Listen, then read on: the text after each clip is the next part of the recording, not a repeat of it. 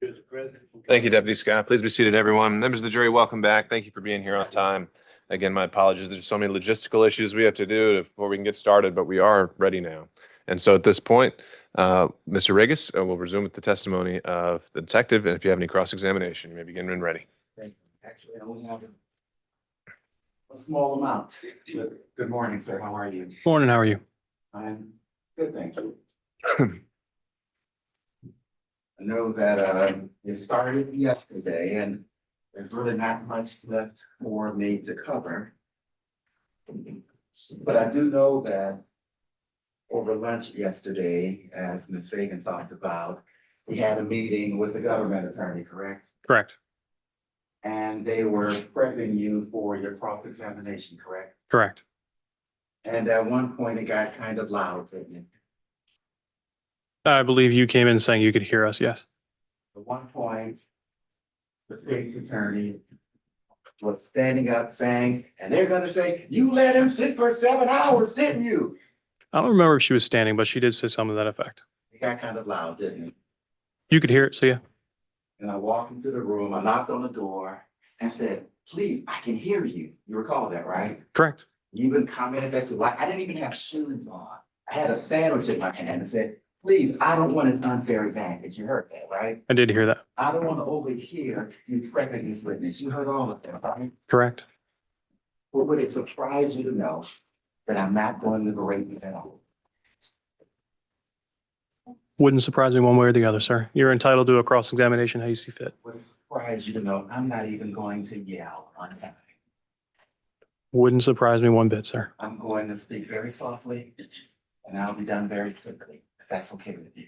I'm happy to hear it. Just want to ask you a very few questions. When you were on, I think, cross-examination yesterday, you talked quite a bit about, I believe the term you used, I don't know that I've ever heard it before, something like totality of the circumstances. You recall that, right? Correct. What does that term mean to you? Because I want to know as well. Sure. So the totality of the circumstances is not just looking at one specific area, but looking at the totality or the all bits and pieces of certain things to look at the overarching narrative. Well, I want to focus on one of those areas so that we don't just look at a bit nor a piece. Is that okay with you? Sure. You talked a bit briefly yesterday about messages between Ms. Jalecia Smith and Mr. Willis. You recall that? I do. And I believe you even did a police report and you talked about there were messages indicative of Mr. Willis being concerned about whether this is a setup. You recall that? I believe there were messages to that effect, yes. You talked about messages that, in your mind at least, gave the impression that Ms. Smith was luring Mr. Willis. You recall that? I believe I said that there were messages that he indicated he thought things might go awry. But in looking at either that bit or that piece of those messages, you didn't talk about the totality of the messages, did you? I feel like I was answering questions that I was asked. Well, but you also did a police report, didn't you? I did, yes. And you didn't consider the scope, the breadth of the entirety or of the totality of the messages in that report of yours, did you? I believe I have a full accounting of the entire text chain entered into my police report. Let's talk a bit about some of those messages. Do you have, I know, yesterday you had some notes. Do you still have those notes with you? I do have a copy of my police report or my lead narrative. Would you like me to reference it as we go? Sure. May I approach the witness room? You may. Thank you. Hold on 1 second.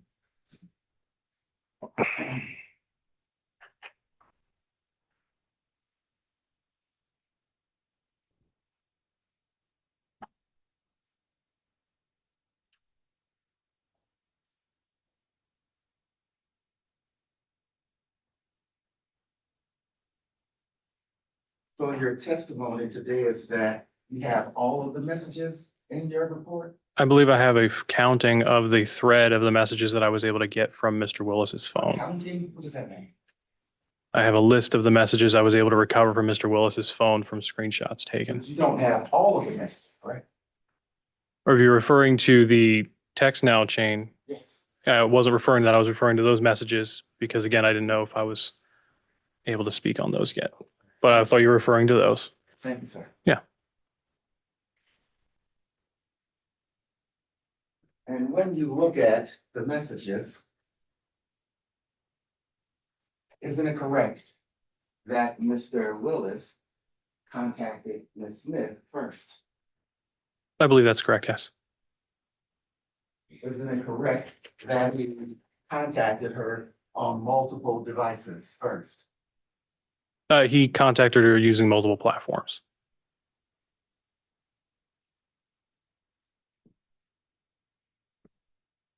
Isn't it correct? She didn't respond to either platform immediately. I don't believe she responded immediately to the text now chain, no.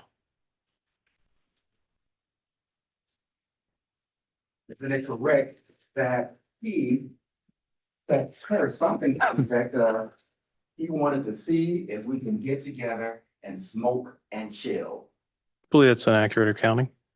And let's be real. How old was Mr. Willis? He was in his 40s. And how old was Ms. Jalecia Smith at that time? I believe she was 18 at the time. Your testimony is that Mr. Willis, a man you said was in his 40s, was contacting a teenager about getting together to smoke and chill, correct? Correct.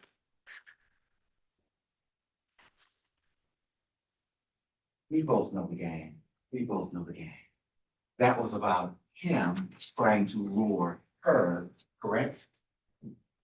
I believe he contacted, under the state of Georgia, a legal adult and asked her if she wanted to engage in this action. And in the text messages, they both agreed to it. I'm talking about let's get together and smoke and chill. Him initiating that contact with her, he is trying to lure her for some purpose, correct? I believe again that he went and contacted her, requested a meeting where they would smoke and chill, and she agreed to that meeting.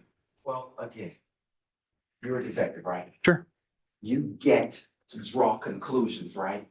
Sometimes. You get to look at facts I and do. draw reasonable inferences from those facts, correct? Correct. That man didn't want to smoke, that man didn't want to chill. That man wanted, well, you know what he wanted, don't you? I'm sure there was a romantic element to it, correct? And the smoking and the chilling part, that was a lure, right? I will bring you weed, he told her, didn't he?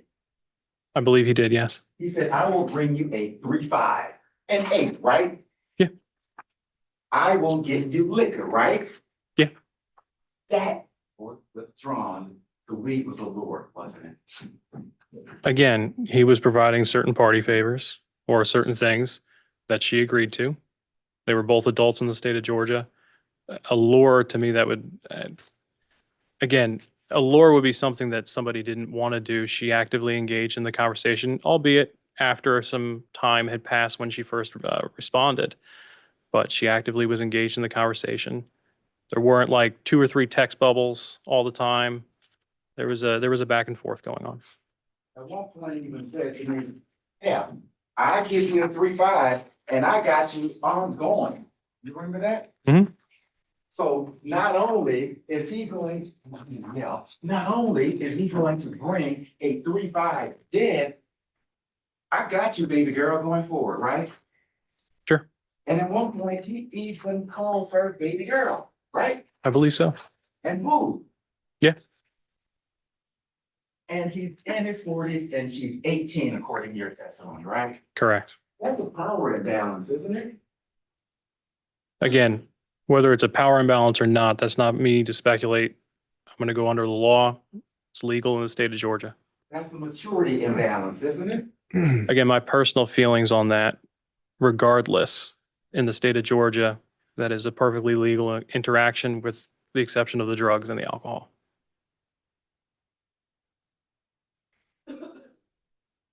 And he said, I'm requesting your IG.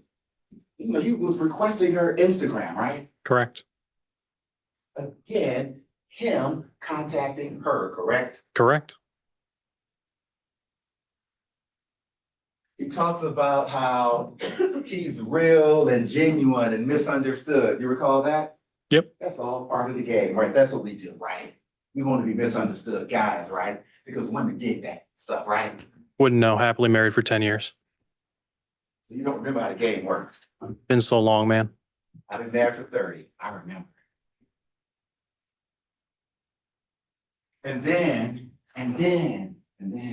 I'm sorry. And then he asks, how old are you? You recall that? Mhm.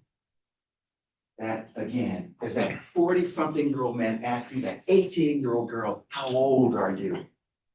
At some point, you don't find it just a bit, well, creepy. Again, there's a lot of things that I personally may or may not like, but I rarely go and insert my own personal morals into something. I usually will look at what the state of Georgia allows and does not allow in its laws.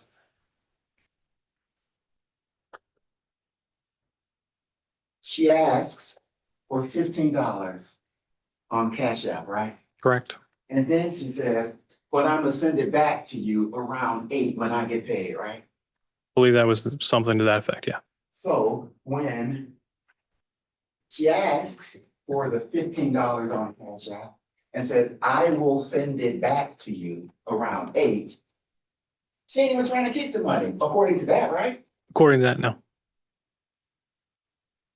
But no, he says, I'll bring you weed personally, and we can sit down right there and chop it up and chill, right? Correct.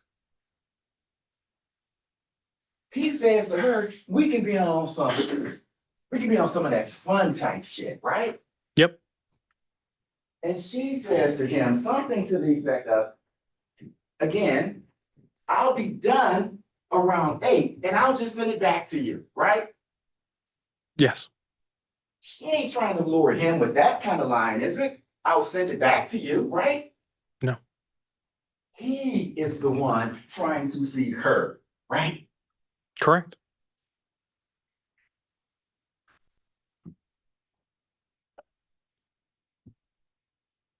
And then at one point he asks, you like older men? Right? Yep. And she didn't respond quickly enough, right? But 4 minutes later, he sent a question mark message. You recall that? That is correct. And she says, yeah, I dealt with an older guy once, but he was controlling, right? Correct. And then he says something like,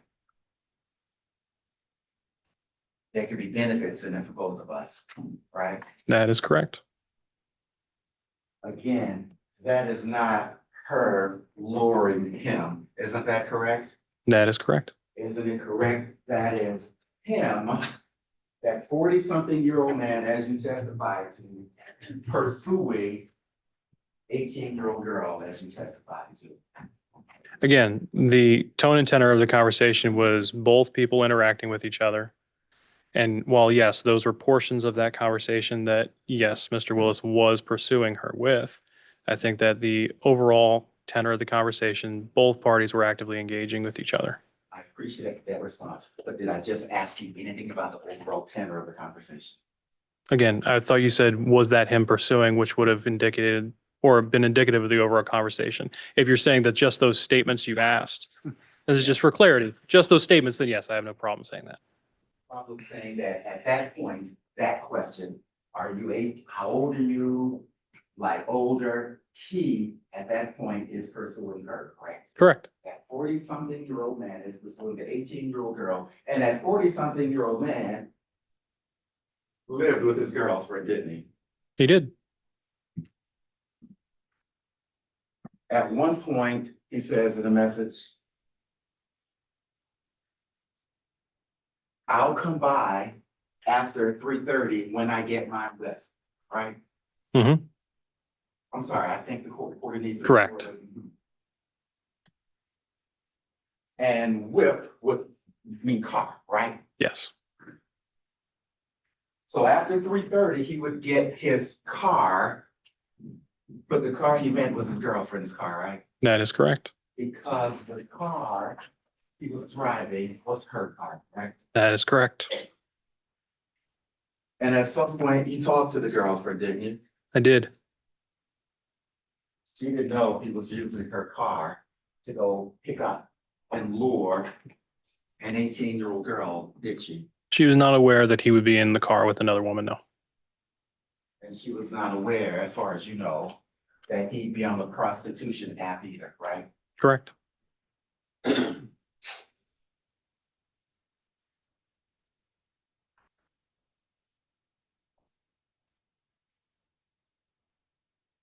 And after he said might be some benefits for each other about him and that 18-year-old girl, he said something like, I'm not trying to bug you though, something like that, right? Something like that, yeah. And then he asked, you have Snapchat? You recall that? Yep. Now, Snapchat, don't know if it's still around, but that was an app that allowed you to send disappearing messages, right? Yeah. And he's asking her, you got Snapchat? Right? Correct. This 40-something-year-old man asking an 18-year-old girl that question again. Who's luring whom at this point? Again, at that point, him asking for Snapchat is him going and pursuing.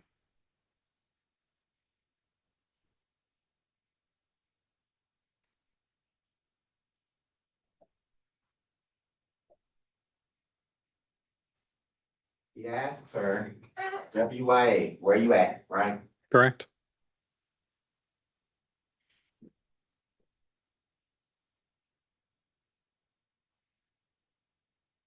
He says, oh, you must be in a rush, right? Correct.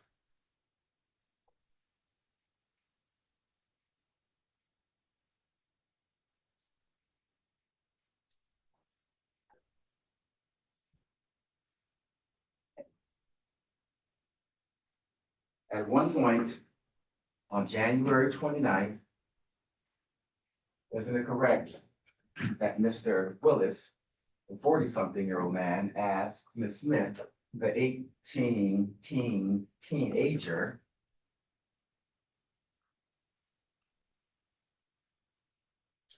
I wonder if you can get out. Recall that? Yes.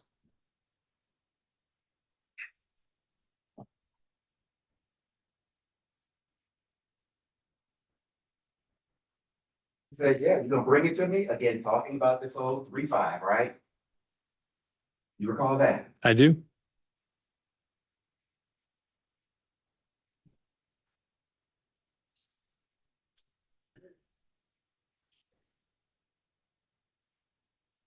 And then he asks her if she's on that fun type shit, right? Correct.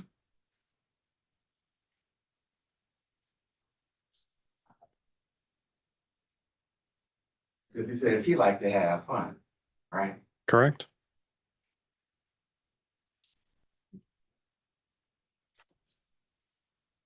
Then after waiting for a while, he sends a question mark, and then he says, boo, as in BOO. You recall that? I do. And I want to be clear. I don't know, you didn't see my opening, did you? I did not. You didn't know if I mentioned something about a whole trick and treat or any of that stuff, right? No. So when he said boo, he's not trying to scare her, right? No. That's a term of affection, right?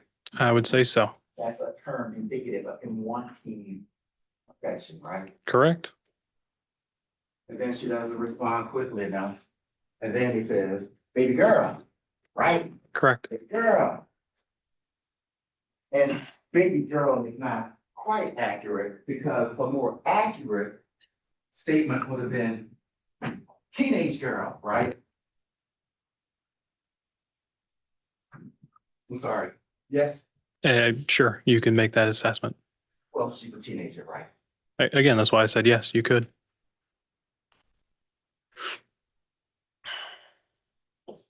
And then he says, I'm at the liquor store and I'm trying to figure out, you want something, right? Correct. What you like?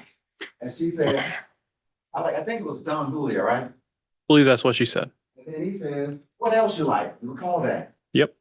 And then she said, well, I like Hennessy, I like Taylorport. Gotta get some of this Taylorport, but I like Taylorport, I like some other wine, I don't know the name of it, right? Yes. And he said, well, I got some hen.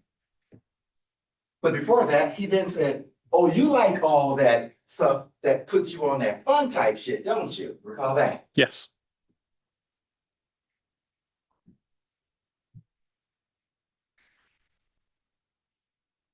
And she says, yeah, I'm more of a smoker, but yeah, when I drink, I like brown liquor. It gets me drunk quicker, right?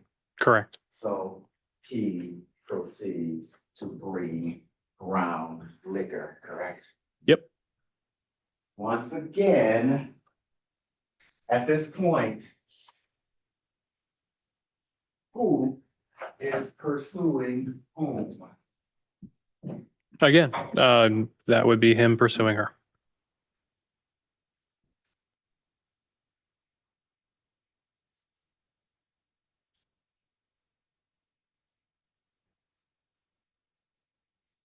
And then he says, oh, okay, so we on that fun type shit. Sure.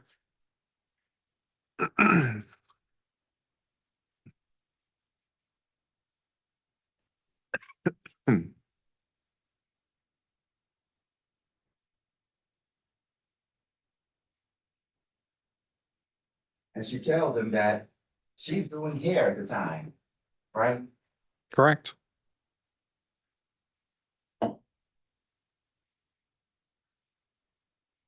And she sends him the address, correct? Correct.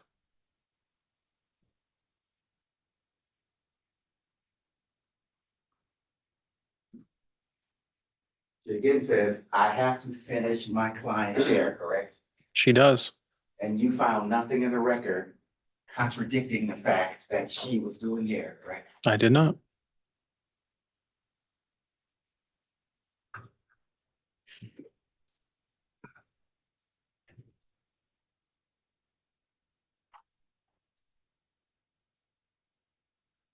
At some point, he has to wait 20 minutes, right? Yeah.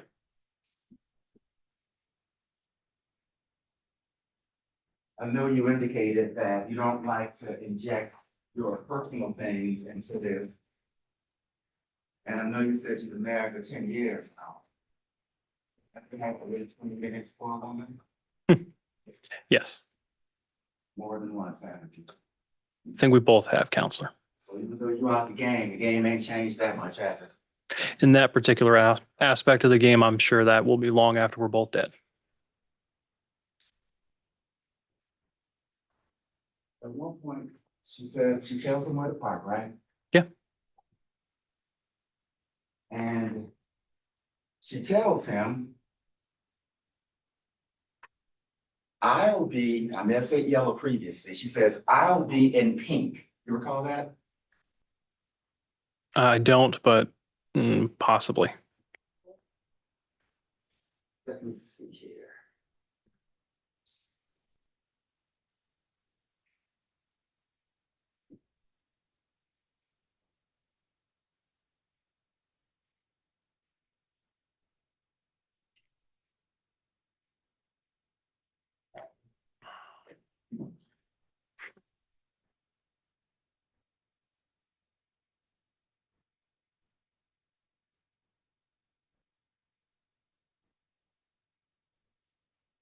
If I show you that portion, would that help refresh your recollection? It would.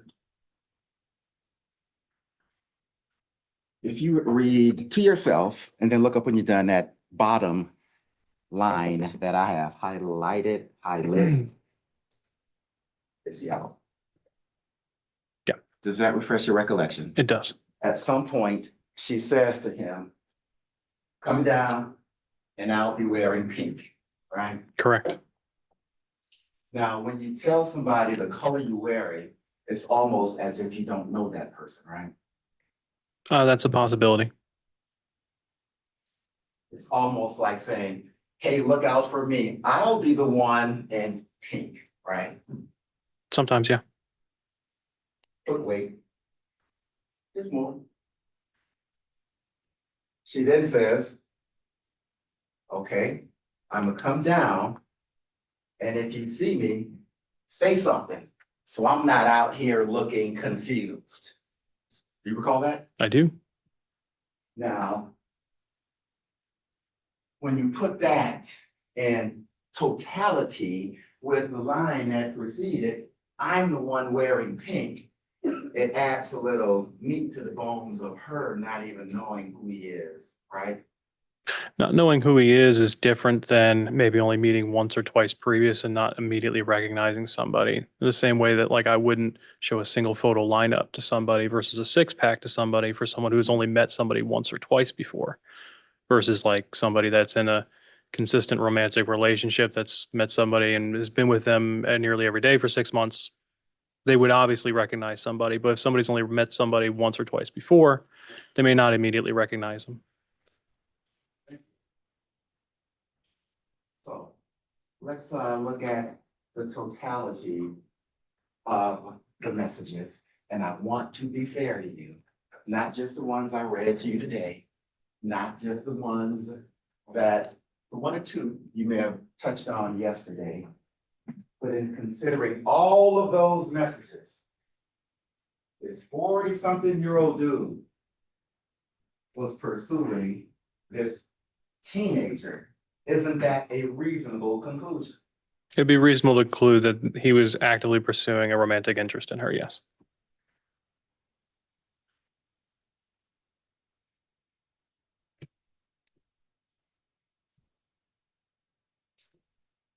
Now let's talk very briefly. Very briefly about what happened in the car that night. Whose shoes were those? We don't know. But you could, couldn't you? Possibly. Well, let's discuss. You didn't ask the girlfriend, did you? I don't remember if I did or not, no. It's not in your report that you asked her. It is not in the report. And you were trained to the things that are important in your report, correct? Correct? Because sometimes it could take a minute before it gets to court, correct? Correct. It is important to have key things noted in your report, right? Correct. And at this time, you were actively trying to find out who the female was in the car, correct? Correct. And you said that even in the warrant, the search warrant you did, you said you wanted to find out who the female was in that car. Isn't that correct? Correct. And you had female shoes in the car, correct? Correct. You can put it in your report, female shoes, correct? Correct. And they were collected for evidence, correct? They were. What size were they? Don't remember. What size shoe does Ms. Smith wear? Do not know. What size shoe does his girlfriend wear? Do not know. You understand that humans are shedding machines, correct? That is correct. If I touch this, I have left my DNA on it, possibly. That isn't your area of expertise, but quite possible, right? As far as I'm qualified to testify to, yes. So the owner of those shoes, there's a portion of them still on those shoes, correct? Possibly, yes. And even though they were collected for evidence, no one ever checked to see whose DNA was on it, correct? Correct. And those shoes were found in the passenger well of that vehicle, right? Correct. Those shoes were found in the passenger well of the very seat that unknown woman was sitting, correct? Correct.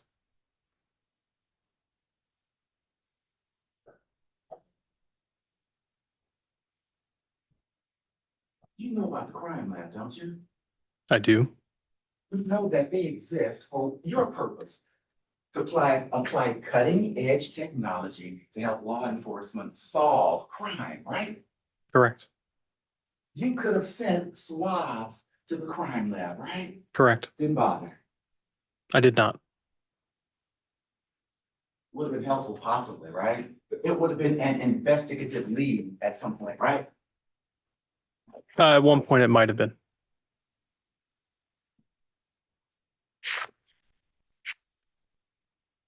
And when was it you arrived on the scene? of, was it Rambling, Rambling Way, Rambling Lake? When did you arrive on the scene? Probably around 9:30, 10 o'clock, like a half hour after they got the call. You saw that, was it Nissan or Moreno, something like that? Yeah. You saw it, right? I did.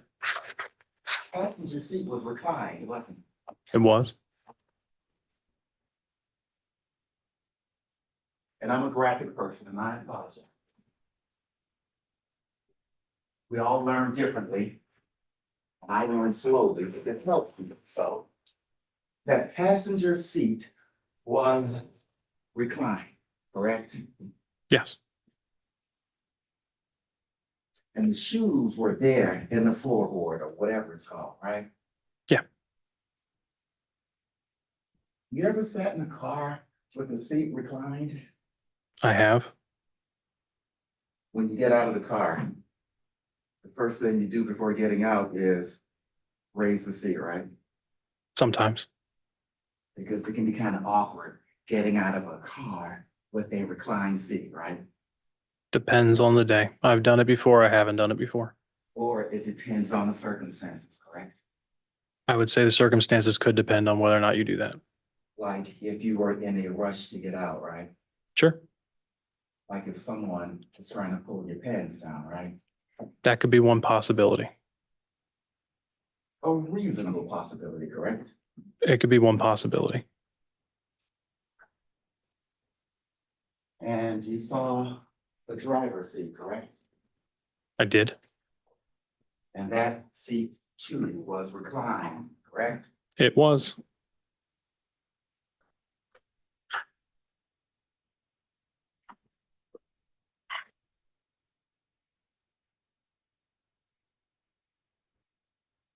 And in that seat was a Hennessy bottle, correct? Correct. You didn't put that Hennessy bottle there, did you? I did not. And not one officer told you they put that Hennessy bottle there, did you? Did they? They did not. But there it sat in the driver's seat of that car. Now, in fact, isn't it correct that responding officers are told, stay in your lane? Y'all can respond, but don't go touching stuff, right? Correct. They're told, y'all can make sure nobody enters a crime scene. They're told, make sure nobody leaves a crime scene, but don't be messing with that crime scene, right? Correct. And you know that CSI, they come to document things as they are, correct? Correct. Not to manufacture, replace, move things, correct? Correct.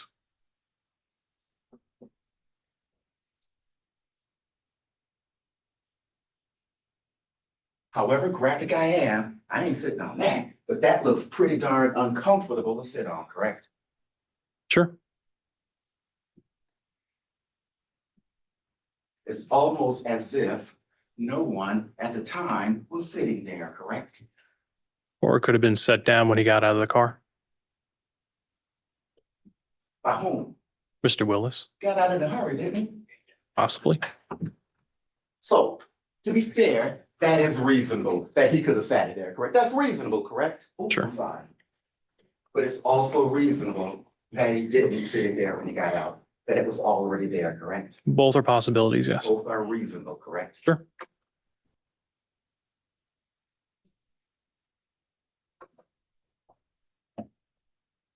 So you have a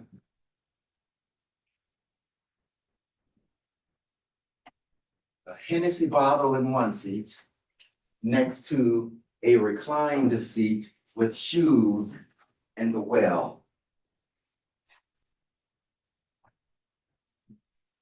At some point in your investigation, you consider the possibility of the man here and the woman here, that at some point, the man here tried to take advantage of the woman there. You considered that possibility, didn't you?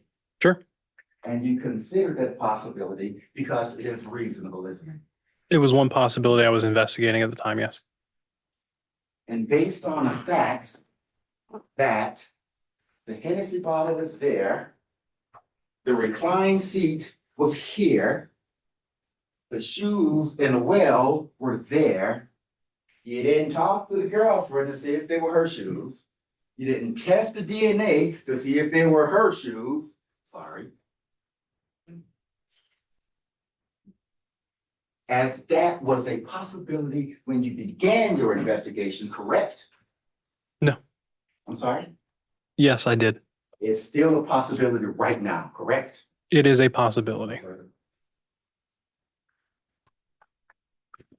you redirect?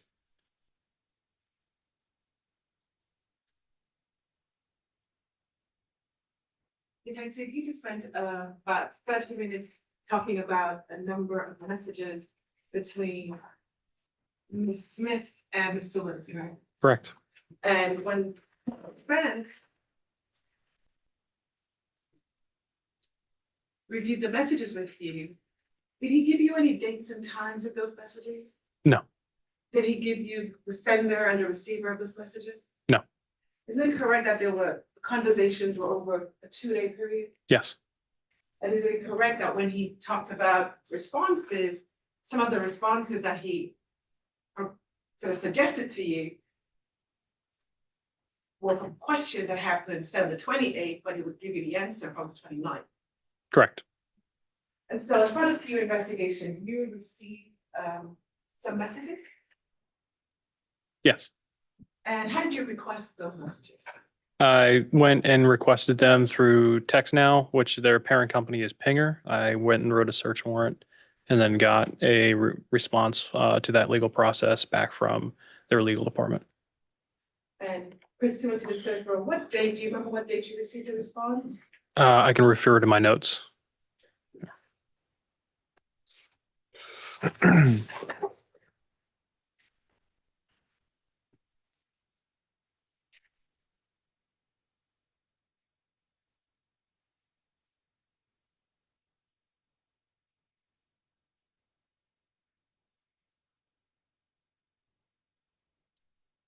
I received them on February 11th, 2025.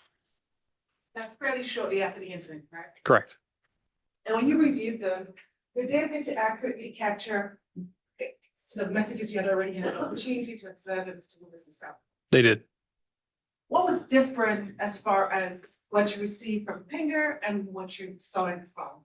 I was able to get actual dates and times from the legal department, and I was also able to get a fuller breadth of the conversation.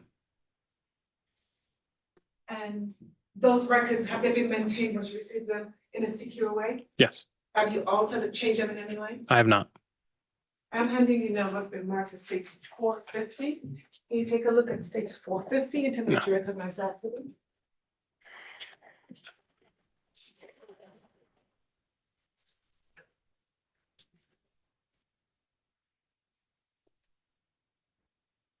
This looks like the documentation sent to me from Pinger, as well as their email certifying the records. Is it a fair and accurate depiction of the sorry, messages that you received and reviewed? Yes. Yeah, this is civil attention to the record states 450. All right, subject to the other objections preserved. Anything further on behalf of Mr. Oliver? All right, they'll be admitted over objection. Now, Captain, what is UTC time? UTC time is universal time, which is about 4 or 5 hours different from Eastern Standard Time, depending on the time zone change, or daylight savings rather. And so to complete the record, what I would like to do is some of the messages that were referenced by the across, I would like for us to go back through them, but let's note the date and the times. Sure.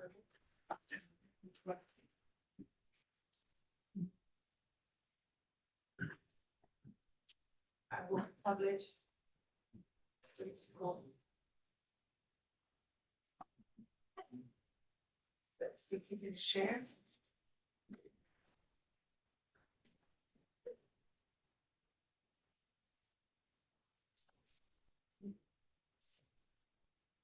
Now, what was Mr. Willis's number at the time? So I believe his number was the 404. Hold on, let me make sure I got that one right.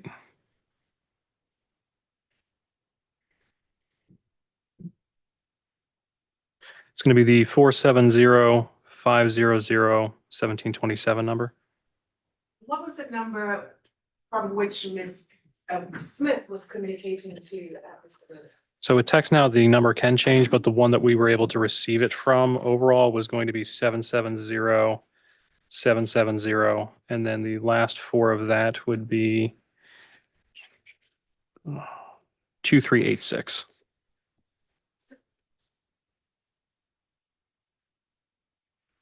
On 1/28/25, we're talking about UTC time 21:40, but that would be in effect 4:40 PM on the 28th, correct? Correct.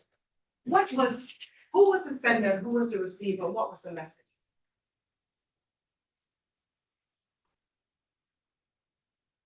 I give you a signpost, Yeah. that was also on screen. Hold I can see. Yeah. So I'm waiting on my people to let me know they got a phone. First, who was the sender? The First message, For the first message, the sender is going to be starting from the bottom, from the bottom. yes, going up. Gotcha. That first message is going to be sent from the number I know for Miss Smith. What is the message? Yo, Distraco, I was texting you from my cousin's phone, my iPad now, but no, I'm not busy right now. What's up?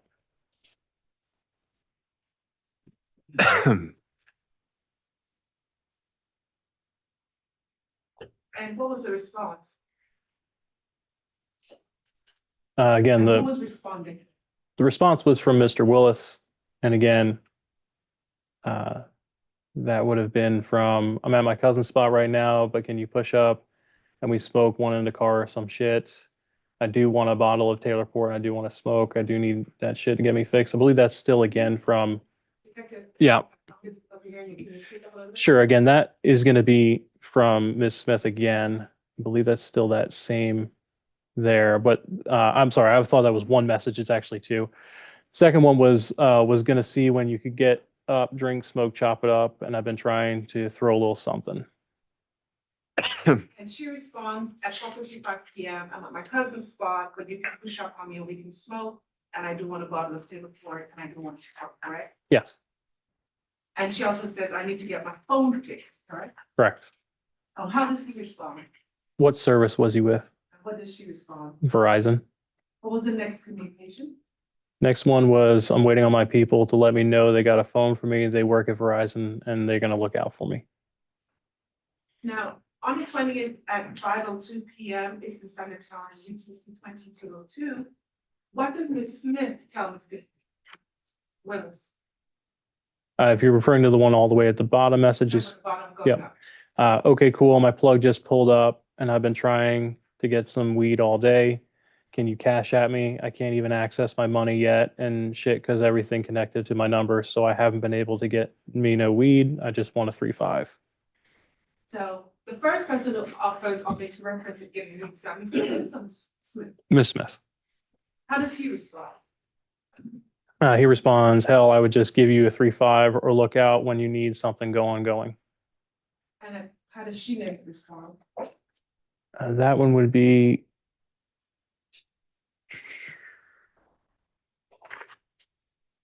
At 5:09 PM? 5:09 p.m. Just trying to make sure I got the right one. Type shit, definitely gonna need you to look out. I just need 25 if you can send it to me now. Since my plug here, I'll fashion it, send it back to you later today. I'm just trying to smoke now, typing shit. Yes, so question at 5:12, what was that? And I requested your IG. And so after the beginning of communication, that is when you request. Correct. Now, moving up to 5:14, UTC 22:14. Mhm. After and I requested your IG, how does she respond?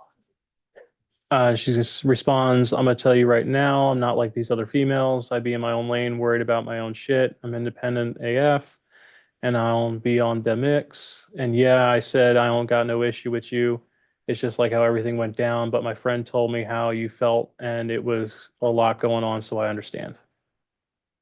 What did that message indicate to you? It indicated to me that there was some truth, probably that there was a prior disagreement between the two parties involved, Ms. Smith and Mr. Willis. Where had you learned about the prior disagreement with Mr. Willis and Ms. Smith? Again, I learned that from disagreement from Mr. White. Now, how does he respond at 5:15 p.m. on the 28th? He said, but I'm finna send you the Cash App so you can send that to me right quick and then just request it from me later and I'm gonna send it back. I gotcha. Now, 5:20, what did you send to him? She sends the Cash App Nardasia to and send it to that. At 5:22, what did she continue telling him? But when we was talking in the car and shit, you seemed chill, laid back. I'm the same way. I just got done fighting though, but I'm real down to earth, blunt, calm, cool AF. Like I just be chilling.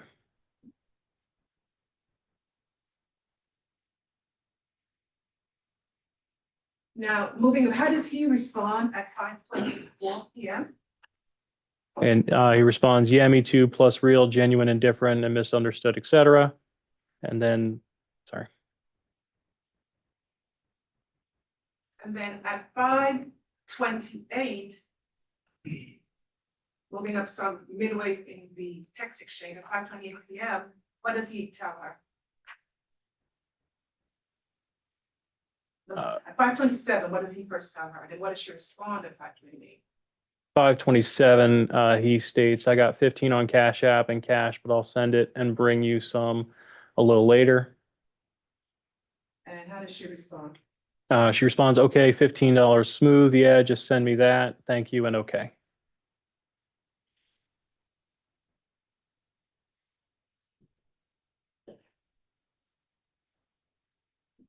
Now, at 5:34 p.m., what does he ask her? Do you like older? And at 5:42, how does she respond? I dealt with one older N-word, that's it. And that was cool, but hell.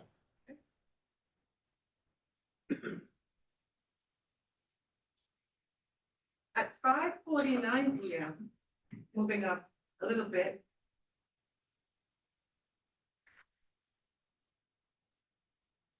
What does she tell him? At 5:49 p.m., oh my God, why, when I'm sending the money to my plug, Apple took $5? And then at 5:52, what does she send to him? She sends $5 because Apple took my shit. And how does he respond when she says she needs another $5? Remember, I told you right now that's all I had on Cash App.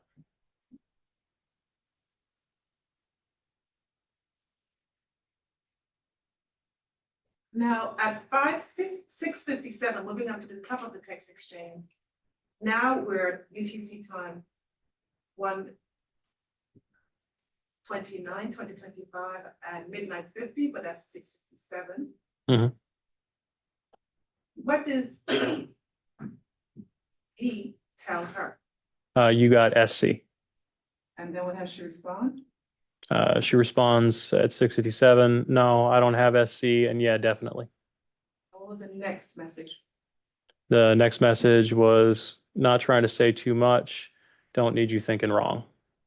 And how does she respond? She responds, hi, my plugs still haven't pulled up on me yet. What side of town you on? Because I would love to have you just drop me off some, because this shit even taking longer.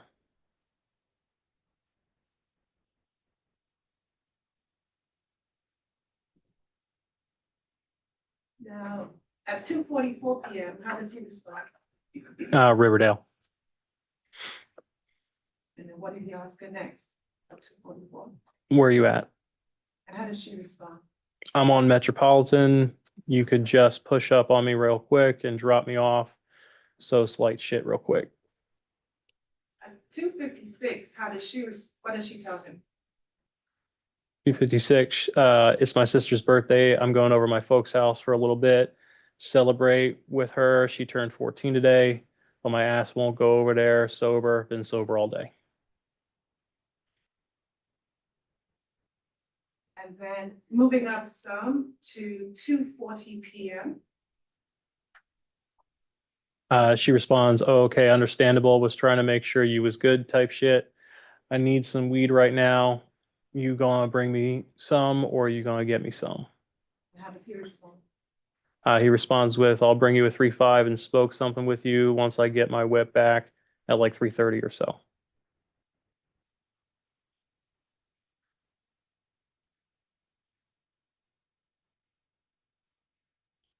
And then at 3:05 PM, what does he ask her?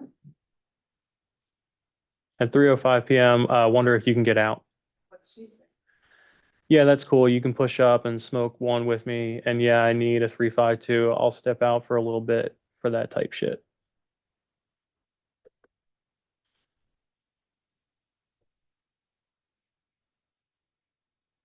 At 3:54, moving up a little bit more into the message, what does she tell him? You fitting to come now type shit. And I fuck with shit like that. That should be cool. And then what does she follow up with? Question mark. And then what does he ask her? Uh, he asked her because I like to spoil, have fun, play, travel, etc. Then, so was it? Then he meant what he testified on cross, the boo and the baby girl messages followed thereafter? Correct. And how does she respond at 6:55 PM? Yeah, I like to do shit like that, cool, fun shit. And what happened to you pulling up on me to bring me a 3.5? Question mark. And then at 6:56? Maybe my messages was just moving slow. My iPad had went dead because I'm doing hair right now. 6:57? I'm just seeing your seeing your messages and calls, but I'm on Metropolitan. And then what does she follow up with? You finna be on the way now? And then what does he respond? Where about and for how long? How does she respond? I'm on Metropolitan by the Wendy's. I'm gonna be over here for the rest of the day.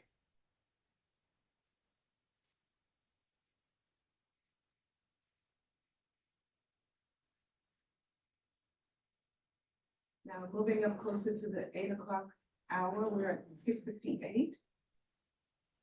How does she message him? What does she tell him? Yeah, but you finna be on the way now? How does he respond? Yeah, but I'm trying to figure out if I want some liquor. At 7:01, Question mark. 7:02, She responds with, "I'll fuck with some liquor." then 7:02, what does he ask her? What type of liquor? And then what does he follow up with? What do you like? How does she respond? I like Don Julio. And then he says what? That's all. And how does she then respond? I like Taylor Port. Oop, it's gone. Yes, go ahead. I like Taylor Port. I like Hennessy and Tramina. And then at 7:06. Oh, you like the ones that have you on the fun type shit, etc. How does she then respond? 7:06. Yeah, I'm more of a smoker, but when I do drink, I like to drink the shit that makes you have fun type shit. So when he's making all the suggestions about having fun, how is she responding? I would say that she's responding back with similarly characterized statements.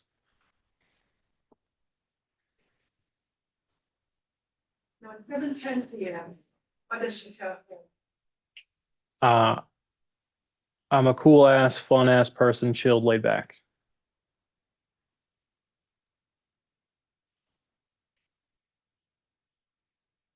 And now moving up to 7:24 PM, what does she tell him?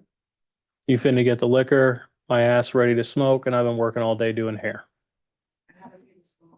Yes. And what does she ask him at 7:30 PM? Okay, cool. What you finna get? What does he tell her? Maybe hen. And then what does she tell him? Yeah, hen smooth. I like dark liquor if I do drink. Yeah, Taylor Port good too.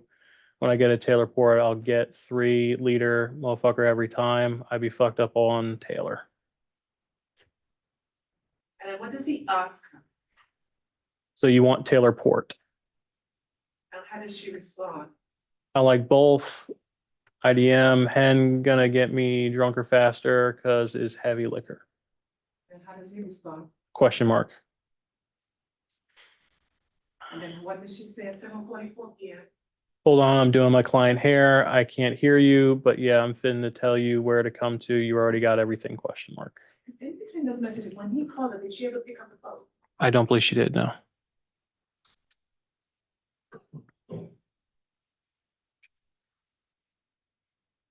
Now, at 7:44 p.m., what does he ask her again? The bottom. Yep, which one? And how does she respond? Which liquor, question mark. And at 7:45, what does she say? What does he say? I'm leaving the liquor store, I got hen. And how does she respond at 7:45? Okay, and you already got the weed. Responds. Yeah, And at 7:46? I'm finna to send the address, but you got some stuff to roll in, question mark. And then how does he respond to that? You're not on no BS, are you? And then what does she say? Nah, what's bullshit? I'm gonna come out there, chop it up with you, smoke and chill, talk about what happened and shit. What was, in your report, you mentioned the phrase, you and I know BSRU. Why was that significant to you? Again, it's interesting that my decedent would make a message like that hours before he's killed. And when she said, we'll talk about what happened and shit, why was that significant to you? Again, it was a further indication that there was a previous dispute or a disagreement that they had, and it further cooperated the story that was told to me. 7:50, what does she tell him? 1960 Rambling Lane. No, this is go back one, at 7:48. After she said, no, what's bullshit, what did she follow up with? And then I'm coming back to work. We on some cool, smooth vibe and shit. At 7:50, she sends the address 1960 Rambling Lane. 6 minutes later, what does she tell him? You on the way, question mark? And then at 7:58, how does he respond? Yeah. 7:59, how does he respond?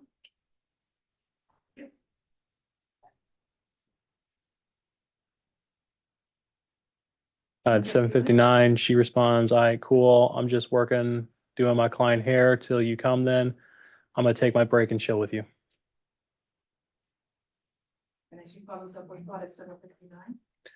But did you get stuff, some stuff to roll in? 8 o'clock. He responds, yeah. Now, detective, based on your investigation, were you able to determine whether she was doing client's hair? I knew from statements that she did do hair. I don't know if she was doing hair that night or not, but I do know that that was something that she did on the side. At 8:01, what did she tell him? I bet 8:10, 9 minutes later. he responds with gate code. 8:10, how did she respond? Hold on, I'm finna get my cousin to open it. At 8:12, how does he respond? I'm in. At 8:14, what does he respond with? Question marks. 8:15, I'm finna come down there. It's the second stop sign. Come up in front of the playground. followed by what message at 8:15? Park right in front of the playground. I'm fitting to come out. And then she said 8:16. Make sure making sure my client's straight first. 8:18. Finna walk down now. You parked and I got pink on. How much time had passed between 8:12 and 8:18? By this point? About 6 minutes. At 8:19, what does she tell him?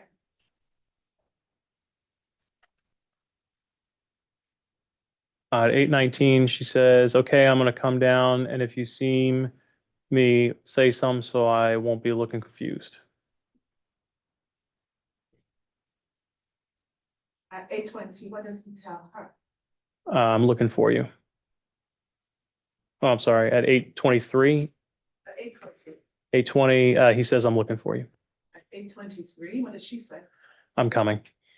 From 8:12 to 8:23, how much time had gone by at this point? From 8:12 to 8:23, roughly 11 minutes. And how does he respond at 8:25? I'm okay. And what does he say next? He responds with, I'm about to pop the bottle. And at 8:28, 2 minutes later, how does she respond? Okay, yeah, go on ahead and pop it. My client was trying to warm some food up. And then she says what? Then she says, and then I gotta get out my pants. Ion told you I've been doing hair all day. At 8:28, what does she say? At 8:28, she says, I'm coming, I promise. And at 8:31, 3 minutes later, how does he respond? Han, do I need to come back? My trust be off, plus we done had a misunderstanding and a bad start. So again, why was that significant to that? Again, it was further corroboration to Mr. White's story that they had had a previous dispute and that while they may not have known each other very well, that their prior interactions had gone sourly. After indicating that he was about to leave, how did she respond at 8:31? I was saying just come putting on some because I was doing hair, but I'm coming. At 8:31, 8:32, what did she say? We finna vibe and chill. And then at 8:33, how does he respond? I hear you. And afterwards, he made several attempts to reach you by the telephone. Correct. Did she ever pick up? I don't believe she did know. How much time did he have to wait after he entered? From 8:12 to 8:33, 22, 32, about 21 minutes. Now, find on scene, from the playground area to the apartment complex, how long would it take you to walk there, Jackie? Less than 2 to 3 minutes.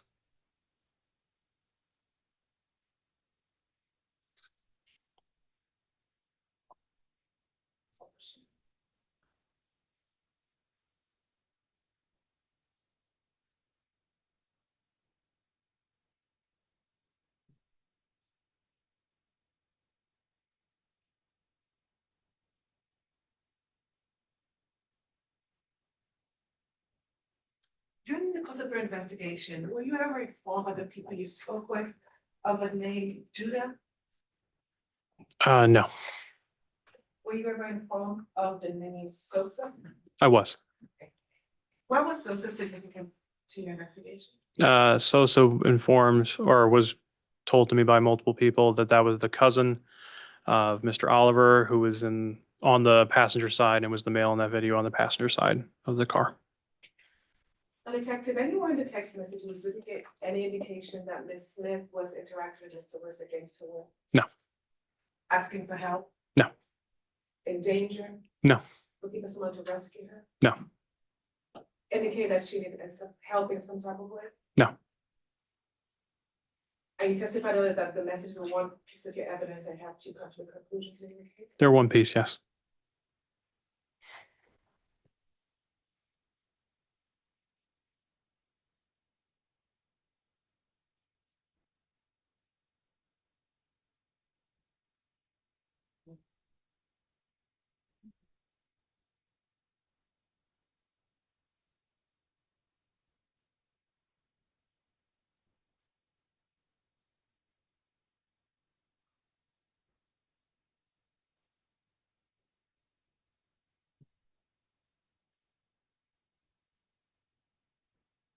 And so one of the last questions defense former Smith asked was about the Hennessy bottle being on the seat. Do you have any idea when it was placed there? No. Prior to Mr. Willis exiting the car, where was he sat? He was sat in the driver's seat. And based on your review of the video, why did he exit? He exited the vehicle because there was a person pointing a gun at him. And request to strike.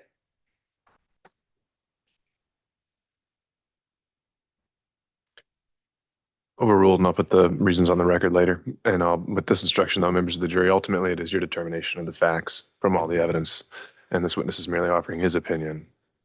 All right. With that, Ms. Charles, you can proceed. And when you reviewed the video, did you ever observe someone open the door for Miss Smith? I did. And when that person opened the door, did you observe what they did next? After they opened the door, they began to walk away. Who walked? Sosa, as well as the woman in the vehicle. And what was their pace? It was a normal pace.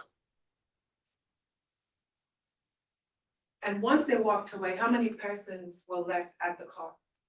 Just who I believe to be Mr. Oliver and Mr. Willis.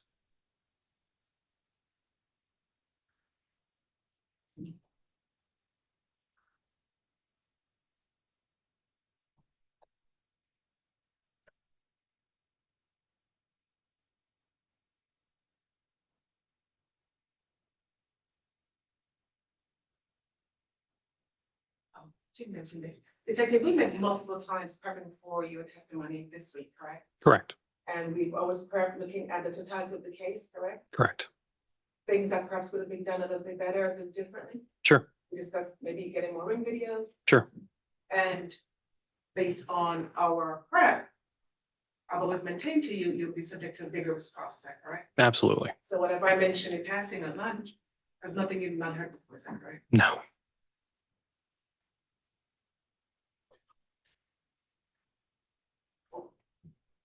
That's all I have. Thank you. We cross on those points. Thank you. Just a few questions. First, I want to talk about just quickly about these pinger messages. Now, you would agree that initially you had Mr. Willis's phone, correct? Yes. And you were able to take pictures, kind of like screenshots, but you used your phone to take a picture of his phone, Sure. correct? And so when you received pinger, you realized there were more messages, right? Correct. Because within his phone, he was deleting the conversations he was having with other women, correct? I don't know why they were deleted. I do know sometimes Pinger and other messaging apps like that will automatically delete messages depending on if the app is deleted or if there's not enough data. I don't know for sure why those messages were deleted. Okay, so there were also deleted messages from Cameron, correct? We're referring to his phone? To the same pinger messages that you just went through. Yeah. So these messages are for the phone number that he was texting with. Yeah. Correct. And so those included the messages from Cameron, correct? Mhm. Which he was calling him EJ, right? Sure. And in those messages, they were talking about, they were apologizing for an argument they had. Do you recall that? Vaguely, yeah. And she was trying to gain back her trust and how with the money that he had gave her, she was able to go to wig school and now she can do her own wigs. Remember that? Sure. So he tends to like to prey on these women and then deletes those messages because Cameron isn't his girlfriend, right? Again, so the text threads for these would have been from Ms. Smith's phone. These are the text messages between EJ and Cameron from, just to refresh the recollection of the jury, which phone number is his? His would be 470. Let me make sure I got the right one.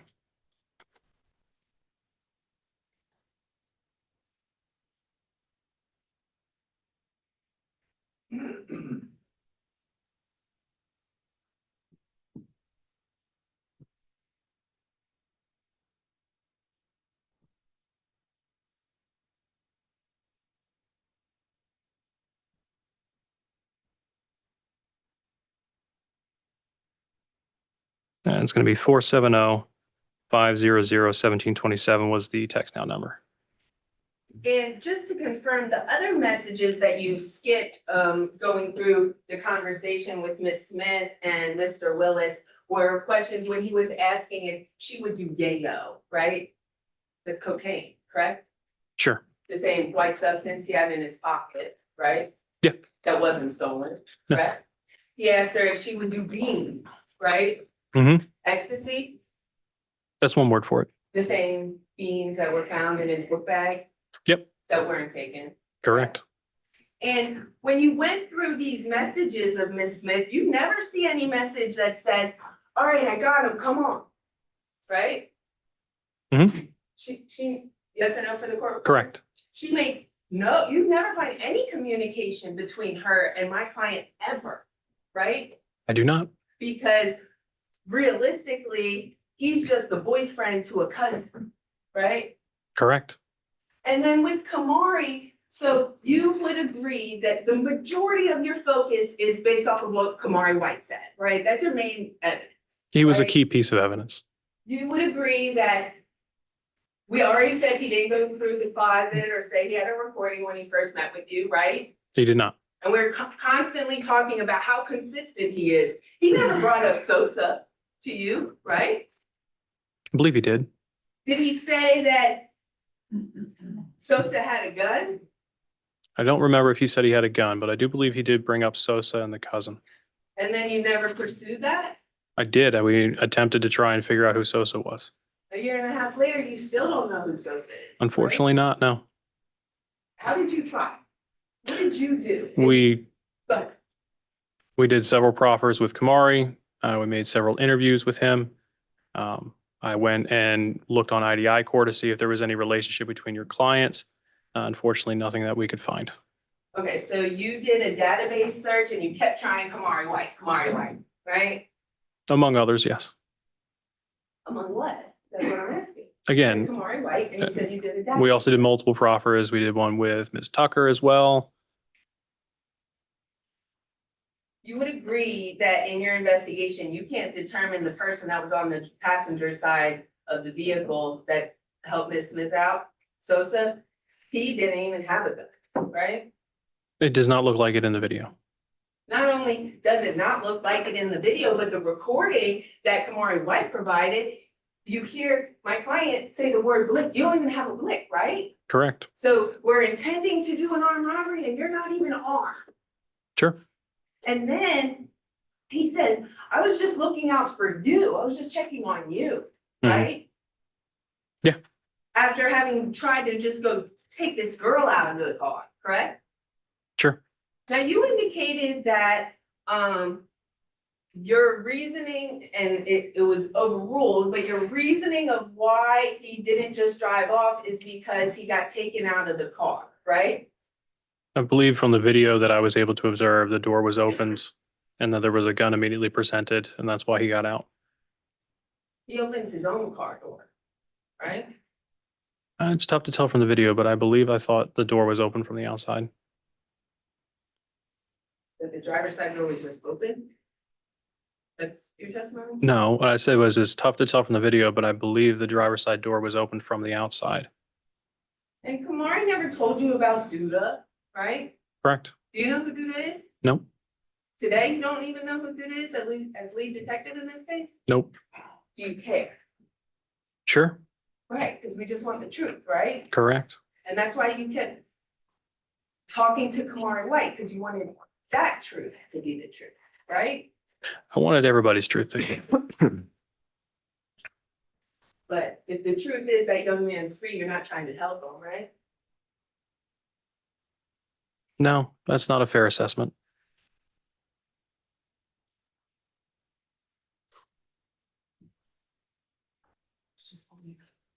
All right, can this witness be excused? Yeah. Thank you. You can step down. Thanks, sir.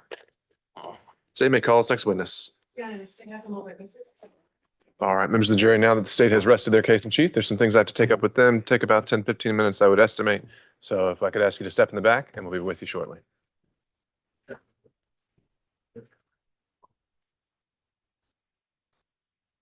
Active keys still in.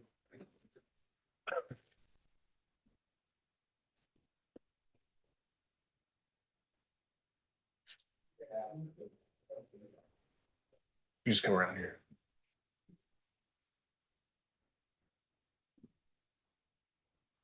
We're going to give us a break first, or? That's what I was about to ask. Do you want to break first?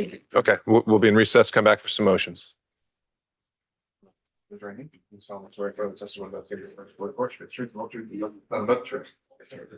executive keys, city cell phone.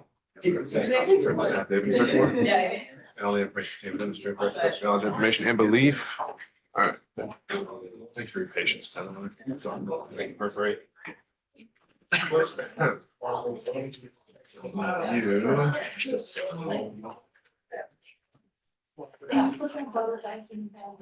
Oh, where is it? You just dropped it. I don't need it. I know. I look for the rip bag. I'm glad I ripped it. I'm not finding it. Maybe the sign right there, Oh, no, thank you for my. right there, and then I'm going to read a copy of it, and then we'll get back to you. You can be on your way.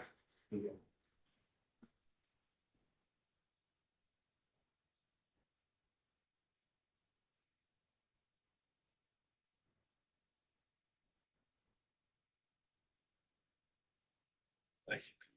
I wonder what I did with Yeah, you can take it. That's not part of it. You know, that's my dog's. All right. Be right back with you.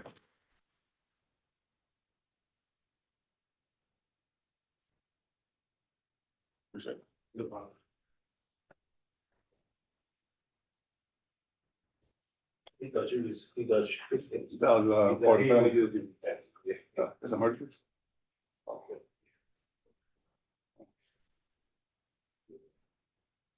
Okay. I see a feeling. Of the form.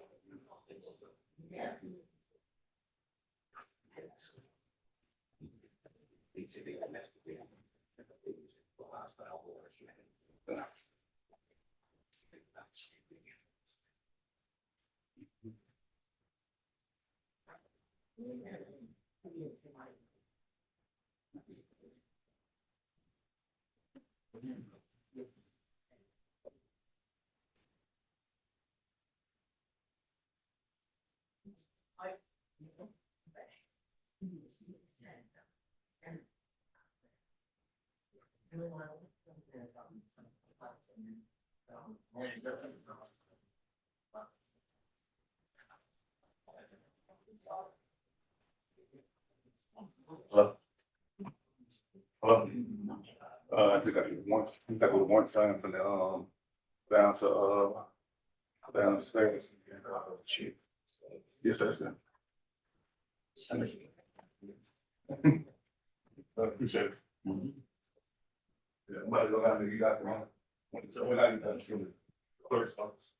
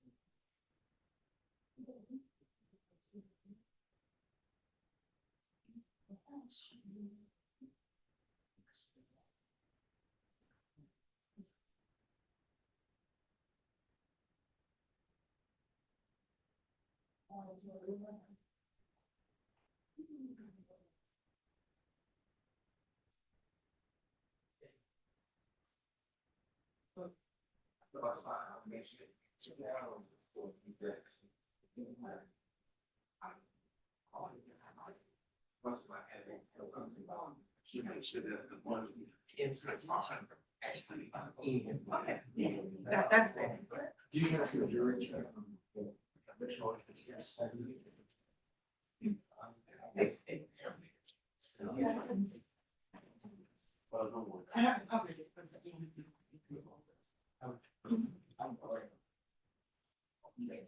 I can send you.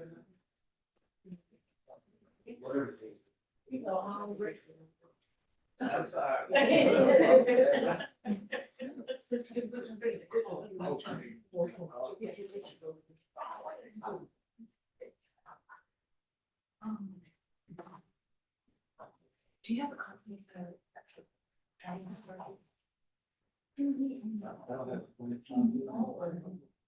want to see what the conference is.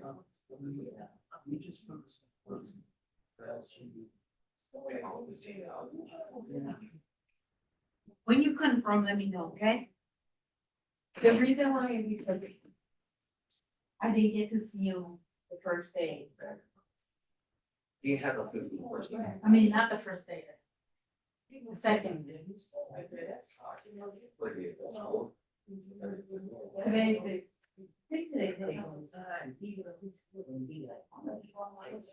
not yesterday.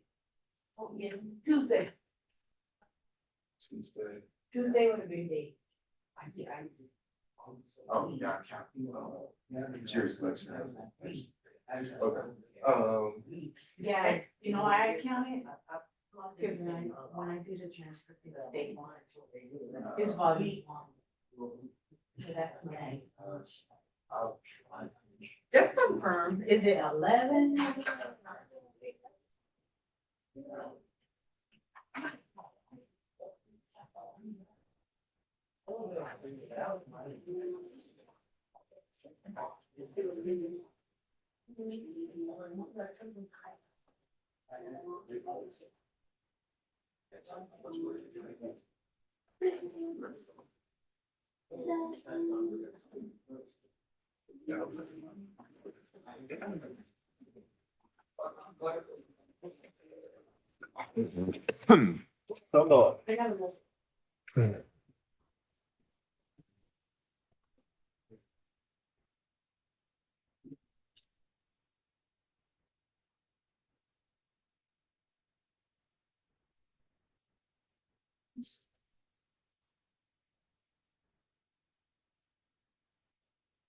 All right, whenever we're able, if we could go ahead and bring out Mr. Oliver, Ms. Smith.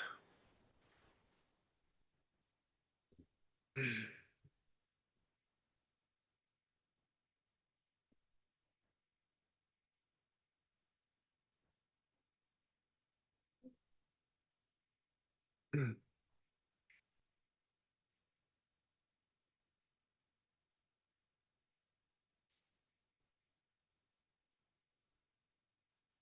think it's right from them.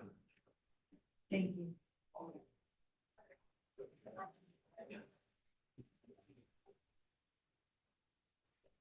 That's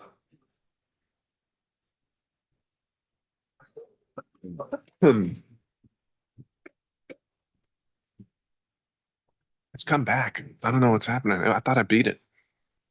I know. No. I couldn't spread that quickly.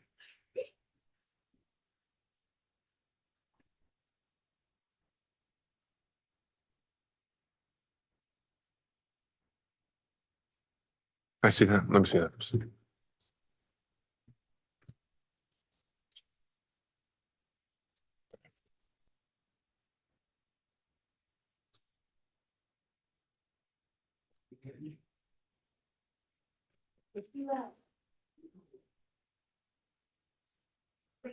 Right. We're back on the record. All parties and counsel are present. State having rested. Any motions on behalf of Mr. Oliver? Yes, we move to dismiss. We argue that the state has not substantially passed beyond a reasonable doubt or converted into allowed to be right? Any particular points of contention? Okay. All right. And any motions on behalf of Ms. Smith? For a directed verdict of acquittal. If you take everything the state says in terms of the conduct of Mr. Alicia Smith, the state's case against Ms. Smith essentially comes down to 2 words. You had one witness, Kamari White, when asked if she knew that there was going to be a robbery, and the response was a shrug, like, yes. And I don't think a shrug, I guess, rises to the level necessary to withstand a directed verdict motion and everything. That's it's court. Dismiss all charges. All right, Ms. Charles, turn it over to you. And if you want to respond to that particular argument of what evidence points to Ms. Smith's intent as a party to a crime or a conspiracy here. Yeah, I'll begin with the confession by Mr. Jeremiah Oliver that was made to Mr. White. We looked at how it was put to him that this was what was supposed to happen, was supposed to be a robbery where one party was to grab the bag, the other party was supposed to approach with the gun. Then we look at Ms. Smith's conduct as far as at the time when she's interacting with Mr. Willis, she is in a house with Sosa, Jeremiah, and her then boyfriend Judah. Ms. Tucker testified that they were huddled up frequently during the course of that period just before he came over. Although she wouldn't go as far as saying she knew what they were talking about, she did mention them being huddled up. And then Ms. Smith then gives the specific direction. She gives him the address. She tells him when to go. She tells him to wait. Even when he says, I'm leaving, this doesn't feel right. She keeps reassuring him, she's coming for over 20 minutes. Mr. White testified based on what Mr. Oliver told him that her job was to keep him there until they came back around from the back end to make it look like a coincidence. Then as soon as, when you look at the time of the video, once Mr. Oliver approaches the vehicle from the driver's side, I will argue it's not clear who opened the passenger side door, but Ms. Smith exits, and as she's exiting, Mr. Willis is held at gunpoint. Mr. Willis is still on the inside of his car. Mr. Oliver leans into the car. The door appears to open from the outside, and then she walks away. Doesn't look back. Then when we talk to Ms. Tucker, she describes Ms. Smith's conduct after the fact.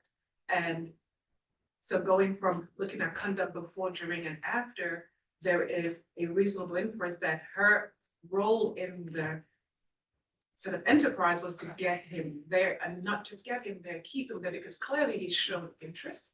And so they would argue she's going along with him. And once he's there, the goal is then taken.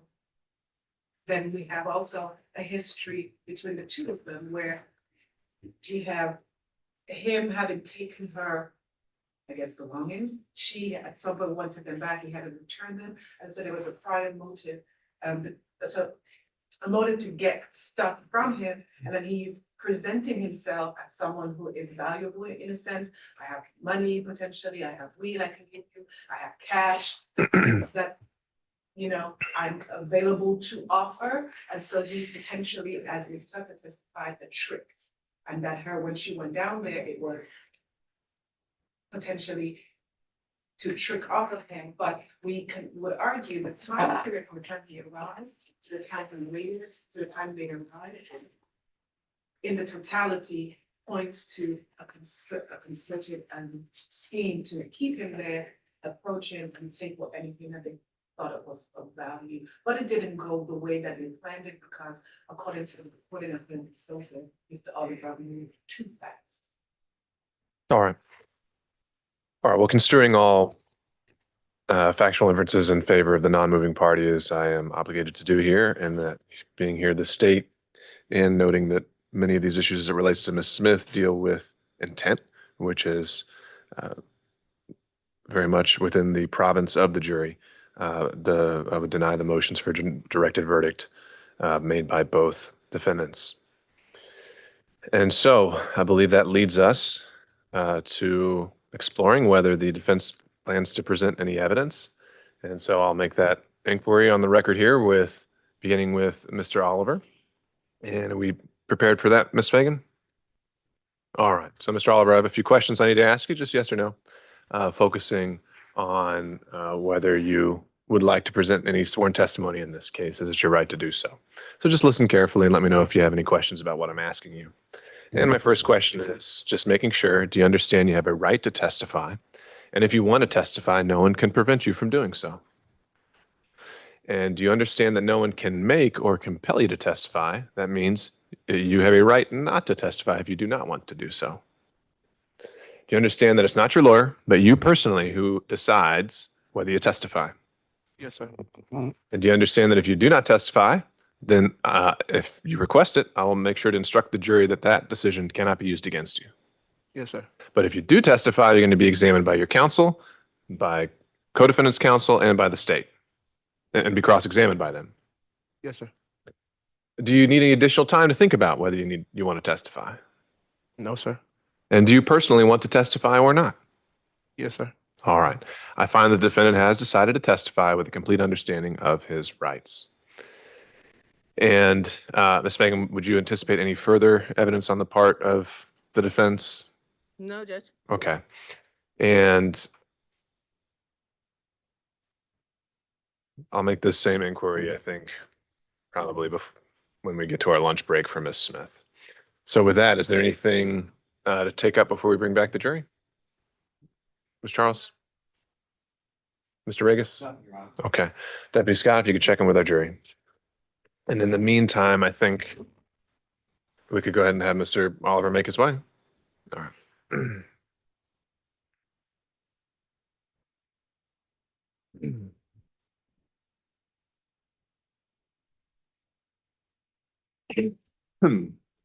Yeah, what do you say about her dad?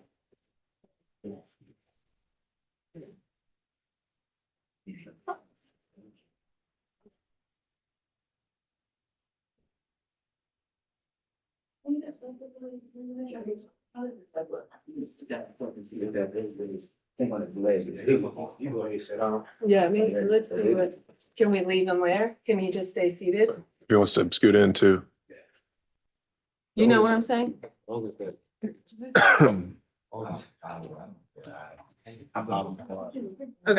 you look good like that. Yeah, didn't to see that big thing. Yeah.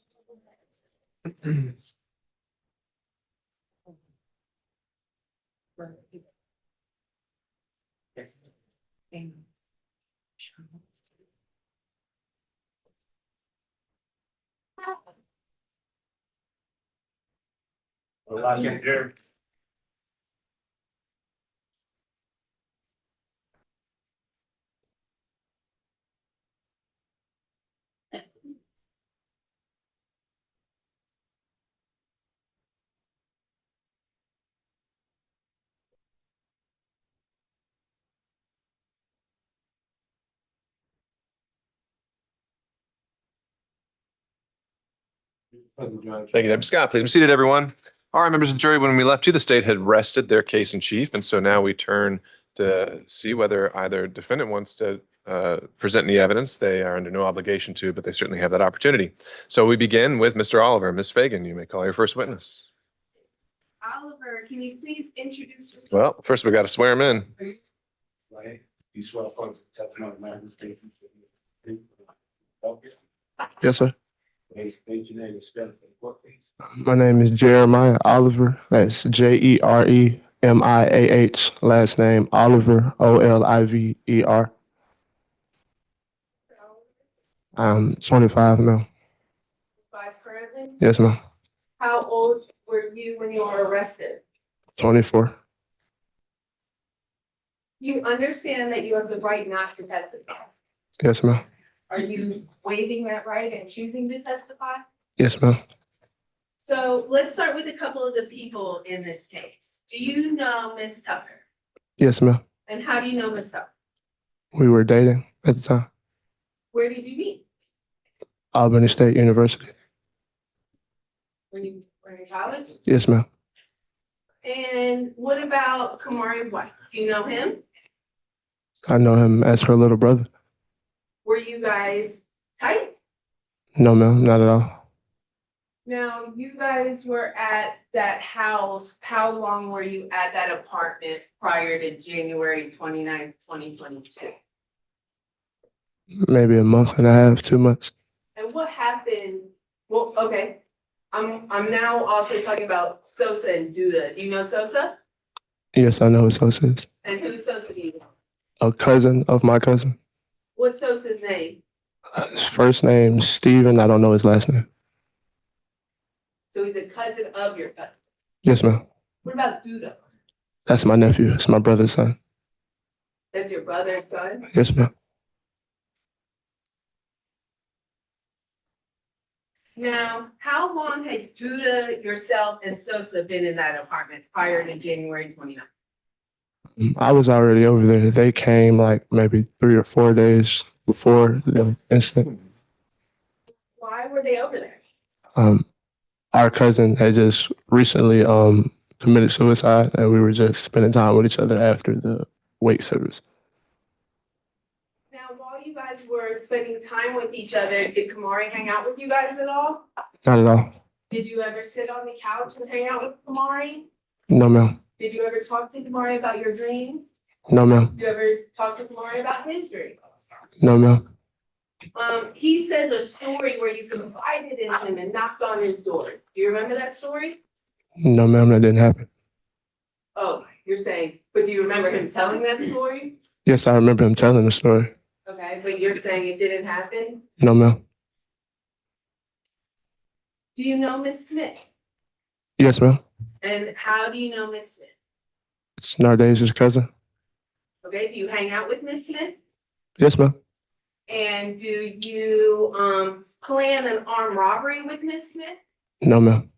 All right, on January 29th, 2022, can you tell the story what happened? Yes, ma'am. Well, on the night of the incident, we had company over the apartment, as I was saying, being aside from everyone who was staying there. That would be myself, Mr. White, who you guys met earlier this week, and Miss Tucker, who you met earlier this week. Company being my nephew, Duda, who was here earlier this week, and a cousin of my cousin, Sosa, and Miss Smith being their cousin, Nardasia, and Kamar's cousin. At the time, it was nighttime. We were in the closet. I have a recording studio in my closet. I'm not sure what the girls were doing in the room, but they were just in the room, like on the bed or whatever, that area, but we're in the closet. Somewhere around that time, me and Miss Tucker and Nardasia get into an argument because she was able to get into my cell phone, and she found that I was texting other women in my cell phone. So we got into an argument, which led to her like putting her hands on me, and my nephew stepped in to separate us from each other. After that, she goes outside to go sit in her brother's truck, which she normally does when we get into an argument. She likes to isolate herself from me. So when she does that, I go back into the closet where I was with my nephew and my cousin's cousin, and we proceed to, continue recording music, but also talking about what had just happened with, the argument with Miss Tucker. While talking to them a little while after, honestly, I realized I didn't have any more Black and Milds, and I also wanted to go get like beers from the gas station and rolling papers. So I told him I was going to walk to the store, also to like kind of blow off some steam from the argument. I wasn't too happy about being punched by a girl. So I told him I was going to walk to the store. Sosa asked to come with me, and I told him he could if he wanted to.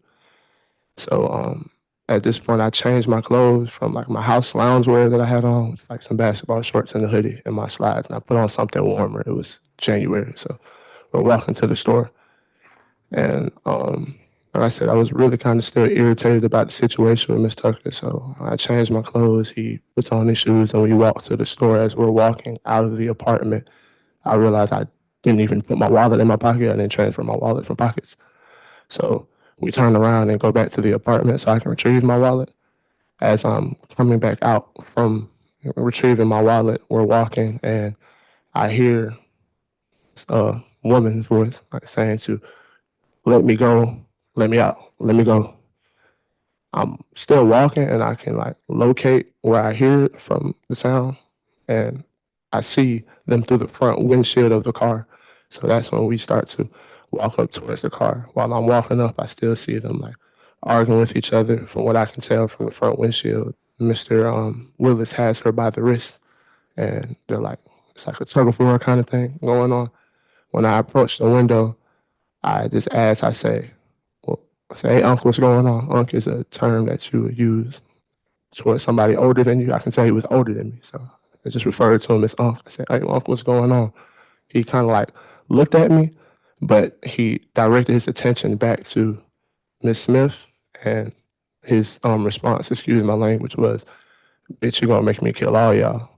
So when he says that, I kind of step back and I draw my firearm and I point it and I say, let her go. So at that time, he lets her go, but then he also starts to like fidget with himself on his torso, and I tell him to stop. So I want to say around that time, I don't know which one of them opened her door, but her door is able to get open and she gets out of the car. But he also opens his door, and I tell him, like, don't get out the car, Unc. And he's still opening his door, and he was like, oh, you're gonna have to use it. So I back up, and he gets out of the car, and I tell him to stop. When I tell him to stop, he puts his hands up. While he's putting his hands up, he says, nigga, you gonna have to kill me or I'm gonna kill you. Now, while he's doing that, I'm directing my attention to the left, watching for Miss Smith. I'm just trying to make sure she gets a distance away from the car, at least back to like the apartment area. While I'm looking to my left, he drops his hands really quickly and starts again fidgeting with his body. So that's when I get startled and I turn and I fire a shot at his leg, and I tell him to stop again. At this point in time, I'm assuming, was cursing out in pain. And excuse my language, he goes, fuck. And he goes, nigga, I'm gonna kill you. And he starts walking towards the back of the car. I ask him to stop again, and he continues walking. Once he gets to like the back trunk area of the car, to where I start to not be able to see him, he goes out of my line of sight. I fire again, and I turn to run. As I'm running, I'm looking back over my shoulder because at that time I didn't think I struck him the second time. This shot was like more to get me in the clear so I can get away. My perception of what was going to go on was he's about to go around the other end of the car and shoot me. So I ran across the field, trying not to go back towards the apartment because I'm thinking he's walking to the other side of the truck. So I run across the field and then I run back to the apartment. And when I get up there, I'm real frantic, like upset about the situation. I'm pacing back and forth in the house. I'm taking my clothes off. I'm real hot, just walking back and forth, trying to calm myself down. And when I'm able to contain myself, I start, thinking about everything, and I realize Miss Tucker's still outside in the car. So my first thought is to go get her out of the car and make sure she gets back inside after everything that just happened. So when I go out and I go down to get her out of the car, she gets out of the car and we're starting up the steps. When I look towards the area, I can see Mr. Willis laying next to the car. And that's another point where everything kind of just hit me really hard, and I realized like, oh, he's laying there, he's not moving. So that's when I call the police, and I tell them, well, that I see him laying and moving. But when they ask for my name, I panic and I hang up the phone. I got to the point where I was really just thinking about everything that was happening and realizing that, okay, this man's laying down, he's not moving. So when they asked for my name, I was scared to even give them my information. I didn't really know how to go about everything at the time. So I just tell them where everything's at, the address, and that there's a man laying down, he's not moving, he's been shot, and I just get off the phone. You went to go to the store. Did you ask anyone to go with you? No, I did not. Did anyone ask to go with you?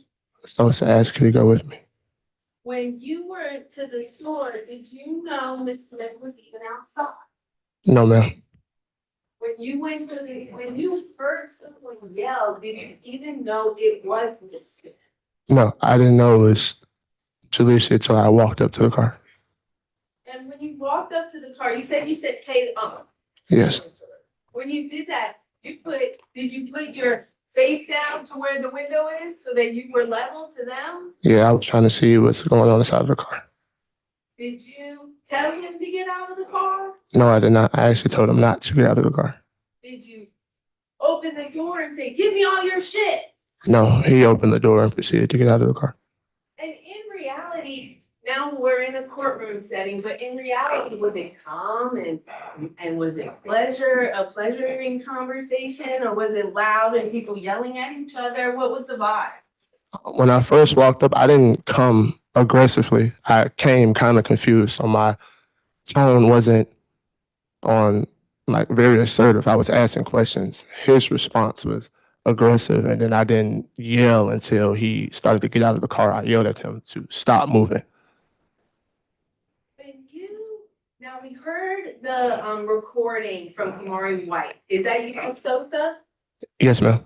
Kamari White said that happened while you were at the house. Is that true? No, it's not true. Tell the jury, where were you and how'd you get there? I was at a friend's house on Howell Mill Road. After the incident, I left and I didn't return for like 2 days. And while I was gone, Kamari brought Nardasia to where I was because I didn't come back over there. So him recording was him being in the living room of where I was while I was in the room. Now, on that phone call, were you mad? Yes, ma'am. Why were you so mad?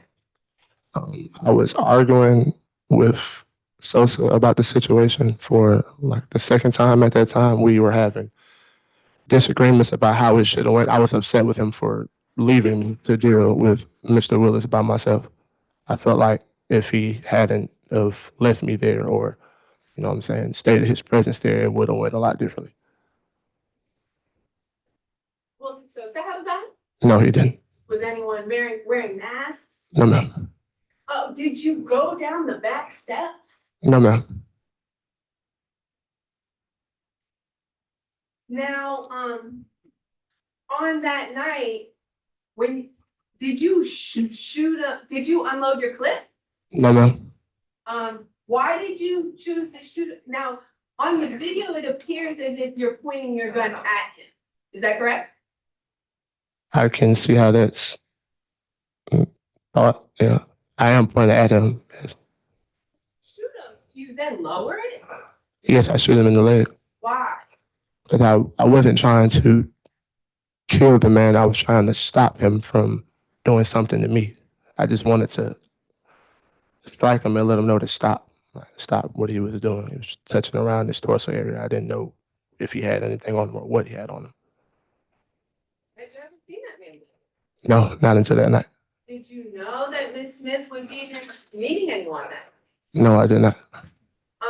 Now there's been kind of some narrative that Duda and Miss Smith were in a relationship. How long had they even known each other? Maybe 3 or 4 days. I wouldn't call it a relationship. They were just young kids interested in each other. Yes, ma'am. And then ultimately in that moment, were you scared? Yes, ma'am. Did you ever intend to rob him of anything? No, ma'am, not at all. Did you ever intend to assault anyone? No, ma'am. Were you so angry that your girlfriend had just caught you cheating, that you're so angry and now you're just shooting people? No, ma'am. Did you ever intend for there to be a shooting? No, ma'am. When you walked up to the car, did you even have your gun in your hand? No, ma'am. At what point did you put the gun in your hand? When he makes the threat, when he tells me, when he tells her, bitch, you're gonna make me kill all of you.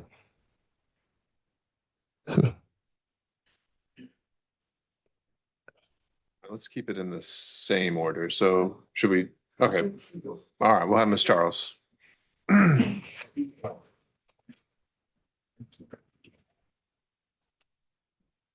Good morning, Ms. Oliver. Good morning, Ms. Charles.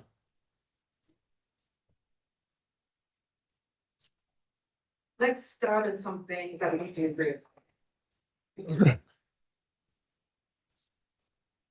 We can agree that you were at 1960 Ramsey Lane that night.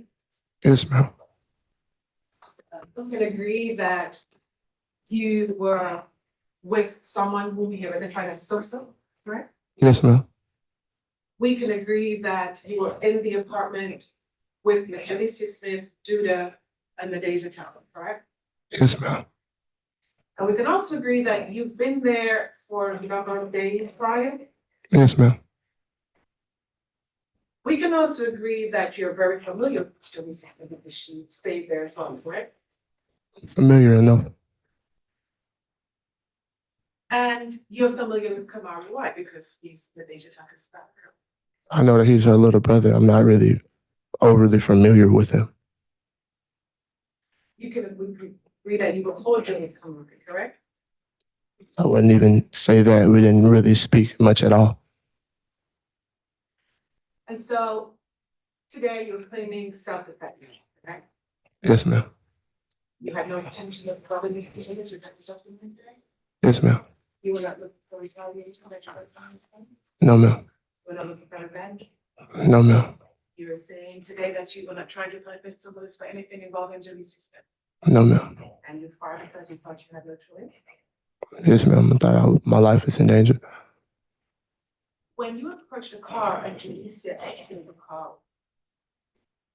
you had an opportunity to walk away, correct? I don't think so. Jaleesa was out of the vehicle before the shooting, correct? Yes, ma'am. She was able to walk away, correct? She was in the process of walking away. I stayed there because she hadn't got far enough. No one was holding her, correct? Not when she got out of the car. No one was restraining her, correct? Not when she got out of the car. No one was pointing the gun at her, correct? No, I wasn't pointing the gun at her, no, ma'am. She was free to leave. When she got out of the car, yes, ma'am. She got out of the car. By the time you shot, she was halfway down the parking lot, correct? Maybe a little less than halfway. And we can also agree that you went to Mr. Willis and that you approached him. He did not come looking for you. Correct. I approached the car. And you and Sosa approached him. You go to the driver's side and he goes to the passenger side. Yes, ma'am. And you made the decision to go to the Willis. He didn't chase you, correct? I'm sorry, who didn't chase me? Mr. Willis. No, ma'am. He didn't track you down. No, ma'am. Now, you and Ms. Tucker, prior to coming inside, your story today is you went to the store. Yes, ma'am. Well, I was on my way to the store. I hadn't made it there yet. So one more time. I was on my way to the store. I hadn't made it there yet. You've been here with us all weeks, right? Correct? This week, yes, ma'am. And you've listed a number of statements made, correct? Yes, ma'am. You've reviewed your discovery, correct? Yes, ma'am. You know what's in evidence against you, correct? I've seen it. I don't know if I remember everything off the top of my head. And today, for the first time, you're making this story about self-defense. Correct? The first time you're ever telling anyone that you acted in self-defense, I think, correct? Objections and Yeah, sustained. To the extent that might call for, request to strike and the improper question. I'll remind the jury that questions asked by the attorneys are not evidence, so you can rephrase, counsel. Questions not to be considered. when you were arrested back on February 15th, 2025, you made several calls to yourself and Nadeja Tucker, correct? When I was arrested on the day of, Yes. Since your arrest, you and Ms. Tucker communicated frequently, correct? are we speaking of when I was in jail, ma'am? Yes. Yes, ma'am. And in talking about what happened, you mentioned to her that you will be on camera at the time of the shooting wearing shorts. Yes, ma'am. After the shooting, that's what I said. You stated that it didn't happen and they have nothing because we were all inside, correct? Yes, ma'am. You stated that it didn't happen because you weren't even there that night, correct? I don't remember that, but it's possible. You reached out to get help with your case, correct? Possibly, yes, ma'am. And when you talked about the case back on February 18th of 2025, you stated to Ms. Tucker that you heard the gunshots. I don't remember that, but it's possible. You said it to Ms. Tucker that you could wind there was a shooting. Say that one more time. I'm sorry. You said it to Ms. Tucker on your call on February 17th, 2025, that you had caught wind of a shooting and you went outside to check on her, correct? That sounds true, possibly. How did you catch wind of the shooting, Mr. McCollum? What exactly are you asking me, ma'am? If you're inside and there's a shooting outside, you're in the closet making music, how did you catch wind of the shooting? I mean, speaking today, I'm telling you that I was a part of it. So when you were talking to Ms. Tucker, your love interest, your Yes, ma'am. girlfriend, you were lying to Ms. Tucker. More so not speaking too much on the jail phone. You had hundreds of conversations with Ms. Tucker, correct? That sounds accurate. And on February 15th, you began talking about Jaleesa Smith, correct? Your hairstylist. Yes, ma'am. And you stated to Ms. Tucker that if Ms. Smith doesn't keep the braids tight, she's fucked, correct? Yes, ma'am. I remember that. You stated to Ms. Tucker that she will be kicked out of hair school if she doesn't keep the braids all around, correct? That sounds something like what I said, yes, ma'am. You told Ms. Tucker that she doesn't know how the system works, correct? Talking about Ms. Smith, correct? Possibly. I don't remember that part, but I wouldn't. And it's also Deny. correct that you told Ms. Tucker to talk to Ms. Smith. Make sure she talks to Ms. Smith, correct? Yes, ma'am. And is it also correct that you told Ms. Tucker to tell Ms. Smith to go to her dad's house, get out the way, correct? Eventually, yes, ma'am.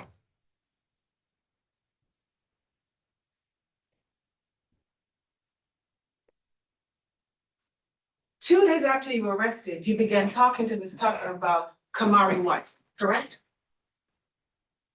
I don't recall, but possibly, yes, ma'am. You told Ms. Tucker 2 days after you were arrested that Kamari White was on some whole N-word shit, correct? Yes, ma'am. Because by then you had found out Kamari White had said what you had told him, correct? I was told what he told them in the interrogation room. I hadn't just found it out. I was told when I was in the interrogation room. You were told, Kamari said you told him you shot Mr. Willis. Oh, yes, ma'am. I was told that by the lead detective. Correct. And you told Kamari you shot him and Sosa was supposed to grab the bag, but Sosa ran off before he did so, correct? No, I didn't tell Kamari anything. You also told Kamari that you shot him in the leg, correct? No, I did not tell Kamari anything. You told Kamari you shot him in the head, correct? No, ma'am, I did not tell Kamari anything. Kamari was in his bedroom during the shooting, correct? That is correct, ma'am. And Kamari spoke to detectives on February 15th of 2025, correct? Yes, ma'am.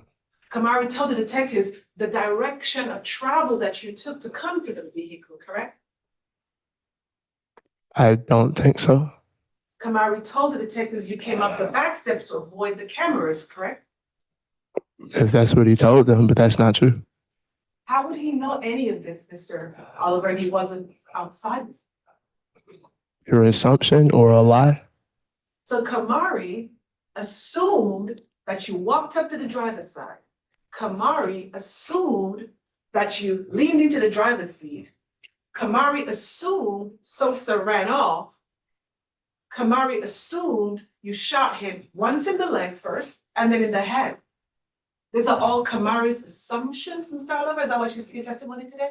No, I'm saying he didn't get that from me. How would he have known that, Mr. Oliver? He wasn't there. I'm not sure. I think you have to ask Kamar. You just testified that Kamari was not around you. Correct. You were here, Mr. Kamari testified he was in his bedroom. He was never outside. Yes, ma'am. How would he have those details of a shooting for which he was not a part of? I'm not sure because I did not tell him.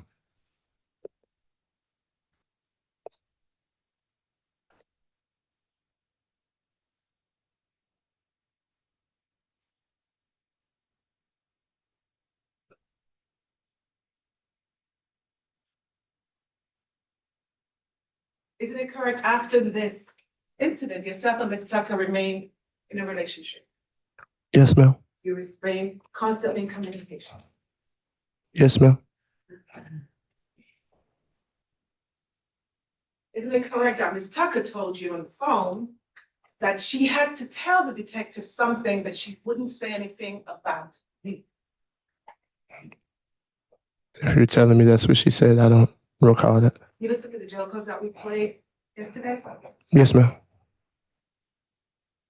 And in those conversations, you keep referencing Ms. Tucker needs to talk to the hairstylist. Yes, ma'am. Why were you so concerned about talking to the hairstylist and making sure that she wasn't in contact with Ms. Tucker?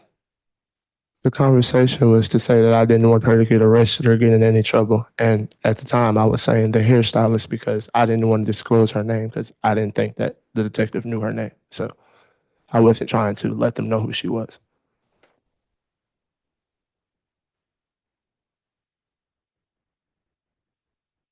On February 14, you had another conversation with Ms. Tucker, correct? Okay. I'm sorry, February 18. And you said to Ms. Tucker, without whoop-de-woo, they've got nothing, correct? Yes, ma'am. And then you also said in the conversation, you reached out your hand to Kamari and he spat on you, correct? Yes, ma'am. But today you testify you had no relationship with Kamari.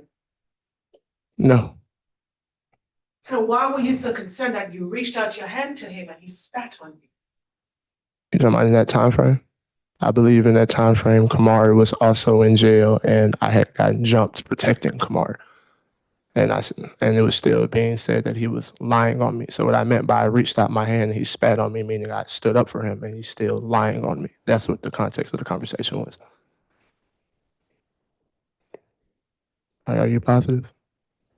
Okay. Well, I'm still probably referring to him spitting on me and lying on me, and we don't even know each other. Where's the gun? It was still in the apartment. They just didn't find it. In the closet where my recording studio was. What happened to the gun after the officers came and according to you, missed it? I don't know. I was in jail, man. Did anyone move it? Not that I know of.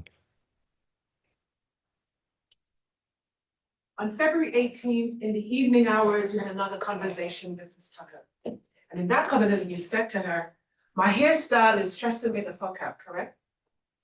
Yes, ma'am. You testified just now that your only concern was not getting Jaleesa in trouble, correct? Right. So why was she stressing you out?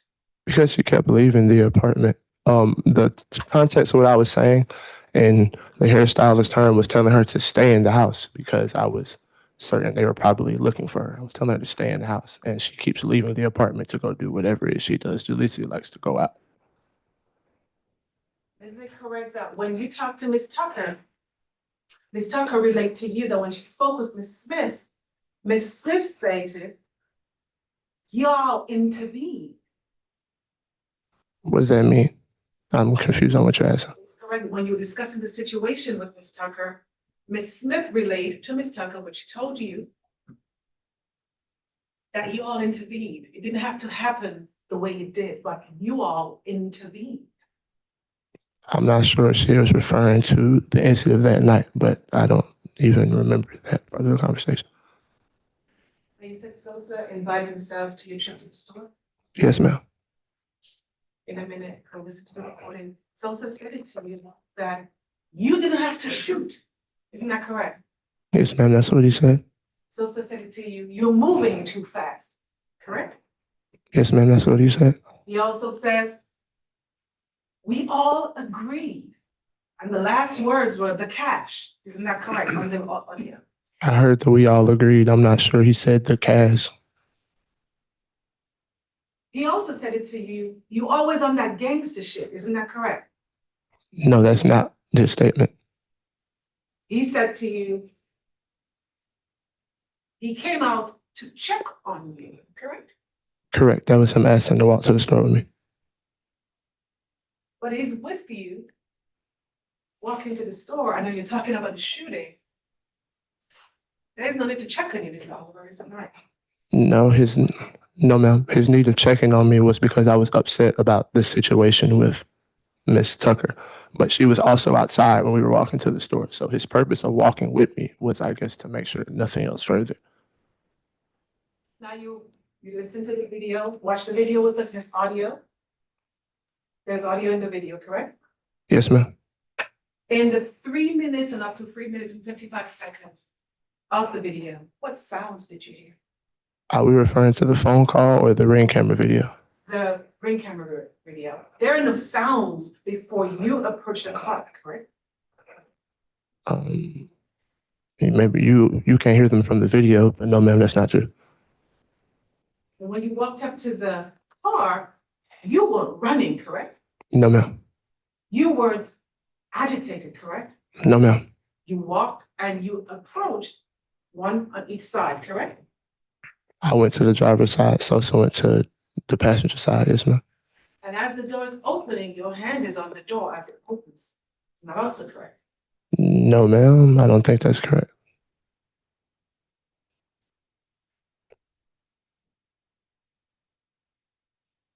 And as you're standing facing Mr. Willis, it's occurred that he brings his hand up to his mouth to smoke. I don't recall him smoking. Isn't it correct that there is a lit, partially smoked cigarette right in front of the driver's door where you shot him? Not that I am aware of, ma'am. I don't recall a cigarette at all.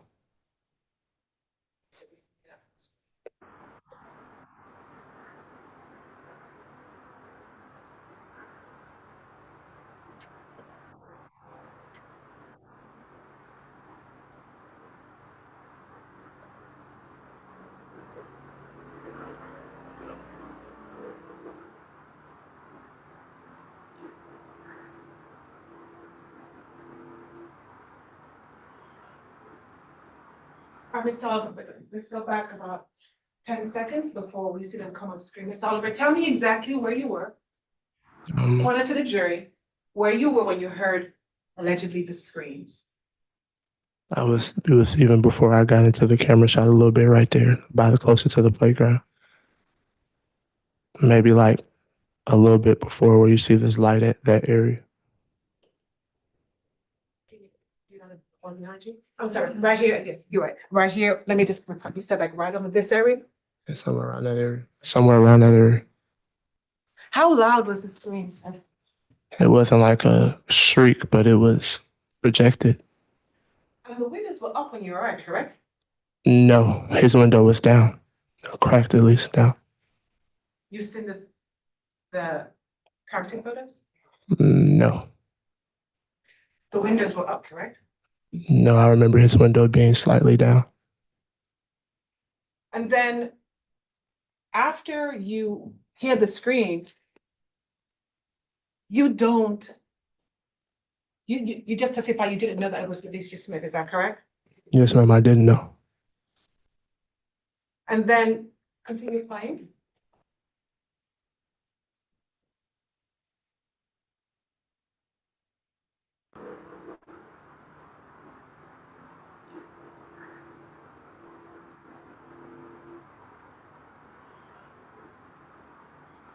So you don't know who's in the car, you don't know who's in the driver's seat, but you go straight to the passenger, the driver's side, and you lean directly in.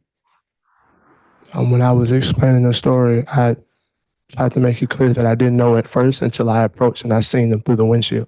Step right there. Isn't it correct, sir, that your hands are on the driver's side door as it opens?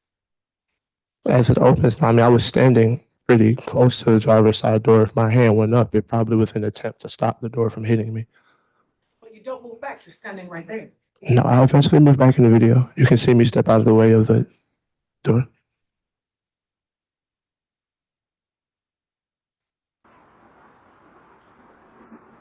Stop right here. Now, isn't it correct, Jalecia Smith is out of the car? Yes, ma'am, now she's out of the car, I believe. Is it also correct that Mr. Willis is inside of his car? No, he was getting out of the car. Isn't it correct that at this point, you could have just walked away? No, he was getting out of the car, and like I stated before, he made a threat and then started to fidget with his torso, so I pointed a firearm. Isn't it correct that Mr. Willis had no weapons? If that's correct now, okay, but I wasn't aware at the time.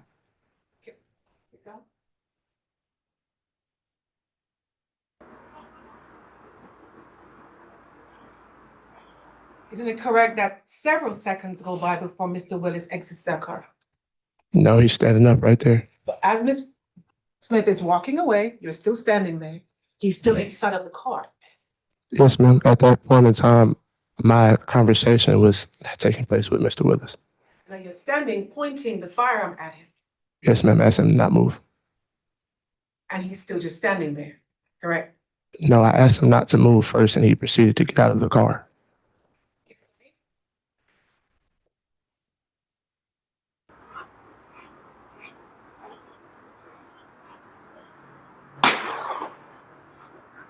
Then he runs away from you, back to the trunk, and you shot him again. His back is facing to you. His back is to you. He's at the trunk of the car, and you stand at the driver's side door and you shoot him again in the head, at the back of his head, execution style. Isn't that correct? No, ma'am, I wasn't aware of where he was struck at the second time, and no, the rest of your statement wasn't accurate either. He didn't shoot bang, bang, correct? You watched him run to the back of the trunk and then you shot. Isn't that correct? We just looked at the video. When he was in process of making his way to the back of the truck, I asked him to stop again. But he's going away from you. How is he then a threat? He's going away from you. Because when he was getting out of the car, he made another threat, ma'am. But then, if we take anything that you say to be credible, you shot him in the leg to stop him. He runs away from you. The threat is over. No, ma'am, he made another threat after he was shot the first time. You testified just now, he yelled the word fuck. He said, fuck, nigga, I'm gonna kill you. That's what I said, ma'am. You stood there. If you go back 10 seconds.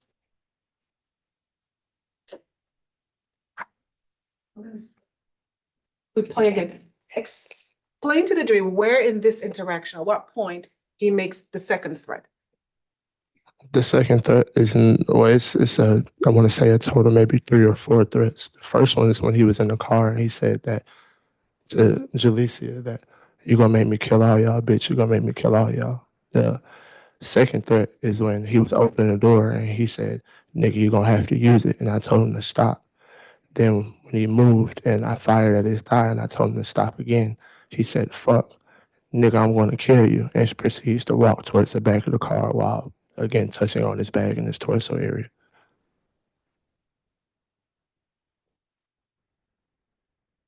How would Kamari know any of this? I'm not sure. I didn't tell him.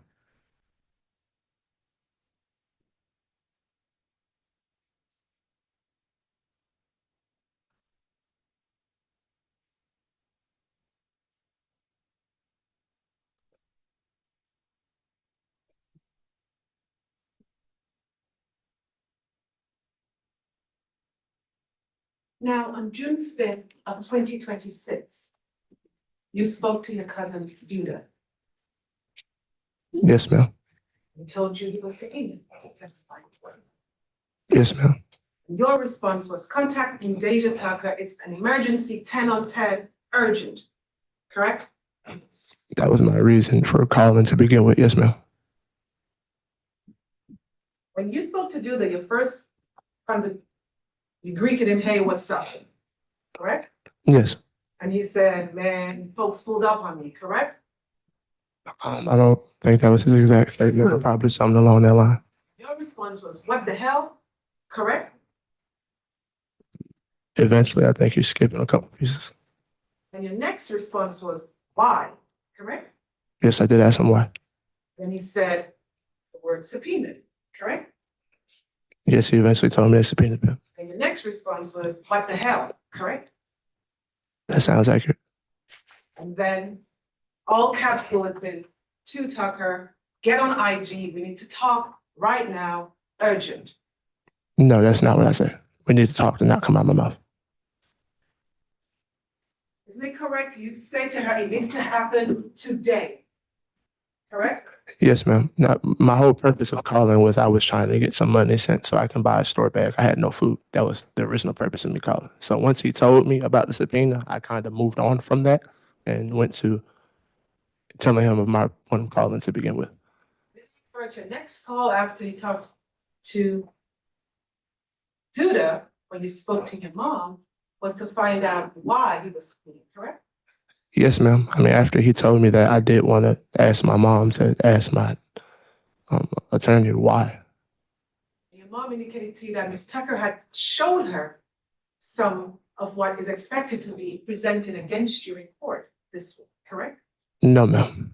You asked her, what is she saying? And your mom's response was, it's not what she's saying, it's what she's showing me, correct? Yes, ma'am. And your mom advised you, stop talking, correct? Because you're leaving a trail, correct? Yes, ma'am.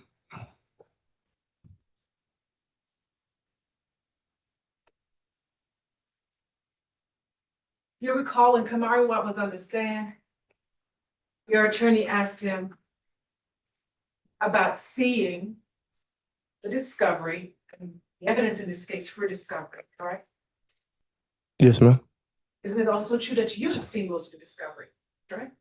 At this point now, yes, ma'am. And you've been here in court all week with us, listening to everyone's statements, correct? Yes, ma'am.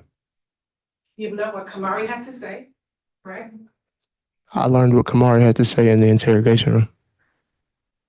You also heard Detective Vasquez testify that what Kamari said in February of 2015, in March of 2015, in May of 2015, and then when he turned over the audio recording, all of it was consistent. It's never changed. Isn't that correct?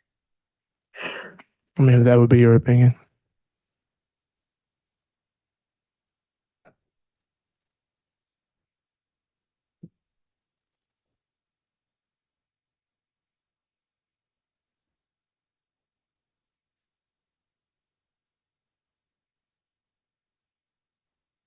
Now, when the police were on scene, it's correct, you didn't go outside, correct? Say that one more time. While the police was on scene that night, after you got Nadeja Tucker, you went back into the house.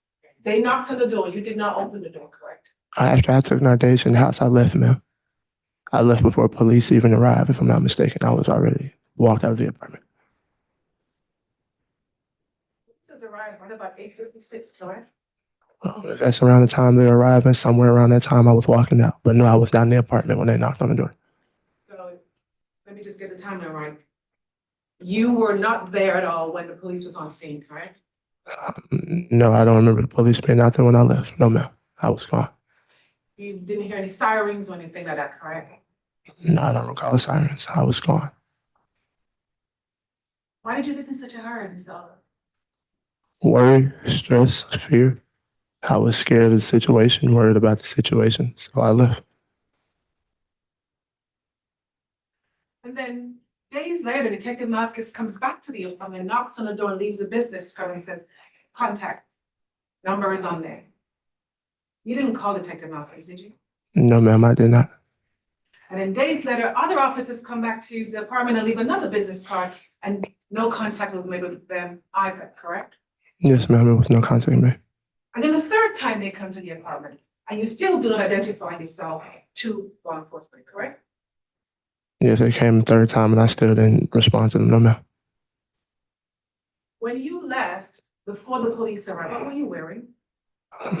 Basketball shorts, green and brown flannel, and a hoodie under that. What shoes and sandals? No, I had on black Nike boots. How many pairs of those boots do you have? Nike boots? Similar type boots? Well, Nike boots are a very distinctive boot. I have one pair of those. How many of them do you have? One pair of black Nike boots.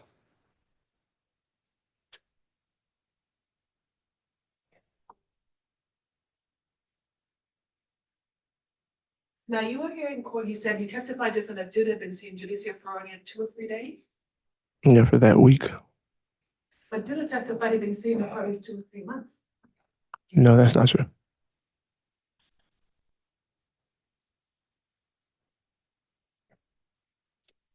Judah testified that she was doing his hair that night in the room where you were all together, is that correct? She had done his hair that day. I'm not sure if she was working on his hair that night. I believe she was helping Nardeja fix her wig that night. You testified earlier that when you went back out, you saw Willis laying there in the car. What time was that? I don't remember the time frame, ma'am. I don't remember what time it was at all.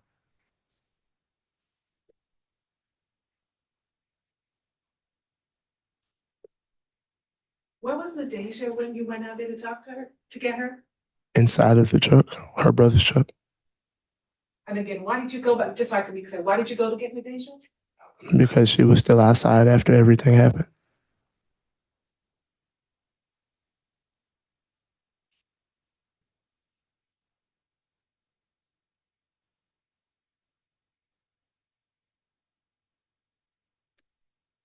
Who took you to Howell Mill Road that night?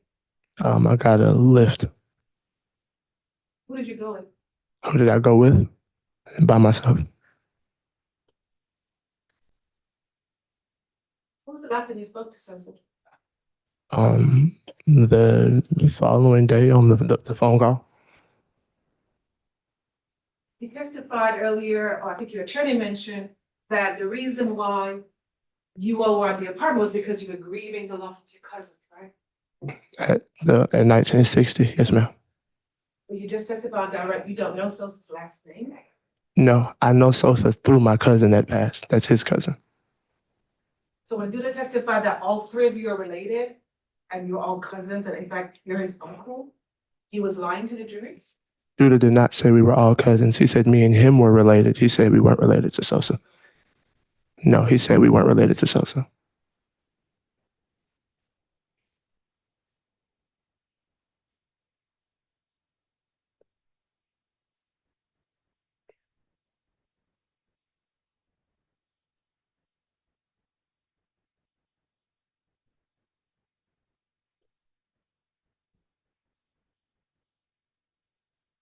So, just to be clear, as of today, you don't know where the gun is, what you're saying? I know where it was, but I don't know where it is now. If it's not still there, I don't know where it's at now.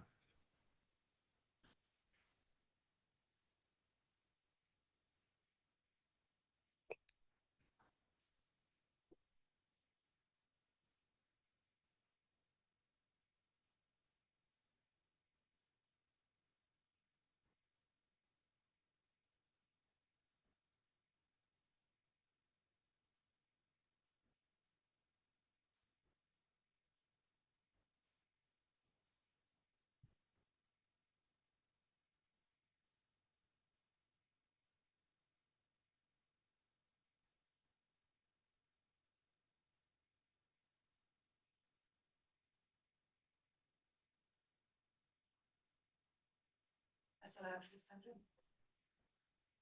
Mr. Regis. Morning. Good morning, Mr. Regis. Mom is here now, isn't she? Yes, sir. And you talked to her on the phone. I think we heard that, right?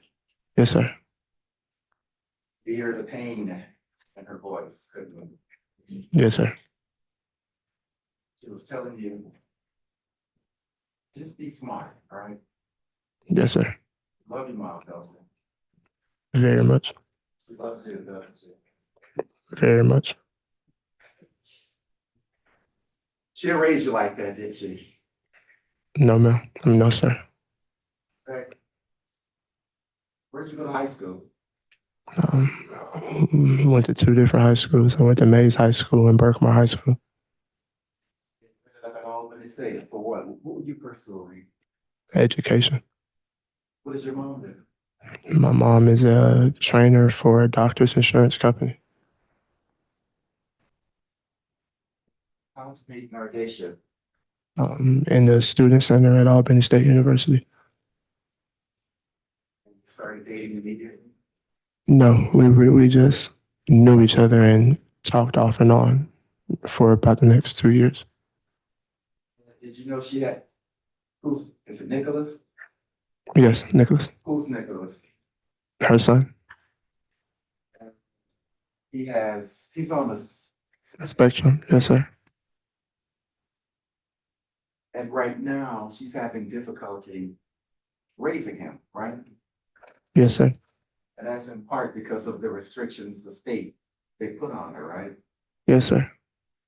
And because of that, your mom helps her, doesn't she? Yes, sir. But on that night, the January 29th night, 29th night of 2025, you were there in that apartment, right? Yes, sir. And it was you, it was Duda, it was Sosa, it was Kamari, it was Nardesha, right? Yes, sir. Did I leave anybody out? Jaleisha. And Julicia, right? Yes, sir.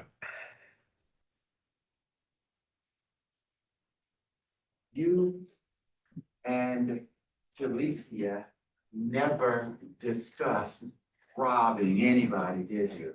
No, sir, not at all. And in that apartment, there was never a time when you and Julicia talked privately, correct? No, sir.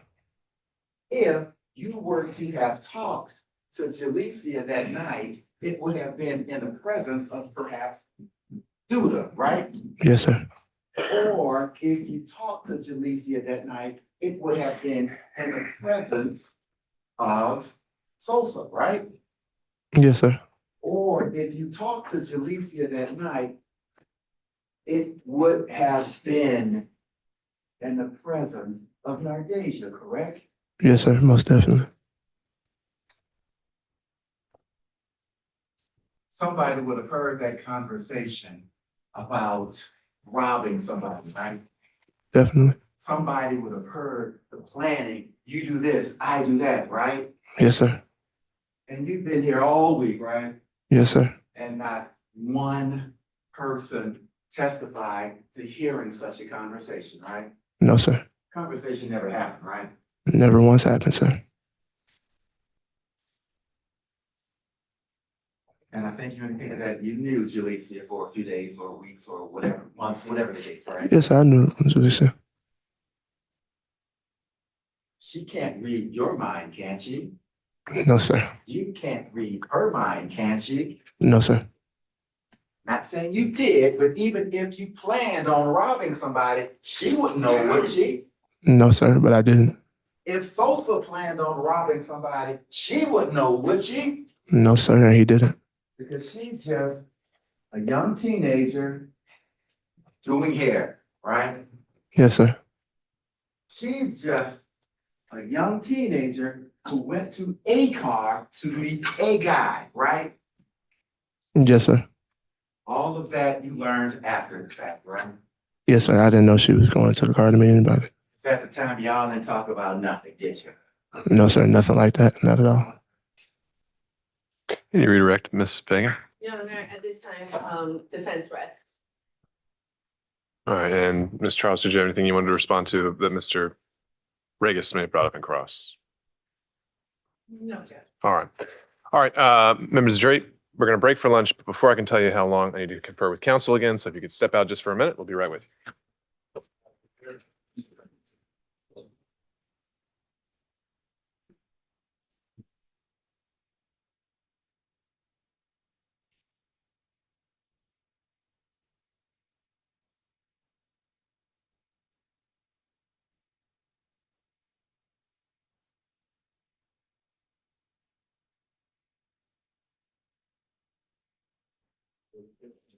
Mr. Oliver, you can return to the table.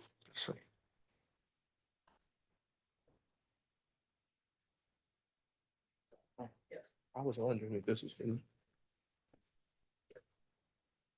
All right, and now that Mr. Oliver is rested, we turn to Ms. Smith, and Ms. Regis will be prepared for a conversation with her. We are, Your Honor. Okay, so Ms. Smith, you can have a seat. It's fine. Same questions I was asking to Mr. Oliver. Do you understand you have a right to testify? And if you want to testify, no one can prevent you from doing so. You have to say yes or no for a court order. And you understand no one can make or compel you to testify. And you understand that it's not your lawyer, but you personally who make that decision. You understand that if you do not testify, if your counsel requests it, I'm going to tell that jury they cannot hold that against you. Do you understand that? Yes. And you understand, though, that if you do testify, you can be cross-examined both by the state and by Ms. Fagan. And do you personally want to testify or not? All right. And so I find that you have decided not to testify with the complete understanding of your rights. And Mr. Regis, do you anticipate presenting any further evidence on behalf of the defense? Not. All right. And would the state anticipate any rebuttal evidence? No. All right. So then I believe the plan of attack would be to call the jury back in, have everyone resting formally for the record, closing the record, and then letting them go for lunch. And we can also break for I would say, a shorter lunch, come back to the charge conference.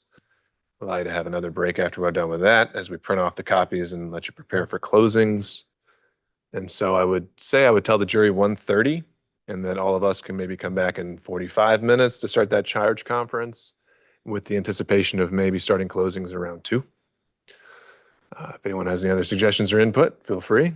I can adjust those timings depending on how long or short you think the charge conference will be. And I'm just looking forward, and maybe the court doesn't even want to have this conversation. Do you want to handle the jury first? Well, I don't care in the slightest if we can have this. I'm really concerned about the ability of the state being the only word tomorrow. I would prefer that either we stay late and get all the closings in today and do law in the morning, or that the state can do their first portion and I do a closing, but that Miss Attorney doesn't do their closing today to balance the last day. And I understand the court is having issues with timing, and this is maybe going longer than what the court may have expected. We're fine with timing. I'd be concerned about fairness for only the state to have a closing tomorrow. All right, I understand the argument. I think Mr. Regis would join that. The thing that we've got to balance, though, is we also don't want the jury to feel like their deliberations are rushed. We want to make sure they have enough time on Friday to dig through this, if that's what they want to do. And so that's why I'm hesitant to say, definitely to say that all of defense closings are reserved for Friday, because then that could potentially be 5 more hours of closing. I just don't think that's gonna work. A lot's gonna depend on, first of all, if the state's even using an opening closing. I don't know. Okay. Have I guess a personal request, if anything, because actually, no, that I did have. Thank you. So I've been able to stay late. No. That option. No. But we had to sort of do the law close and then defer after. I don't even think staying late would get us through all the closings if everyone's using closer to their 2 hours, just FYI. Right. So do you have any position on, or that you want to respond to there? If we could just, my preference would be just to do everything tomorrow, go straight. Yeah. And then that's one way, that would be my ultimate preference. The other option would be I do the law close today, then we do the closes tomorrow. I think at a minimum, I've just got to see how long and what the timing looks like. I don't know how long your law close would go. I don't know how long Ms. Fagan would need. I don't know how long our charge conference might I go. expect if it So- was just law close and myself, we'd still probably be done before 5 if we started at 2. And I know that might not be great use of today's time if we leave early, but I would still request that there, or, I mean, I would request that defense has some sort of action. Right. All right. Understood. When I have no reservations about ending early if we're on track, and I think we are right now. So I think let's revisit this issue when we're done with our charge conference and see where we are. So if I could bring back the jury, we'll let them go. I'll tell to bring them back at 1:30.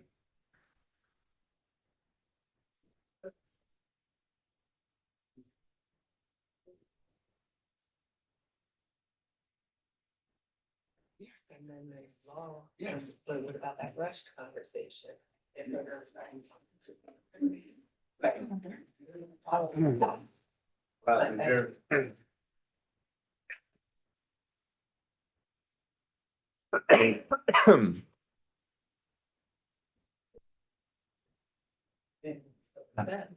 I agree.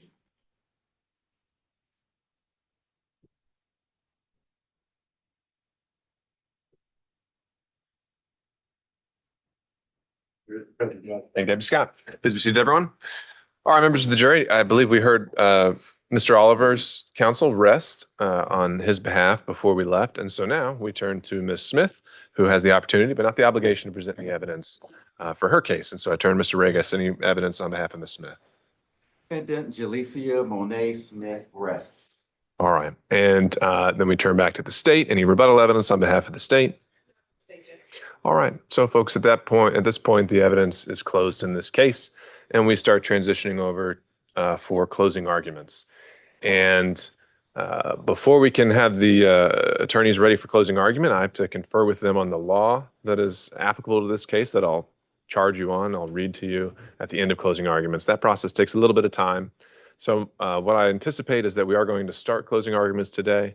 I don't know if we will finish them today because each side gets a chance to present.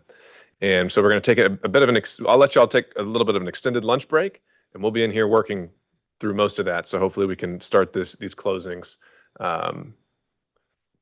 if not when you get back, soon thereafter. So I'll ask if you could be back in the jury room at 1:30, and we're going to do our best to start closings close to that time. Okay? So as always, please don't discuss the case with anyone, including amongst yourselves, and don't do any research about the case. Please be back 1:30. Thank you so much.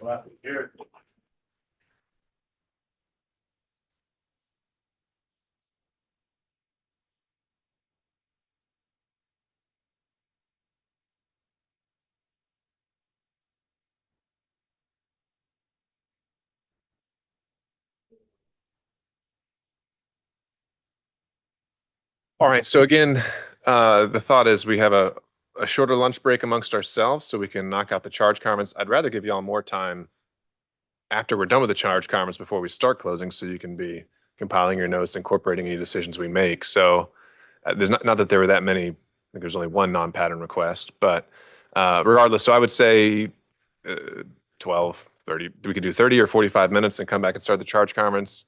Totally, I'll take suggestions because whatever you think. We can do 12:35, 12:45. What do you think? 12:30. Okay.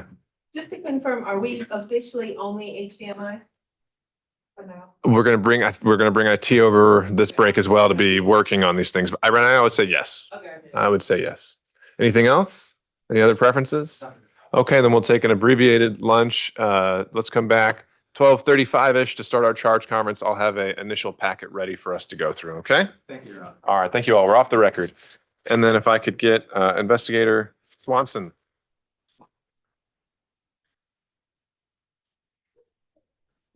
I'm gonna speak in a break. Yeah, right around here. Morning, Captain. Good, how are you? All right, thank you for your patience. You could raise your right hand. You solemnly swear affirm the testimony about to give in this matter. Both of you tell the truth.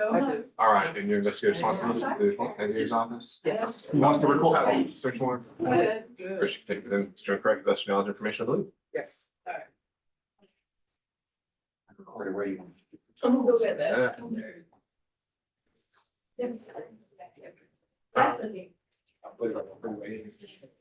All right, no worries. We gotta make a scan a copy, get it right back to you. Good to go. Be right with you. Oh, there it is. Gonna make that copy. You come back to Friday, you can walk up there. Right?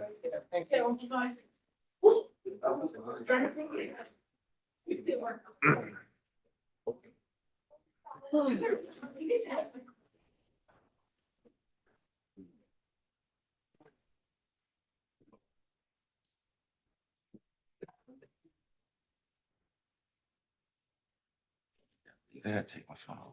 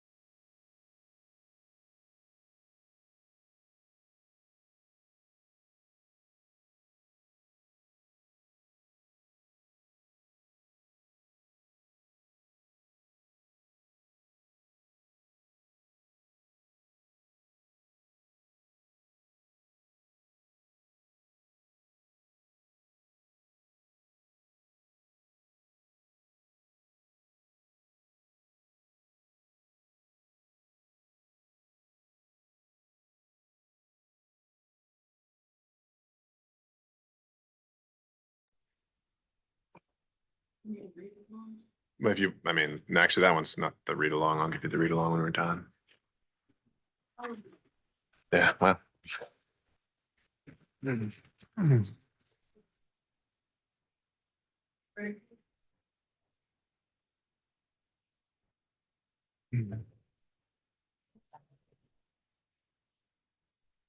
Thank you. Oh,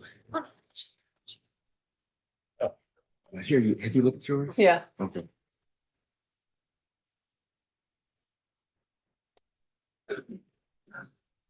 Yeah.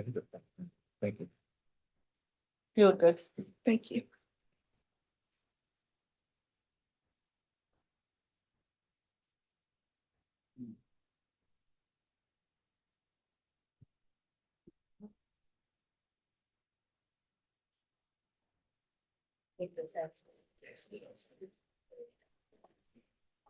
You ready? We are back on the record. All parties and counsel are present to begin our charge conference. And I have a document which I've labeled as Courts Exhibit 1 and will tender for the record, and I provided it to all the parties. And this is our consolidated charge, our working rough draft as we go through it for the charge conference. I've included all the charges requested by both sides that I thought remained applicable. And we'll have to tailor several of these as we go along. If any party at some point believes one is missing or we need to supplement in some way, we can feel free to address that. Your Honor, do you have anybody magical in your chambers who can send this to me electronically? That's fine. We can send a copy to Mr. Regis electronically by email. Thank you. I know we've got our staff attorney listening remotely, and I think we should be able to make that happen. Let me know if you haven't gotten that in a few minutes. Thank you, sir. And so what I would do is just start from the top, and anyone feel free to interject whenever they have something they want to add or argue or preserve. Otherwise, I'll just kind of summarize as I go, and we'll be compiling a final copy for the jury, taking out the headings as one long document. We'll be giving them one for their deliberations, and we'll give you a finalized copy when we're done with this charge conference, so you have it going into closings. So from the top, on page 1 of Courts Exhibit 1, which is a 12-page rough draft document, I believe we have the charges summarized, and we add that they're going to get a copy of the indictment and these instructions. Everything else on page 1 is the pattern. I suppose we could strike the parenthetical except insanity and the part on the burden, but otherwise I would keep it as written. We'll move on to page 2. I see some parentheticals in the pattern charge and evidence generally, which I think I can strike all of those because they refer to stipulations and judicial notice, which didn't come up. But otherwise, everything on page 2 is the pattern. In direct and circumstantial evidence, I see a parenthetical about indirect evidence. I think that would be applicable here, so I would just remove the parenthetical and it'll just say circumstantial or indirect evidence, just giving them the alternative phrasing for what circumstantial evidence means. And then I'll turn to page 3. So page 3, we're getting into credibility of the witnesses with the pattern charge updated. There is the witness attacked and witness supported pattern charges, which I've started to wonder what role those two pattern charges play when we've got the credibility pattern charge and the witness impeached charge. And especially as several of these examples aren't applicable to this trial at all. So I think my first proposal would be to strike old impeached and witness supported entirely, because those concepts are included within the credibility of witnesses charge and the witness impeached charged, and on the next page, the prior statements charged. All of those things are in there. And the things about character or criminal convictions, I mean, those aren't applicable here. So in this specific case, I'm not seeing a need for witness attacked and witness supported, but open to any input there. Well, credibility of witness attack specifically talks about bias toward a part. Well, I should read that before I start talking. I'll withdraw that, Your Honor. Basically, I think the question to the parties would be, is there anything you see in witness attacked or witness supported that you think needs to be included because it isn't covered by the other charges? I think it should be both of those two sections, 13140 and 13142. All right. No objection, Your Honor. All right. So I would strike both of those and everything else on page 3 would stay in. I turn to page 4. We're back in a string of pattern charges here. Defendant's choice not to testify. Since we had both situations, I would leave in the full pattern there. For prior difficulties, essentially, I think would be removing all the parentheticals. So it would read, most of them anyway. Let me just read it how I think it would go.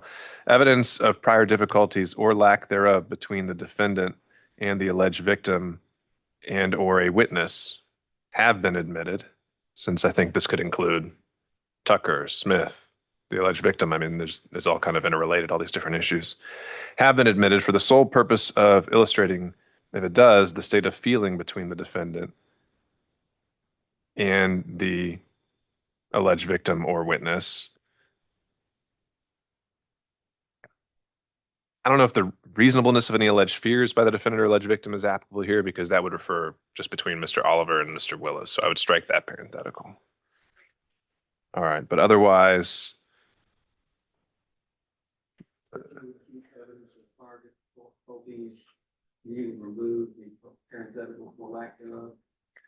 I was going to leave that in. Yes, I'd say it should stay. Basically, everything stays in, tailored to the plural nature of it, and only removing the reasonableness of any alleged fears component. Will the court remove the parentheticals that are up there in the title where it's, you know, All the titles would be removed. This is all just going to be one interrupted text when we're done. All right, then hearing nothing else, I move on to definition of a crime, and I removed the parentheticals about omissions and negligence, as those do not appear applicable. On turning to page 5, we get into intent. And we have the pattern charge on criminal intent. And this is where we have what I believe is our sole non-pattern request, talking about criminal intent can be inferred from conduct before, during, and after the commission. I believe that is a good statement of law that isn't captured in the pattern, and so I would be inclined to incorporate that somewhere in here. If anyone wants to be heard on that or preserve any sort of objection, this would be a good time for that. And also any suggestions of where you think it would be good to plug that in. Anyone can, any order. Record roll, Jack. And do you want to make any grounds? I think that it's already covered and that I generally don't like to go outside the pattern.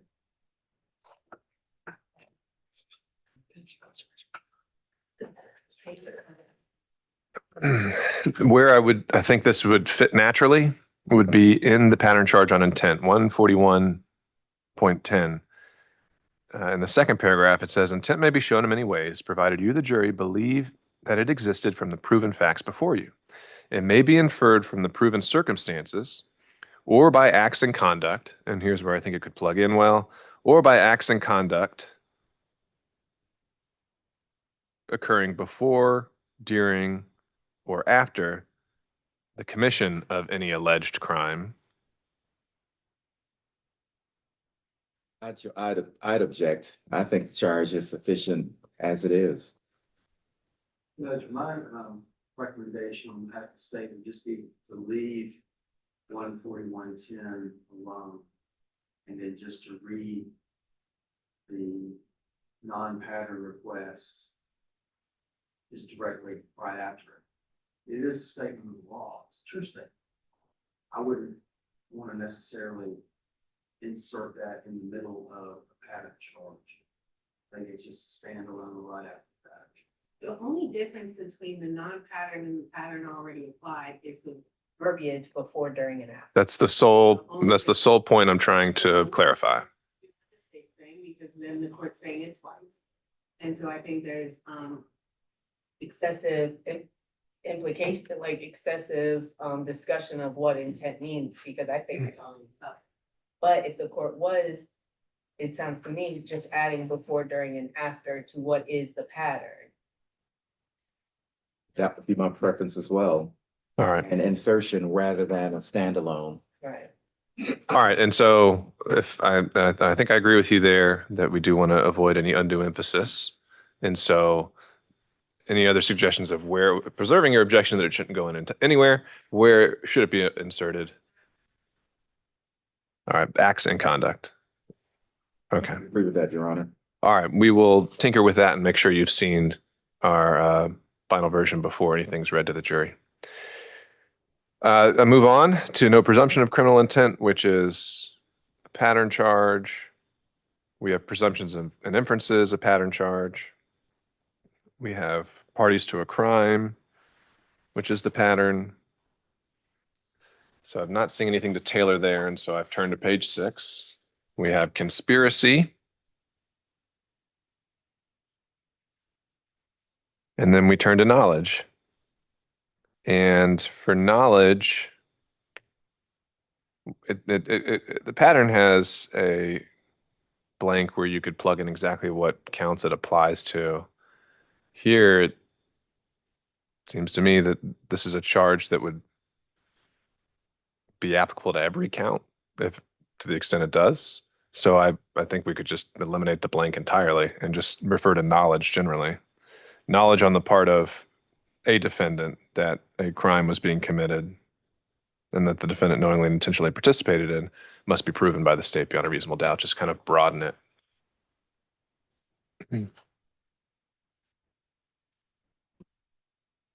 And so that would be the plan. And again, I'll show you that final language. We have pattern charges on mere presence, mere association, which I think are appropriate. And since we're dealing with party to a crime and conspiracy here, and I would give the pattern as written.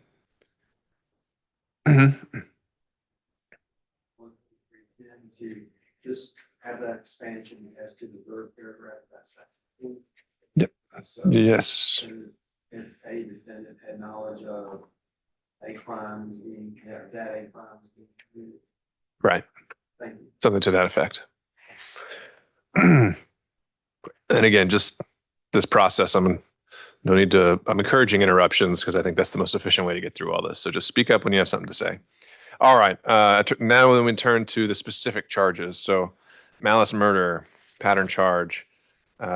Because self-defense is coming up, I included the parenthetical about without justification, but I took out excuse or mitigation since I don't think those are affirmative defenses that are at play here or have not been invoked or requested. We have the pattern charges about motive and felony murder, which in this indictment is predicated on assault with a deadly weapon and criminal attempt to commit armed robbery, which we have flagged at the bottom of the felony murder charge, and which we also tailor in the final causation and felony murder charge at the bottom of page 7. Page 8, turn to the definition for aggravated assault with a deadly weapon, which is charged in count 4.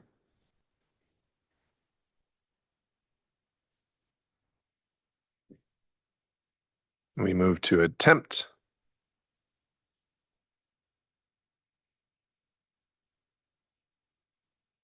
It has a parenthetical for directly, which I don't know why that's in a parenthetical, but it appears applicable, so I would include that one.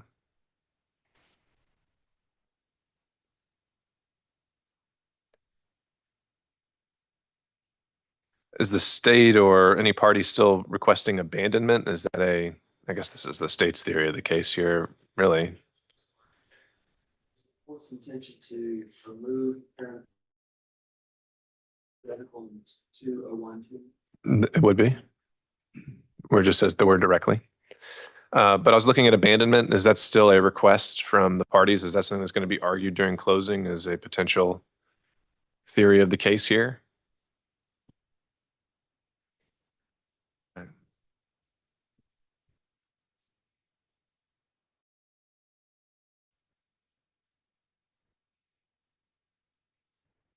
Because we requested being removed, 20120 be removed.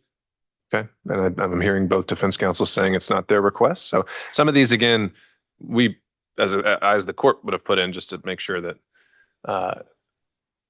that we don't want them. Okay, so abandonment comes out. We get over to intent. A possibility is not a defense. This is probably another one of those where I might have put it in just to make sure. And so is anyone going to be arguing issues of impossibility potentially as it relates to the attempt charge?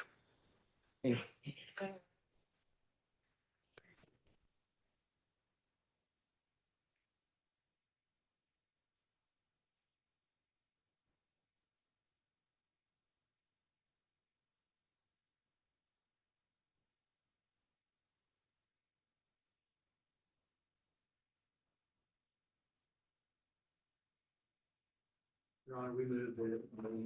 They remain. 201-21.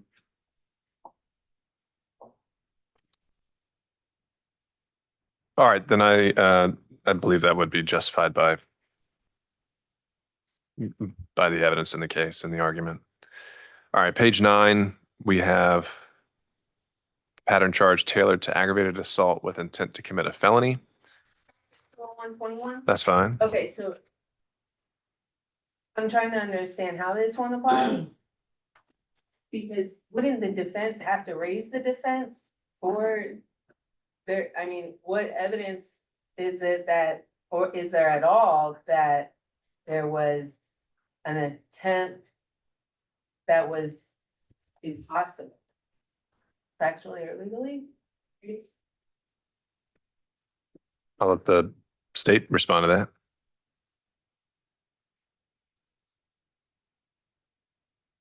There was another, during the testimony, there were a lot of inferences about the possibility of what was not taken, what was taken, who left prior to anything being taken. And so that is why we were inclined to have it kept in if that's where defense is gonna go in their closing. But then if they do 21, then 20 should have to come.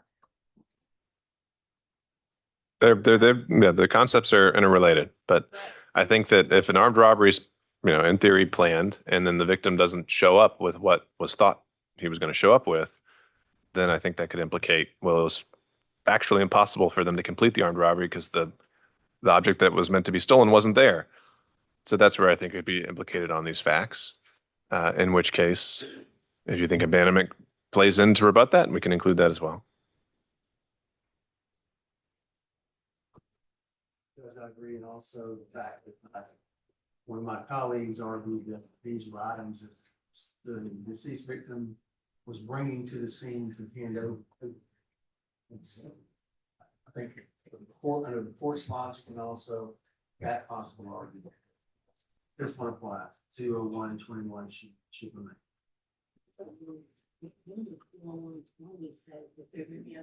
Abandonment, burden of proof is the state to establish them.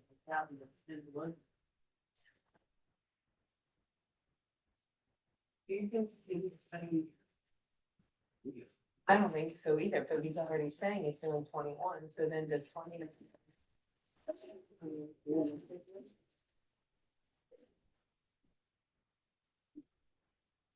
Yeah, I mean, I can, but yes, I do think on the arguments raised by the state, 21 should be included. So then the question comes, do you want to revisit your position on abandonment? Are you asking that it be included?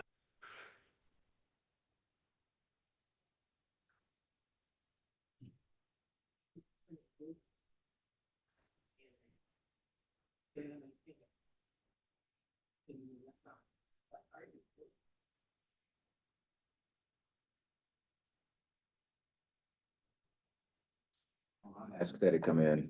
Okay. All right. So we will keep abandonment back in. I don't see any tailoring it needs, so that stays in. All right. So we're moving on to page 9, where we had aggravated assault with intent to commit a felony based on robbery. And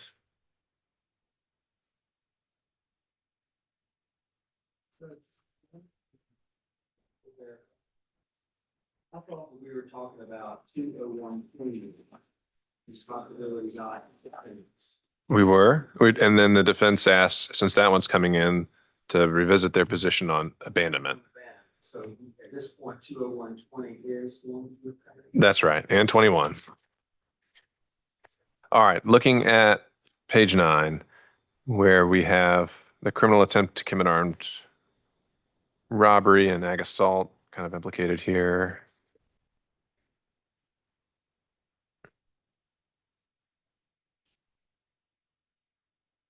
It's pointing a firearm with intent to rob in the indictment, and so.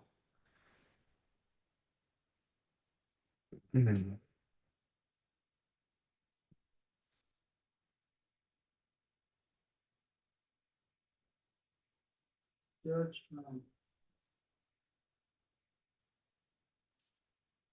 Your Honor, I think that assaulted another person, I believe that it should be more closely tailored to.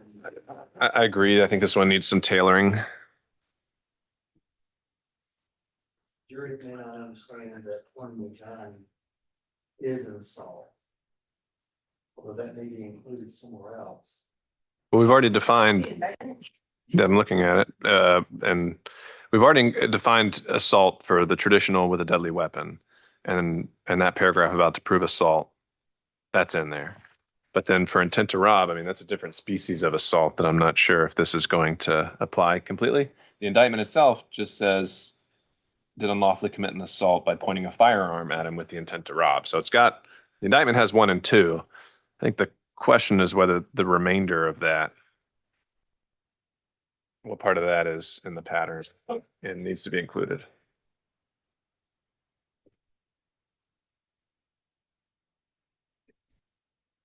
Judge, I think that somewhere along the way, number 1 should be pointed a gun, pointed a firearm with the intent to rob. I don't know what you're referencing. 2/2020. Okay. We've got, instead of it saying, 1 assaulted a person, we should say pointed a firearm. No, I object to that. Did unlawfully commit an assault on the person by pointing a firearm at him with the intent to rob. So.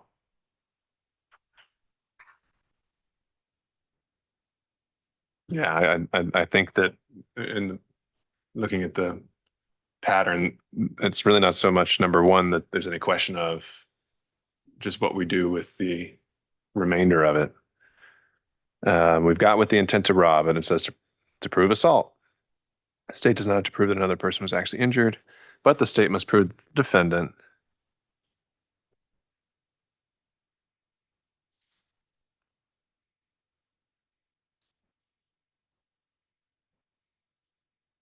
I think that's the same. That's going to the first prong, the first element. And that's the same in both species of assault, aggravated assault, because it's what is assault? It can be either of these 2 things in the parentheticals. Yeah, I agree. I think that they both should be included in the charge. So attempted to cause a violent injury to the person or committed an act to place the person. Such and so. Does the indictment have reasonable apprehension? Well, that doesn't ever go to that. No, it does not. All it says is assault, and it never actually defines what kind of assault. And so historically, I've just included all of the definitions of assault because the indictment has never gotten more specific on that. I would object only because you've already covered. And we're saying it twice. So we can combine the two aggravated assaults because I would have already said that exact paragraph already. I'd agree. So that leaves us, then we've got to tailor that final definition of robbery, which again, we don't get into the specifics of the definition of robbery because it's kind of the predicate within the aggravated assault with intent to rob. So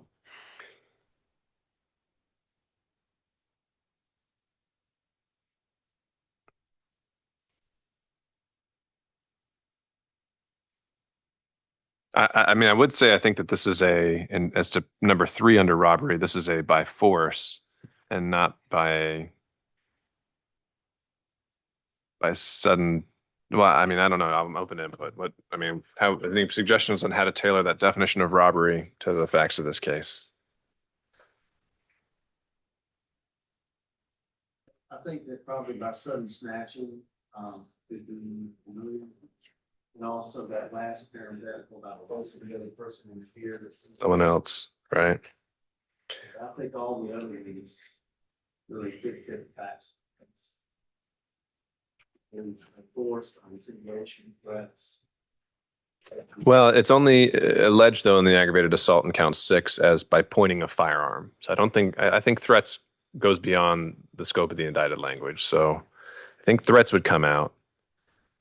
So that leaves force, intimidation, placing another person in fear of receiving immediate serious bodily injury. I think all those would fall under the umbrella of pointing a firearm, which is the indicted language. Anyone else want to be heard on that? Otherwise, I think we'll leave it at that. All right. So possession of a firearm during the commission of a felony, pattern charge there included a parenthetical since one of the ones is an attempt to crime. So it'd be in number 3, while committing or attempting to commit. The indictment includes all. We'll double check. It does. And so we would then move into the affirmative defense of self-defense and make sure this is tailored. Beginning with the first at the bottom of page 9, I've again removed the parentheticals on excuse or mitigation, but otherwise it's the pattern which I would give. On page 10, this is where we hone in on what might be applicable here. So as to top of page 10, 2A, to prevent death or serious bodily injury to himself. And right now I have it struck as a third person or the commission of a forcible felony. Just going off the testimony of Mr. Oliver. Say though about Mr. Oliver's testimony is that he indicated that he was looking towards Ms. Smith's way to confirm that she was closer to the apartments, to make sure she was out of harm's way. So I would say, You want to include a third person. All right. All right. I mean, I would be inclined to just include that. So it would be death or serious bodily to himself or a third person, and strike the rest. And so the rest, the remainder of this would be a defendant is not justified in threatening or using force if he, I don't know if I see the first prong under the state's theory of the case, but you can tell me if I'm wrong. This is about provoking it. So I would strike the first one about provocation, provoking the threat of force. Combat by agreement, and I don't think that's here under the state's theory of the case. So I would believe I'd be striking that one. I don't know if I would think the third one would be applicable under Mr. Oliver's testimony, so I would strike that one, unless anyone wants to be heard on that. Judge, really, what we did was he fired that first shot. And then at that point, deceased victim could have acted in self-defense against defendant. So, I mean, really, I think even going back to the very first one, provokes the threat of use of force against himself, intending to use that as an excuse to harm the other person, shoot someone. And then when he goes for the victim goes for his weapon, shoot him again. See, so I think that first one really should be included in the charge. I think the second one should be included in the charge. I believe the third one should be as well, because he's the defendant under our theory was the initial aggressor, and he did not withdraw from the encounter that created this other stuff.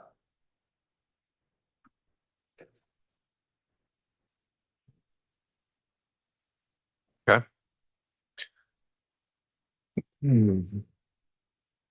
so I object to the provoking the threat or use of force because the testimony was something to the effect that he told the man not to get out of the car.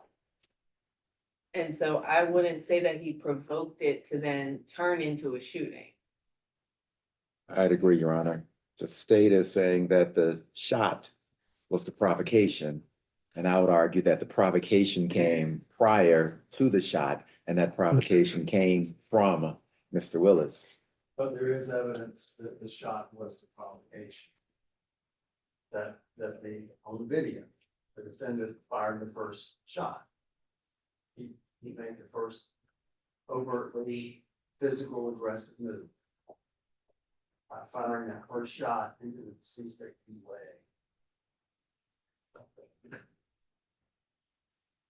That's just not how I read this, though.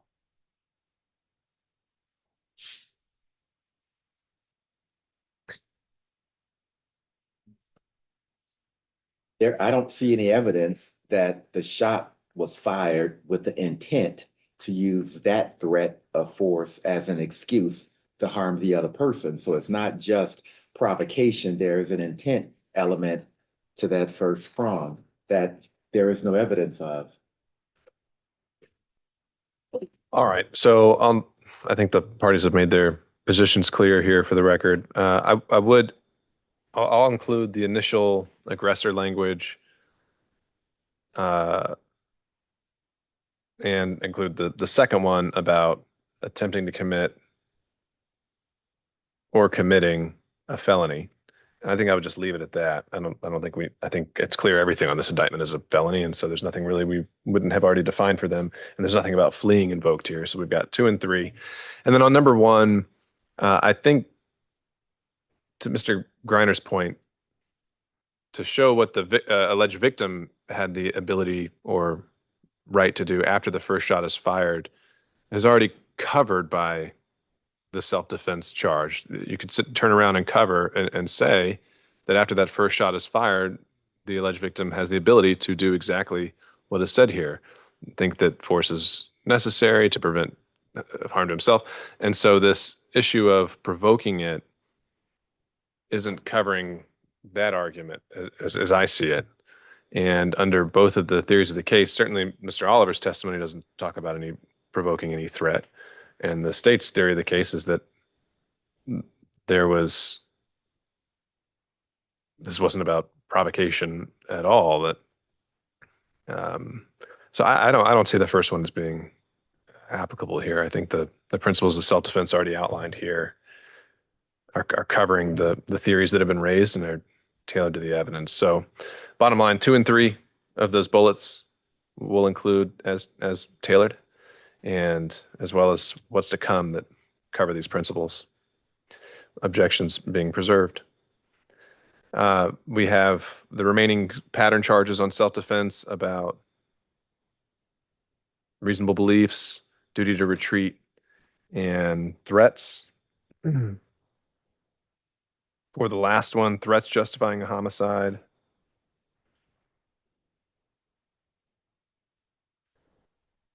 In keeping with what we had tailored before, I would remove the parenthetical about a forcible felony and but include the alternative of the defendant or another's life. That would make it consistent with the first charge on justification. That's what we're doing. All right. So again, it's defendant or another's life, defendant or another's in imminent danger, and then forcible felony is removed. Turning to page 11, words alone, pattern charge, excessive force. I'll include where I have it struck defense of others.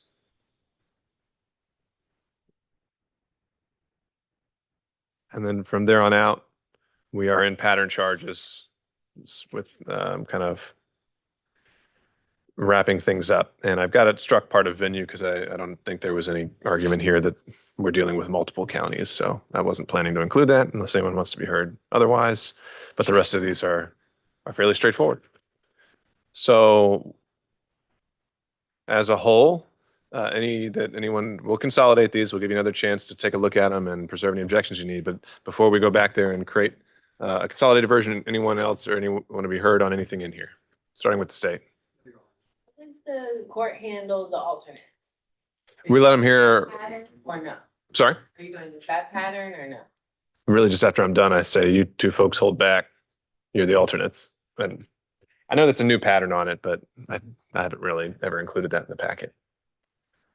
Anything else, Ms. Fagan? Mr. Regis? Okay, then we'll be off the record. I would say 30 minutes. We come back at 1:45 unless state wants less time. Okay. All right, 1:45 to begin closing arguments. We'll have the clocks going, state to be in red, and Ms. Fagan will be in blue, since I believe with a 1:45 start time, I think it's likely we're just going to be doing state and Ms. Fagan and call it a day there.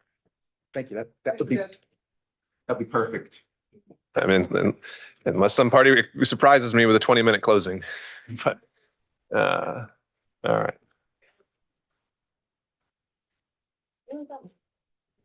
Oh, we lost him. Actually, can you leave Ms. Smith here just for 1 second? Can we go back on the record? And I also had printed proposed verdict forms, and I don't know if council had a chance to look at them, but they divide each defendant with their own separate verdict sheet, pretty much identical, except for the name at the top. Anyone have any objections to the form of the verdict form from the state? And Ms. Fagan, Mr. Regis. All right, we're off the record until 1:45.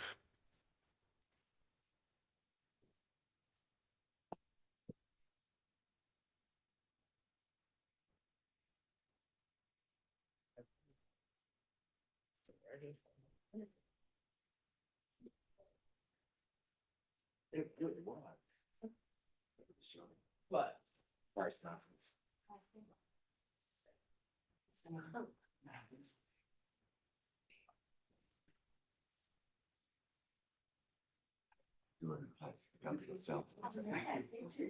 Oh, let me go down there and grab you. I got nothing. I got this. You got me? Yeah. Are y'all able to stay in here? No, that's green. Yeah. Yeah. I'll be back.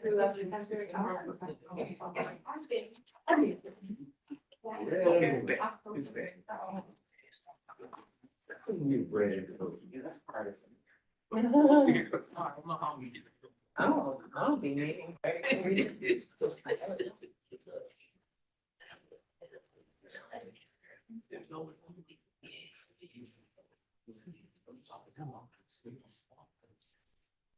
Okay, I'm the one who has definite HDMI issues. Just heads up, IT, I'm a problem. I already tried. Wasn't getting no love over here.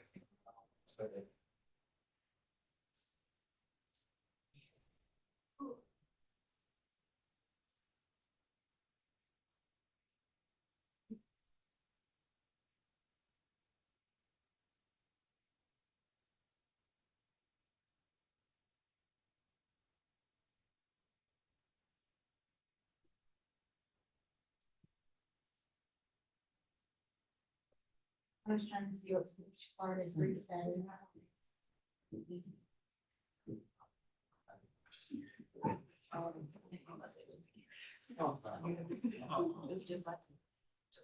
Mr. Jeremiah is in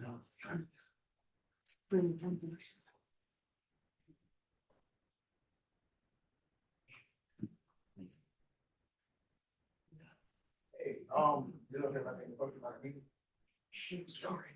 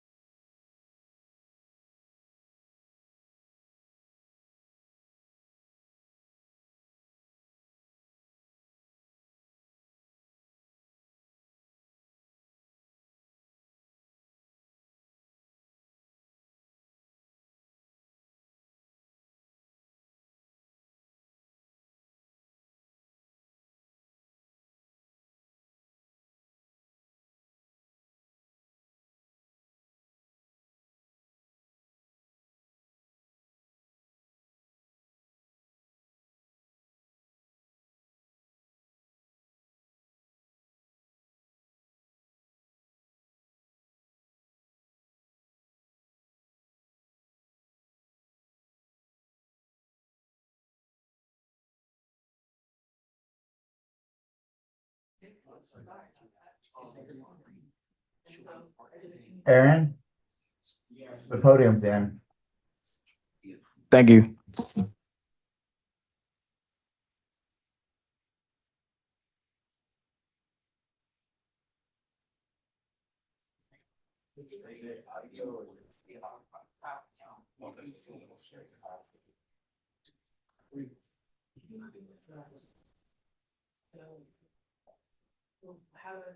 So you need to go to. So first you want me out. I think so, unless the judge, the judge makes it a thing where he says, you don't. Yeah. Yes. I don't know. Understood. Yeah. So. Yeah, that's fine. And so when she. It's like, normally we see, but so how do I? Got you. That one's ever had. Got you. Thank you. You're welcome. Okay. She's sharing. Look it up. We can go stuff. And he used to be a rapper, now he's an actor.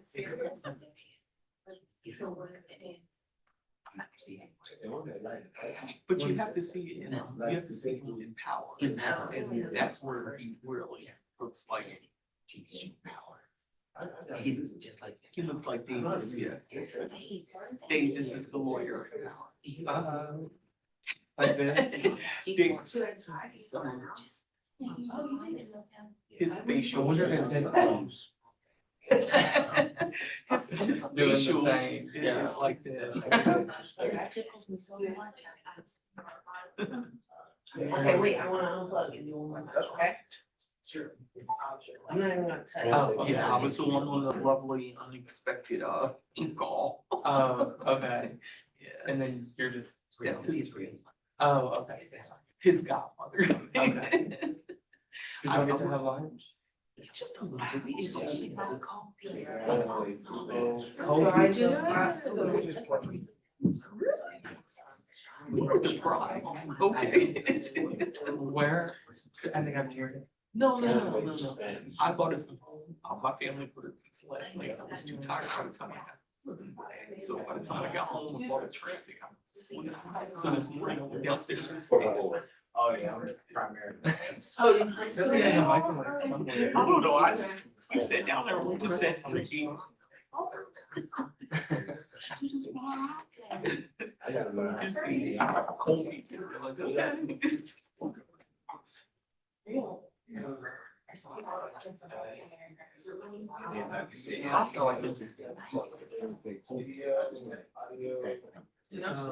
Right in front of you. You hear me, Mom? Don't Oh. you? Oh, those are his. I didn't know. Okay, I'm sorry. No, I didn't realize you were talking to me. Got you. No, I didn't know. Nobody told us. It was a rainbow bag, remember? I didn't pay attention. It'll come from board. Thank you. Yeah, this is. Oh, okay, this is his. Yeah. No, you can do, you can only do what you can do. Cause hers is just. I had no clue this was his.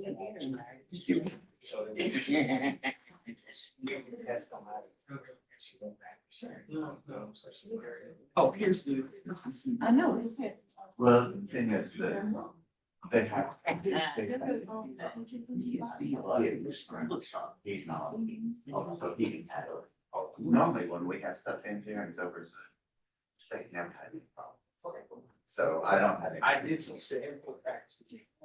PC or whatever, my trash. And then when they come here, do they have to change it to? Yeah, I mean, it makes sense, because it's just going from here to there, right? Yeah. I mean, this is just a, this is a place I thought it was running. Yeah. That, right now it is. So they would just need to change it. Yeah. Yeah. Because who goes first? They do, they do. Yeah, so. The order which is. It might have to be changed. I Yeah. didn't go, I didn't speak to that dog. He must have took the show. I would be, there's Quinn. They were Yeah, we just want to see if we can test an audio video, because we got this thing working. You go directly.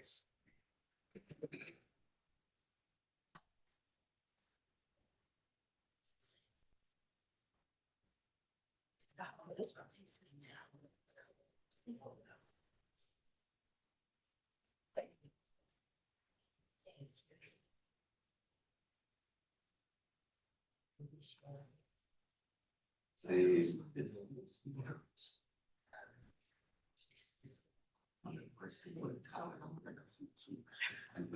He wanted to create at least something. Thank you.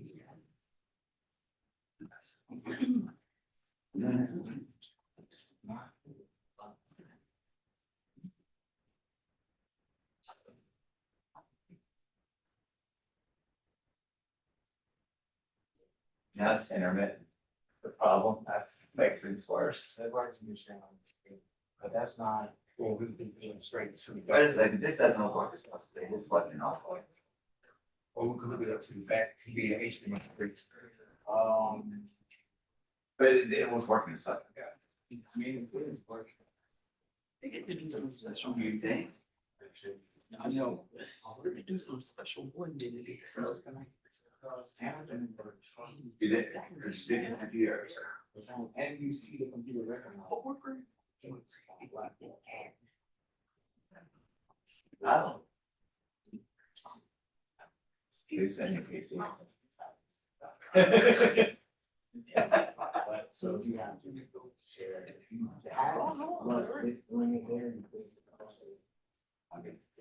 Yeah, mine's work right there, just don't work here. Okay, that's fine. But this, it works fine. As long as it works good for hers, and she didn't test it, she sounded like she. Gotcha. Yeah, Well, we ain't gonna worry about it. yeah, if it works out, then we just.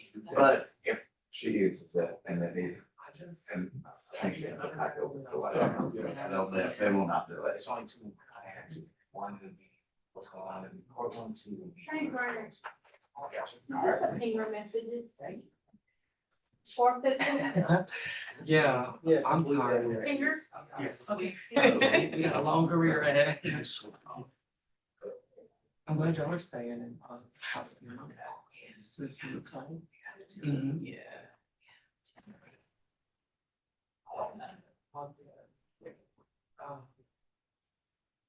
Where did you think? Yeah.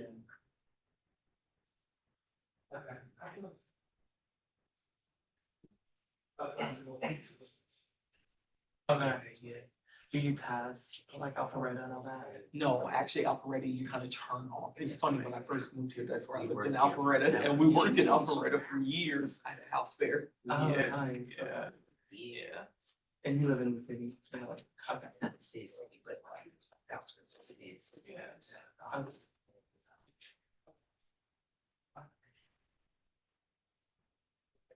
Really? Yes.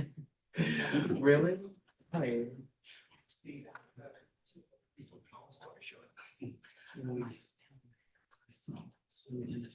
Are you serious?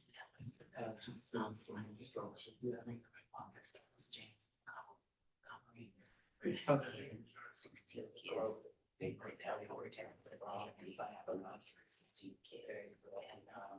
And oh, what's your email? Nicole at Yeah. NICOLE at Bigelow FUGAM.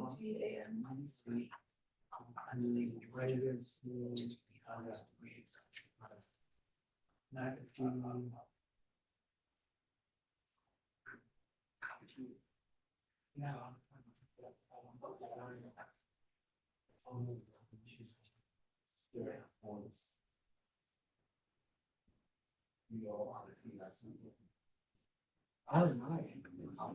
And y'all stayed, or do your siblings live in? Nice. It's a great island. Compared to Mississippi, there's a lot to do. We were just talking about Mississippi. Going, we were just talking about Mississippi. We were supposed to take my mom. The casino's there. That'd be fun. And how far? But I don't know, because I'm from Jackson, so it's sick. I don't know.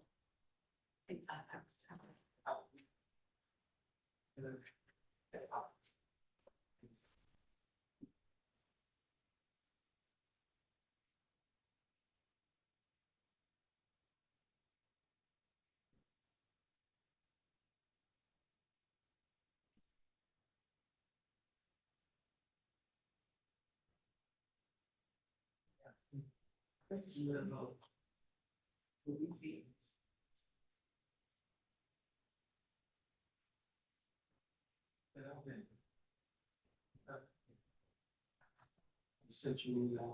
okay.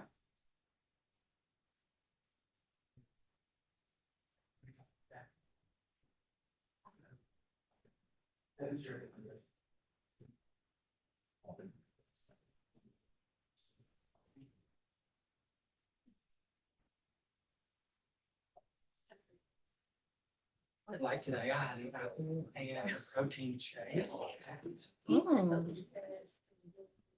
Fine. What? I need that motivation. I look at the pictures and say that, but I Yeah, what? I just had a granola bar. I'll be snacking throughout the day. If you eat too much for lunch, you get so tired. You do. And I know I'm gonna be up here. Crash. Come down, right? Yeah, crash. Cause the day before yesterday, ooh, That cafeteria will do it. They've got everything properly. So good, but it'll feel like. Did you, I just bought one bottle. I want to start right down to the park. Oh no, that's where I just came from. I wanna get out there turning in Stelzi's. They changed it out.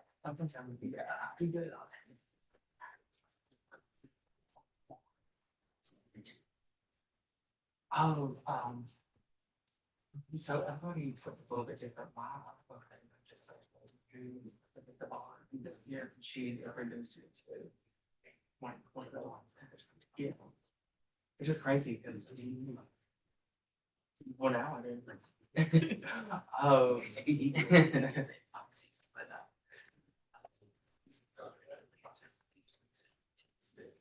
Yeah.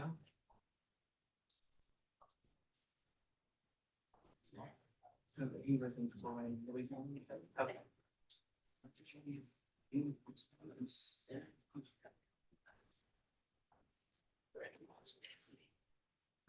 Very recent.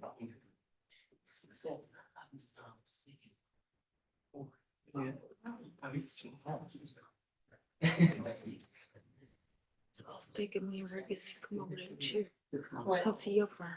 Oh. Hey, and I think so. I might have come off disrespectful, but I was like, Because what he said like, is. I really genuinely care, and I can tell, and I get that. Yeah. But that's hard, that's caring in your And personal so if you think about it life. logically. Like, you like I have a Unless we hundred. stay the two. That's all he do is my. That's a lot. And people too, but like. It's not, You know. Okay, go. We still Don't wrap it up. And then you have to. That's Is why. is your thing empty? No, it's full. Can I sit? Yeah, we'll share. Yeah, you take the first I one. have another one. I'm like, you take the first one. I brought one for This you. thing gives me a liquor face, though. I brought one for you. Okay. You took it down. It smells all right, but it tastes. I can't do it. Did I give you this kind of the, I had that also Is it peach? raspberry Yeah, peach lemonade before. also. It's cool. Yeah, peach. I just want to swig. No, take it to the I head. want to throw Take it to the head. that- yeah. Take a shit. Wait a minute, whoa, hang on, hold on. We gonna cheers? Toast. Take it to the head. Really? For the camera. Relax. Like that. So we love. Energy. Yeah. Yeah. Hey, we might get a sponsorship You here. have to. Have you ever done a 5 hour? You gotta just, yeah. We might get You a, can't sit we're trying to get on a sponsorship deal. Yeah. Yeah, you can't sit on it. Especially when the phones on here. CEO might be watching. Oh, boy, And still having to. I don't want to do that. Yeah. So Nobody go. if, maybe, if you look at me, I'm like, yeah. I said we finish at 3:30. We did. We finish at 3:30. I hope yeah, that's, yeah. Yeah, that's my understanding. 65.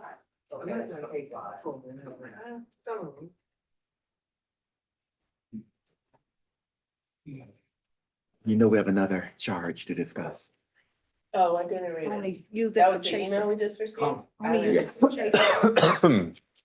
And it has to be there. So, Just sent to proposed jury charge. We can take it up when everybody's here, but I just wanted you to know, I emailed it to you. Also, to both colleagues.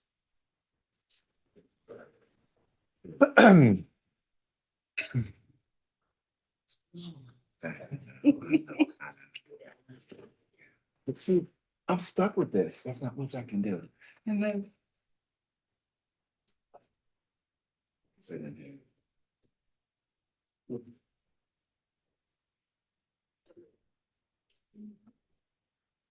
I don't see it attached though. Is it not? It's just in the body. It's the pattern accomplice corroboration charge.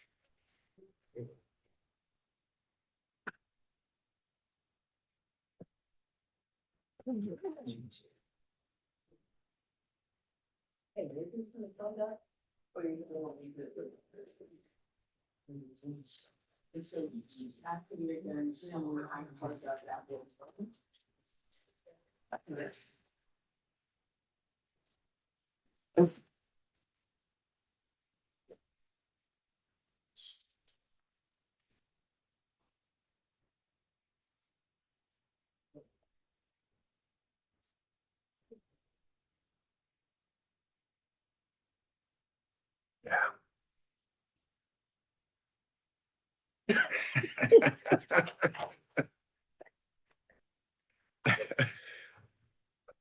oh, wait, you and that lie. Are you sure? Yeah. Can you get any of it?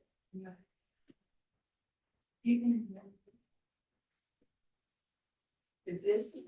You stand? No, it's You can put it on there. That's running the media system. yeah, it's fine. All right, and then this is everything else. Yeah. This stuff too, or no? Yeah. All of it? Okay.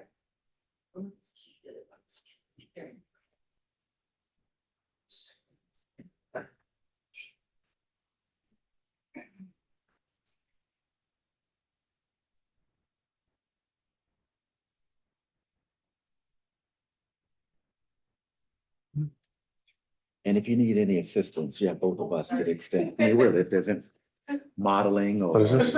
Technology. Oh, okay. You can go ahead and get our defendants out.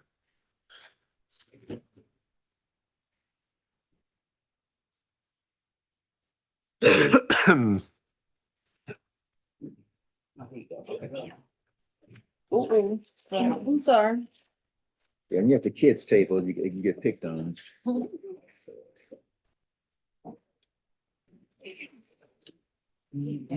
Scoot up all the way. Come on.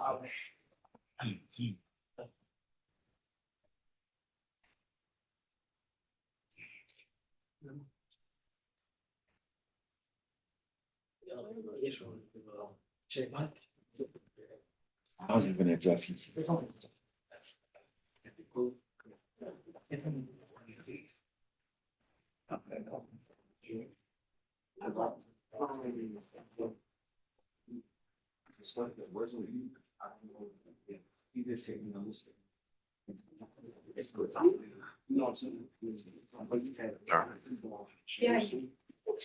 All right, Mrs. Warren. All right, good luck with school. All right, take care. All right, ready? All right, we're back on the record. All defendants and counsel are present. The state raised a Another pattern charge, accomplice corroboration, essentially saying testimony of an accomplice alone is not sufficient, and all the accompanying aspects of that. Any objection to including that within the final draft, Mr. Regis? No objection, Your Honor. All right, we'll include that and give another revised packet. Otherwise, anything else noted or want to be raised from the packet that we did give you with everything else we discussed from the charge conference on behalf of the state? On behalf of Mr. Oliver?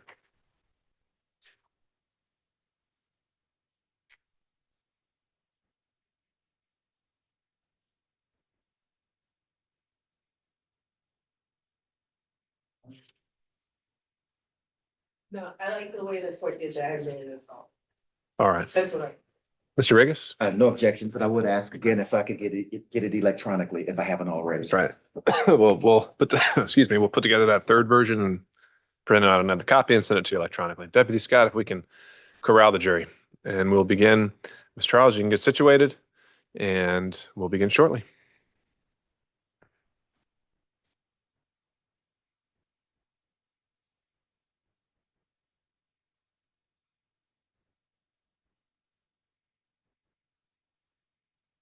And then, so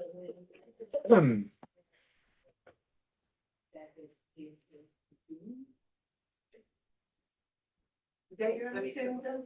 When I plug in, does it just cancel the Zoom on the TV? When you plug in, it should automatically switch over. Right. And then when you unplug, you have to switch back to the Zoom if you're wanting to use the Zoom. I think if you're just doing a PowerPoint, you could just do what we had been before, which is just share. You could just share it again through the Zoom and not have to plug anything in. Right, the concern was the lag. If you're doing the video, then yes, yeah, there might be some lag there.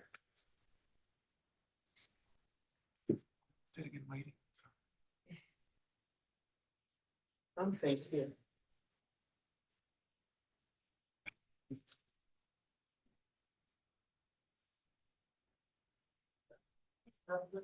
Back to the chair.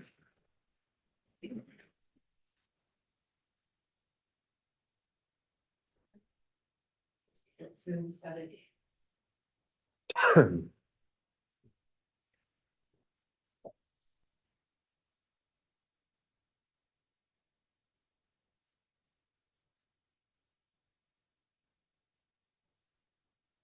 You're the president, Judge. Thank you, Deputy Scott. Please be seated, everyone. All right, members of the jury. As I indicated before we broke, we're now ready to begin closing arguments. The state, because they have the burden of proof, has the right to both open and conclude. And I'll remind you, as I instructed you at the very beginning of this case, that what the lawyers say during closing argument is not evidence. The evidence must come from how you proceeded and the findings that you make during your deliberations. This is just their opportunity to highlight the things that they believe you should consider and any other arguments that they want to make. And after we're done with closings, then I'll instruct you on the law that applies to the case.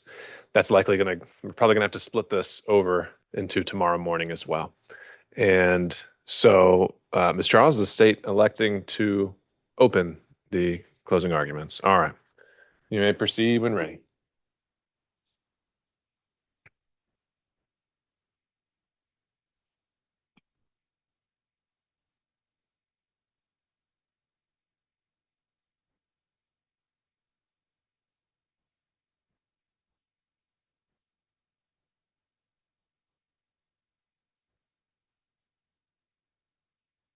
Ladies and gentlemen, on behalf of the state, I want to first thank you.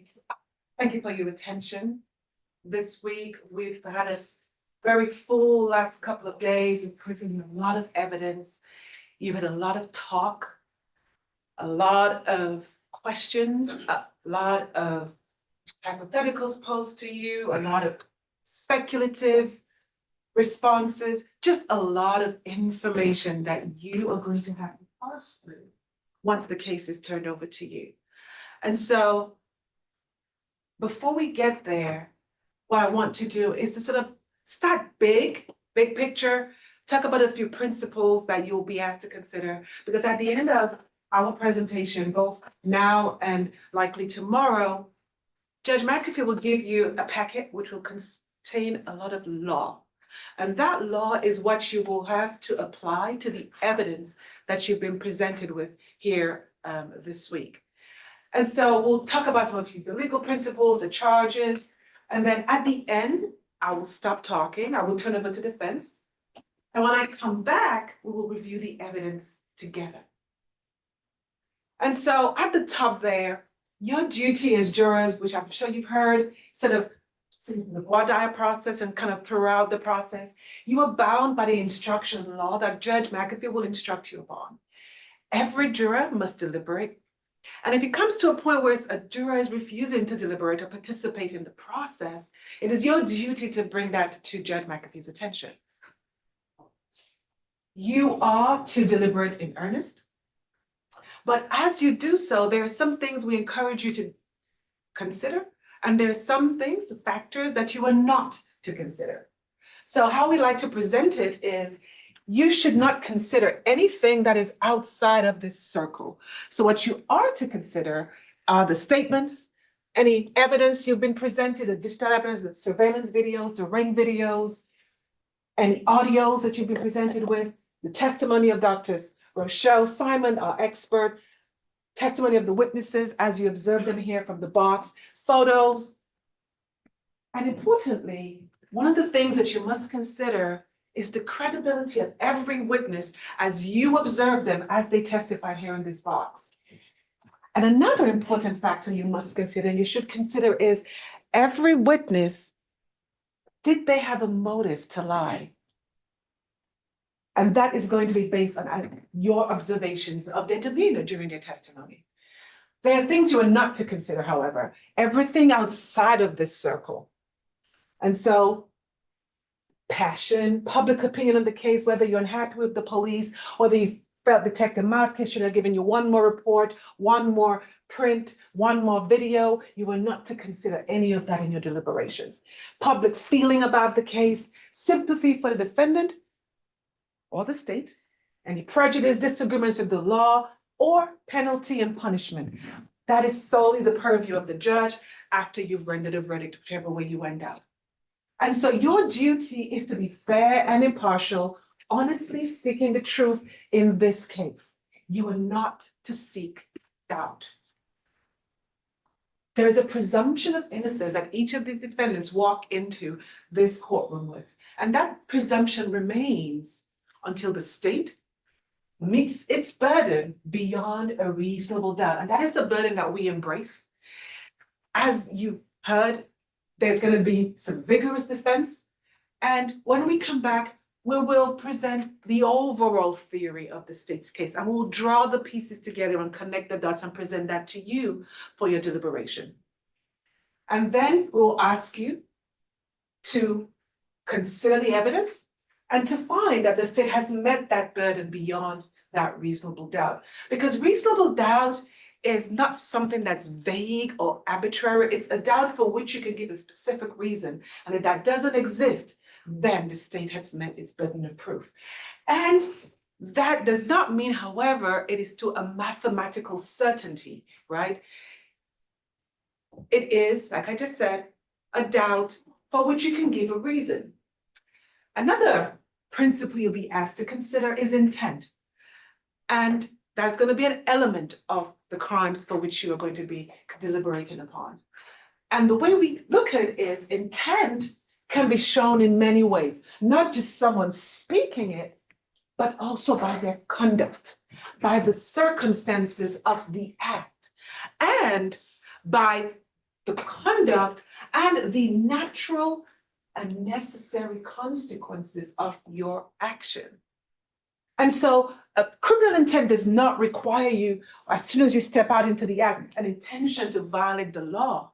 But if your conduct results in what we describe as the natural and necessary consequences of your act, then legally this law says you have met the requisite intent to commit that act.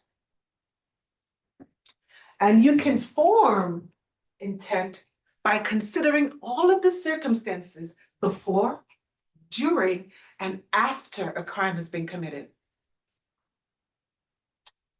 As I mentioned earlier, when considering that circle, Sympathy should not be part of your deliberations. That means you are not to show favor to either side.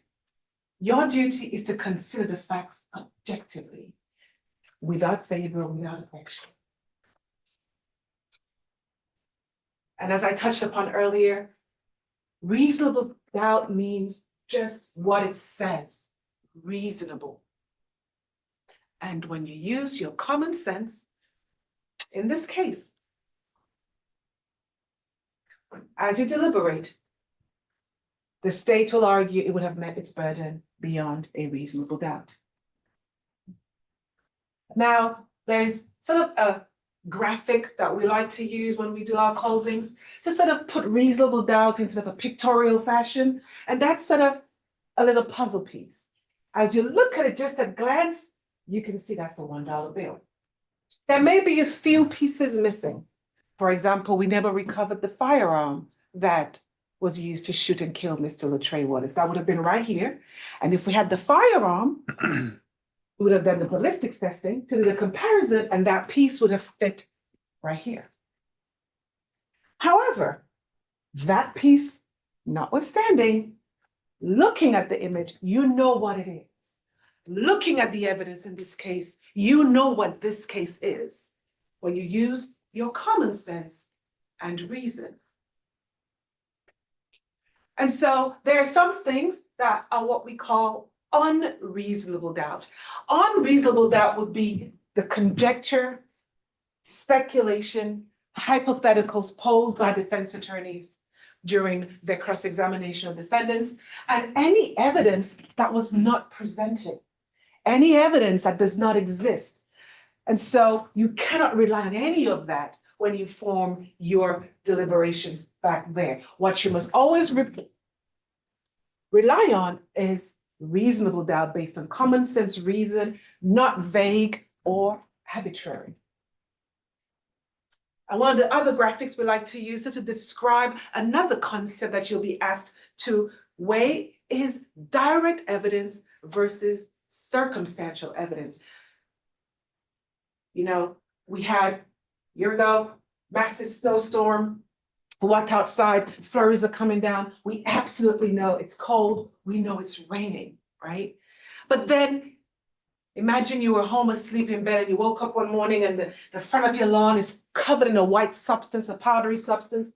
And then you think, well, that's not talcum powder. My neighbor didn't come and powder my yard overnight, but there are tread marks going through. And so the reasonable inference is that it snowed overnight. You didn't see it, but based on the circumstances, you're able to draw a conclusion that meets the evidence before you. And so the evidence in this case, when we review in the second half of my presentation, will be all of these items: the surveillance footage, the still frames, the crime scene photos, the body camera, ring videos, testimony, Mr. Oliver's own words, Ms. Smith's own words, and the physical evidence in this case. All of that will be taken back to you in the deliberation room, and you will consider all of that together. Because what we know based on the evidence are a few fundamental facts. Brianna Bitt identified Jeremiah Oliver as the person she saw out there in the breezeway that night. Kamari White testified that defendant Oliver admitted to the robbery plan and to shooting. We know, we heard defendant Oliver's own jail calls at a time closer in time to today to the event, at a time contemporaneous with the event, not a year and a half later. We heard defendant Smith's own jail calls, again, closer in time to the event, not the representations of her counsel today. We heard the audio recording recorded the day after the incident by Kamari White. And what we hear when we will play the audio, perhaps more than one time, one of the key phrases we want to highlight is, "He wasn't supposed to shoot." And then we saw the surveillance videos, and we'll review them frame by frame. I'm sure defense counsels will review it as well with you. And we will look at the ring videos, and we'll observe the movement of the parties involved. And also we read the text messages, putting everything into context. How did this begin? And why did it begin? Again, there are things that are just simply not evidence, and two more things that are just not evidence are one, questions by attorneys and statements by attorneys. For all of the high rhetoric, for all of the bluster, for all of the posturing, attorney questions and statements by attorneys is simply not evidence. As you consider direct and circumstantial evidence, I want you to keep in mind that direct evidence and circumstantial evidence are equally weighted under the law. One does not weigh more than the other. So direct evidence, what you can see, hear, touch, feel, smell, is just as legally permissible and reasonable as the inferences you can draw from the direct evidence, which would be the circumstantial evidence. And how you get there is how I'm sure you will ask in voir dire, how you make decisions in your day-to-day life. You use your common sense, reason, and you look at the circumstances of a situation to get you to that end point, to get you to that decision. And we'll ask you to do the same in this case. Use your life experiences as you deliberate when you get the case turned over to you. Because you and you alone determine the credibility of the witnesses that have been presented to you. You and you alone determine the manner of their testimony, how that impacted you, how you observed it, the opportunity of knowing the facts before they testified, their interest or lack thereof in this case, and their personal credibility as you personally observed it. That is a decision solely in your purview. And ladies and gentlemen, we talk a lot about corroboration, one thing being supported by another thing, but here's a fundamental truth in our legal system.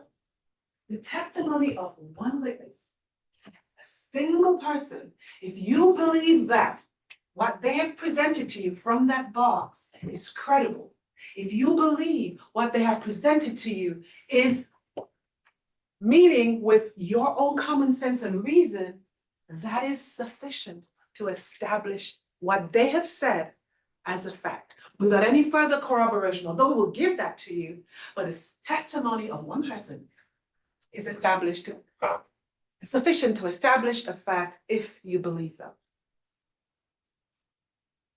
And so we'll consider the indictment. The indictment, I'm sure you were told in the jury selection process, is not evidence, but there'll be several charges for which you are to consider each and every element. And as you consider each and every count, you will have to consider whether the state has met each and every element beyond a reasonable doubt. And so we'll do a quick walkthrough of that, starting first with count one, murder. A person with malice or forethought, that's going to be a big legal concept and you're going to wrangle with, unlawfully causes the death of another person. And now, one of the things we always caution our jurors about is that malice does not mean ill will or hatred. Sort of a common way I use to sort of describe malice is taking your heart out and stomping it to the ground, or simply just having this reckless disregard for the life of another person, not caring that whether your actions would cause that person to live or die. And there's two ways malice can be formed. It can be express, which is a deliberate intent to kill. When I say, I communicate by my conduct, by my body English, by pointing that fire, by taking that knife, by doing something to cause your death. That is express malice. And there is another concept called serious provocation, where in the circumstances, there was none. So if there's no serious provocation, and then the actor or the defendant undertakes an act that results in the death of another, that is implied malice. And both concepts under the law are permitted when you continue to deliberate on this case. And as I said, not ill will or hatred. It is simply the unlawful intention to kill without justification. And justification here, we're going to be talking about this a lot, whether there was any justification for the death of Latrell Willis, whether there was any concept under the law that is supported by the evidence in this case. And so the state submits to you that we have met the elements of malice murder because the defendants is another concept we'll be talking about in a little bit as parties to a crime. And so just broad picture, parties to a crime simply means if two or more people are acting together, whether one person is encouraging, talking to further the act, it doesn't matter who pulled the trigger. It doesn't matter who actually discharged those bullets. The entire situation resulted by persons working together. They are charged as parties to a crime and they are all both or more responsible for the same charges. And so here we have element one, unlawfully and with malice or forethought, check, express or implied check, the actions of Jalecia Smith and Jeremiah Oliver resulted in the death of Latrell Willis. There was no justification, ladies and gentlemen, for their actions. They shot Mr. Willis multiple times, watched him fall to the ground and fled.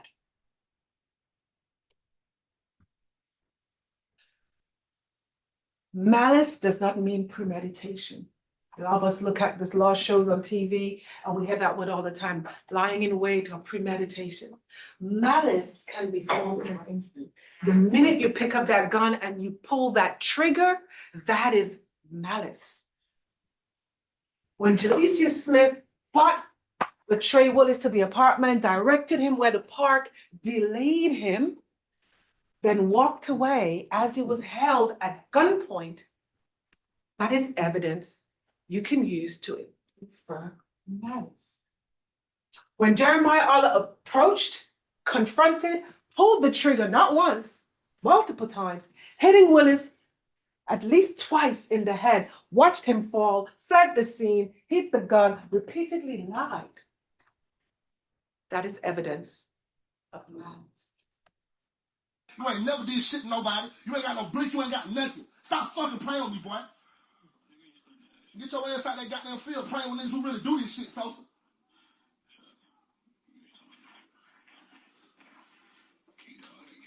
All this damn talking, yeah, all that gangster shit. Who put one down? Who ran up the steps, bitch ass nigga? Who beat the girl up the steps, bitch ass nigga? Shut the fuck up. Who beat the girl up the steps, bitch ass nigga? Shut the fuck up, hoe ass nigga. Shut the fuck up. Get off the phone, cuz. You a bitch. You came out there together. You wanted to go. You asked to go, bitch ass nigga. The fuck you need to check on me for? Obviously, I had myself. Hoe ass nigga. You ain't do shit for me. And when we play the video or the audio in the final close, it'll be much louder. I did it. You ain't do shit. But there are some key phrases we will ask you to recall. Get your ass out the game playing with N-words who really do this shit. You wasn't supposed to shoot. Versus you wasn't supposed to defend. Versus you wasn't supposed to rescue her. Versus you wasn't supposed to intervene. Versus she was already out of the vehicle. We were done. It was you moving too fast. And you'll also catch the phrase when we played a little louder, a little bit more augmented. We all agreed. If it's a rescue mission that is happening in the moment without pre-planning, why was there a need to agree? If we're just walking past, casually leaving the store because we want to get some Black and Milds allegedly, why? And we hear a scream, help me, help me. That's what defense counsel said she was saying. Why did we need to agree to go back to rescue her? We would simply go rescue her. So I submit to you, the story that defense will argue is inconsistent with the actual evidence in this case. So when we look at intent, again, considering the actions before, during, and after, we look at the text messages in context. When did it start? There was a mutual back and forth. Jalicia Smith had agency. She wasn't being played by Latreille Willis. In fact, I will submit at the end of my presentation tomorrow, it was the other way around. She was leading him along. He's made his intentions quite clear. Whether you have personal conviction about a 39-year-old talking to a 19-year-old who is legal in the state of Georgia, that is a moral determination that you're not here to consider. We're here to consider the criminal actions of Jalicia Smith and Jeremiah Oliver. Latreille Willis is not here on trial. As much as they want to make it about him, it is not about him. It is about them. And so when we look at their actions, who gave the address, who keeps pressing you on the way, who directed him to the playground, guided him for the complex, and repeatedly assured him, even when he said, my trust is off, you know what, I'm finna leave. No, I'm coming, I promise. Repeatedly delaying him and keeping him there on the promise that she was going to come. And then during, repeatedly giving my client. But it turns out the client is her boyfriend, Duda. And then when we heard from Mr. Oliver, Raekwon Oliver, otherwise known as Duda, he admitted Oliver was present. He admitted Sosa, who is now called Steve, is now present. You heard from Ms. Tucker, they were huddled up in the closet. She wasn't paying attention to what they were saying, but they were all huddled up. And then Mr. Willis comes, he's kept for about 20-something minutes while she is engaging upstairs, put it that way. Two men arrive, one on the driver's door, one on the passenger side. They act in concert, they moved together. Jeremiah Oliver acted, and then they fled. But it was a rescue mission. No one reported an assault. No one reported a rescue. No one stayed to engage with law enforcement and explain to them what just happened. In fact, that night, same night, Jeremiah Oliver was gone.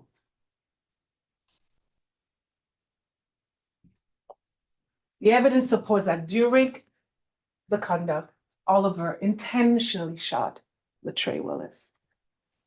And then after, one of the things that you will, when we go back through the jail calls and we listen to them again, afterwards, everyone becomes extremely concerned about Kamari White. Because Kamari White was the one outsider who was in the back bedroom. But Kamari White was presented with information. And Kamari White was brought into the circle after law enforcement started knocking on the door. After law enforcement knocked on the door multiple, left their car. So we now know law enforcement is interested in someone or something in that apartment. And then Kamari White is roped in and given a story.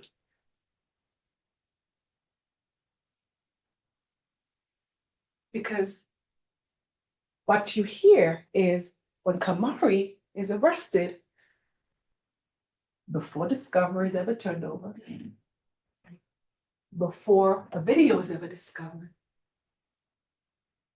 Kamari White knows exactly what happened outside, but he wasn't there. And everyone agrees Kamari was not there. How did he know? How could he know? He's not Superman, could see through the walls. He's not Karnak with sort of a crystal ball that he can look through.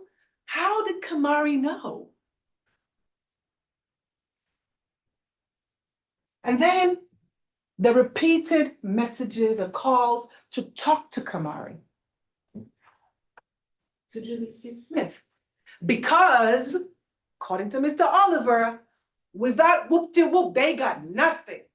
And I can spin the story if they don't got whoop-de-whoop. But you heard from Whoop-de-Woo. And Whoop-de-Woo told you what Jeremiah Oliver told him. And Whoop-de-Woo turned over the audio that he recorded of Jeremiah Oliver. And you heard Jeremiah Oliver's own words, and not just the words that he's saying. Observe his demeanor during that call. It was a rescue mission, but he's extremely upset. And so we come to counts 2 and 3, felony murder, which similar end as far as causing the death of another person, but the elements are slightly different. With felony murder, we don't need to show intent. We don't need to show that malice. What we show is here. There was an underlying felony, another crime in the state of Georgia that resulted in the death of Latrell Willis. So here, again, when we say the defendants, we're talking as them collectively as a party to a crime. Again, it doesn't matter who pulled the trigger. When they assaulted him by shooting, and ladies and gentlemen, an assault is not just shooting, an assault is also pointing a weapon at someone.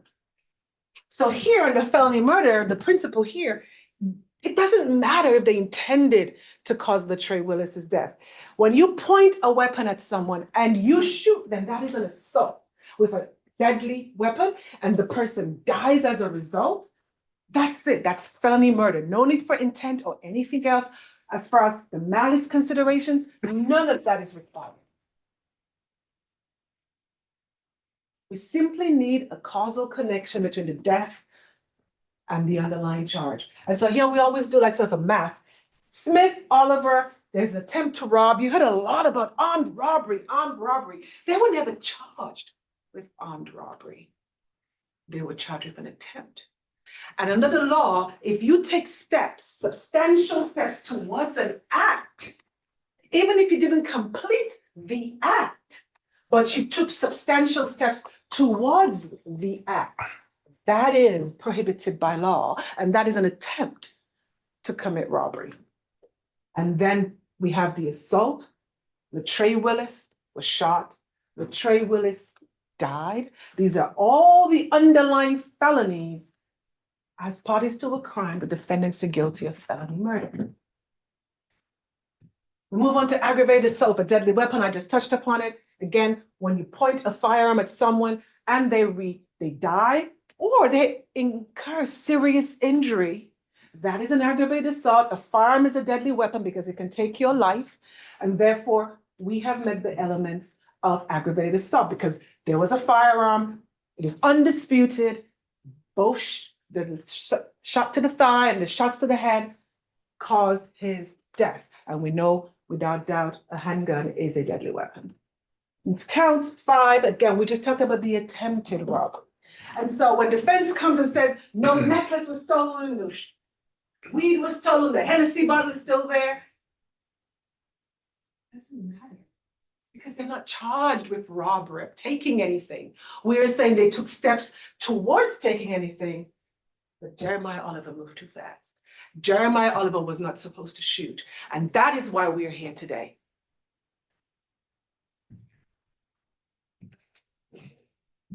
And so we submit to you, we've met every single element of that charge, but for Jalecia Smith's actions of bringing him there, directing him there, telling him where to stay, and keeping him there for 20-odd minutes until Oliver arrived. But Latrell Willis would still be alive today.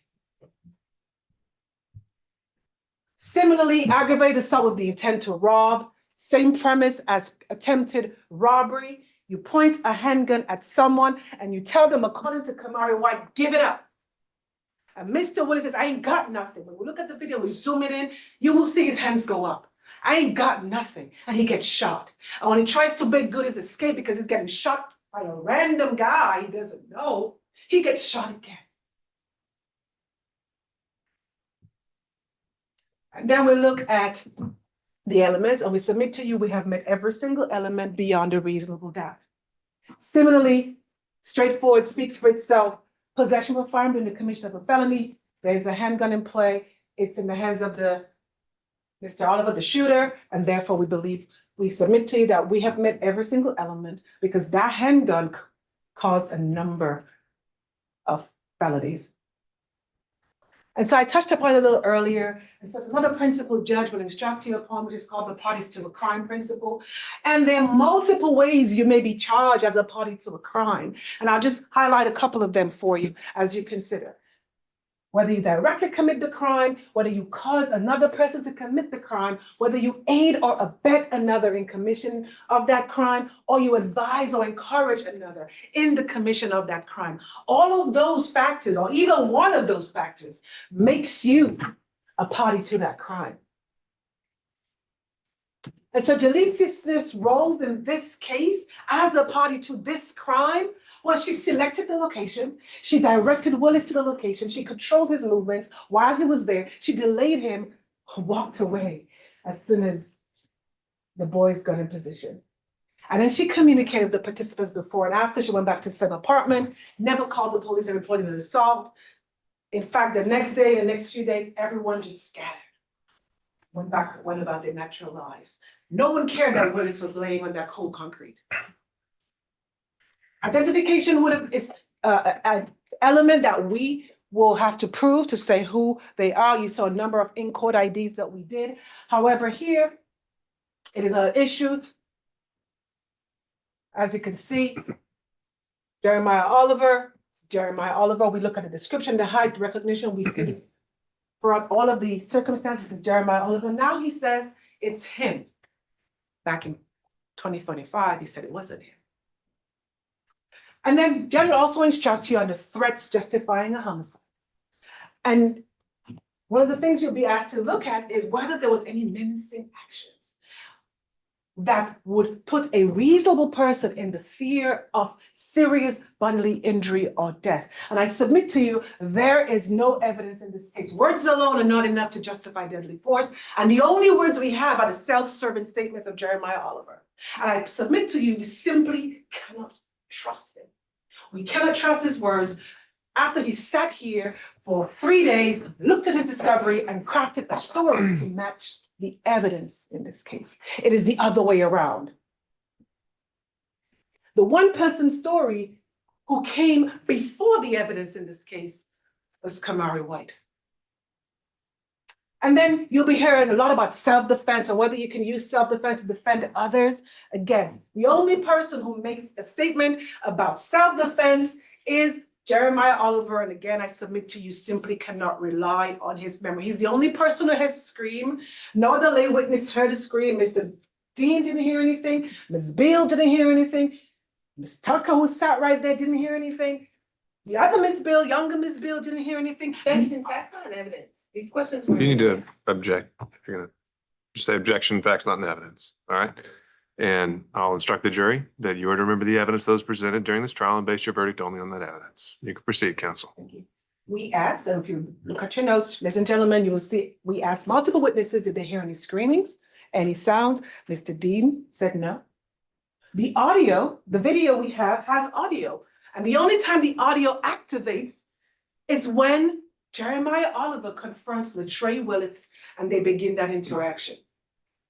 None of the rescuers in air quotes or the victim in air quotes identified themselves as being victims of any crime. And like I said, as of today, Sosa's name is now Steve. And so as you go back and you look at the self-defense principles, I ask you to ask yourself, where is the evidence? Smith screamed. No witness heard the screams besides Oliver. Smith returned to be rescued. Oliver returned to rescue her. Both males approached and they split up. Sosa was part of the scene. I submit to you that now Sosa is a ghost. Defense says Sosa and Oliver protected Smith, but there's no report of an assault to the police. The defense says the rescuers saved her, but both of them fled the scene. They both say they didn't wait around to talk to the police in any way. And they're going to go in on Kamari White. They're going to attack his credibility and say, Kamari's not telling the truth. Kamari made it up. But I asked Jeremiah Oliver directly, how would Kamari know? And he said, I guess he assumed. He assumed a thigh shot, multiple headshots, the direction of travel, the direction of fight that matches entirely with the video that he had never seen at the time he made the first statement. Because mind yourself, Kamari talked to law enforcement on 2/15/2025, just about 16 days after the incident. And the first story he told, and the story after that, and the story after that, before discovery, before any video surfaced, has not changed. And defense will ask, well, why is Kamari still in this case? And when I come back, we will talk a little bit more about that. And then there's a reasonable beliefs. Again, you must believe based on what he's testified to that his belief was reasonable. And not just reasonable as Jeremiah Oliver believes it to be reasonable, but reasonable as a objective person in the same situation would have believed deadly force or threat was necessary. And again, we have no evidence that deadly force was necessary because the only evidence are the self-serving statements of Jeremiah Oliver. Once Mr., if we give any credence to what Jeremiah Oliver says, what we know we can corroborate is he was first shot in the thigh, and then he bent and he went to the trunk. He's moving away from the threat, and the threat continues to follow him and shoot him again. When that threat allegedly ended, when he hit him in the thigh the first time, he could simply turn and run away, walk away. Move out the way, because the threat is going one way, you can go the other way. You don't follow a threat. You follow if you are the aggressor. And so we submit to you that his actions were excessive. His actions were unjustified. And so everything, like his mother told him and warned him, everything leaves a trail. And there's a lot of trails leading in one direction, right over there. Pinger, the address, the invitation leading him there. Because you see, at the beginning, Willis did something that made everyone's ears perk up. He's offering money, he's giving money, and he's promising more. So now he presents himself as valuable. And then we'll listen to the audio, the jail calls when we come back, and we'll see that every trail leads in the same place. So ladies and gentlemen, I will end here for today. And when I come back, we will discuss what this case is not. I thank you for your time.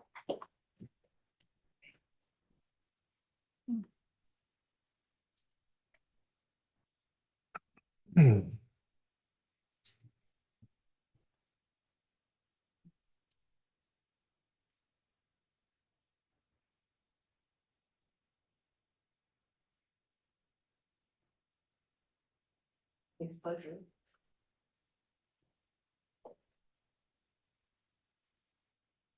Do you have the remote? Let's go off the record for a moment. Do you have the TV remote? You might have to just change the input if it's not working.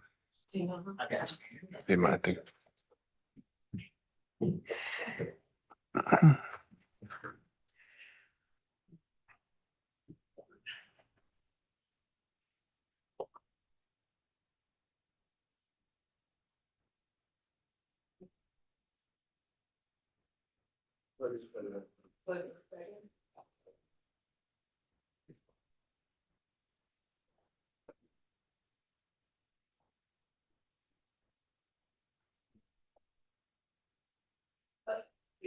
Or magic. All right, hold up. Hold up a second. I gotta formally, we're back on the record. Ms. Fagan, you can proceed when ready. Great, good afternoon. I first and foremost want to tell you all thanks. I know that this week was long. It was probably, you felt redundant. You probably felt like questions didn't need to be asked or questions were asked too many times. But I thank you all for your attention. I know all parties on both sides are appreciative. We watched you take notes, and we watched you not fall asleep, right? Because court can be boring, right? And we do this every day, and we know our files, but you only get to see what you get to see from 9 to 5 for what we're on 3.5 days in. And so we might think that you see what we see. And so that's why we end up asking questions over and over, but I just want to tell you, thank you for your time, because I understand that you have your own personal life, so it's kind of. Ladies and gentlemen, from the beginning of this case, I told you that we felt the 12 of you would be able to apply the facts to the law to ultimately seek the truth. And so what does that look like, and what does that mean to us? From the beginning, I said that this case was about helping someone that put your own life at risk and you only have a split second to decide. That's what I expected the evidence to show. So I first want to talk about applying the law. So some groundwork, some like the roots of a tree when it comes to the law, is that my client is presumed innocent until proven guilty. He enters upon the trial with the presumption of innocence, and that presumption stays with him until that burden is overcome by the state with evidence that is sufficient to convince you beyond a reasonable doubt. So evidence, remember, evidence isn't what the lawyer says. Evidence is what happens at the witness stand, right? You have testimony and you have exhibits. Ladies and gentlemen, I went through I didn't go through every exhibit, but I went through 500 exhibits yesterday with the lead detective, who could, one, confirm that there was no evidence of armed robbery, two, confirm there was no evidence to negate or disprove justified shooting. And the reason I asked that question is because that is the law. So the burden of proof is on the state to prove every essential element, and the burden never shifts to my client. And if you notice, there were a couple times that we objected in this case to burden shifting, because that is wrong. What the reality of the trial is that we don't get to pick our files, right? We have this evidence and we're presenting it to you. And so ultimately, what is reasonable doubt? It's a doubt of a fair-minded, impartial juror honestly seeking truth. A doubt based upon common sense and reason. Wavering, unsettled, or unsatisfied is a doubt of the law, and that's required for the local government.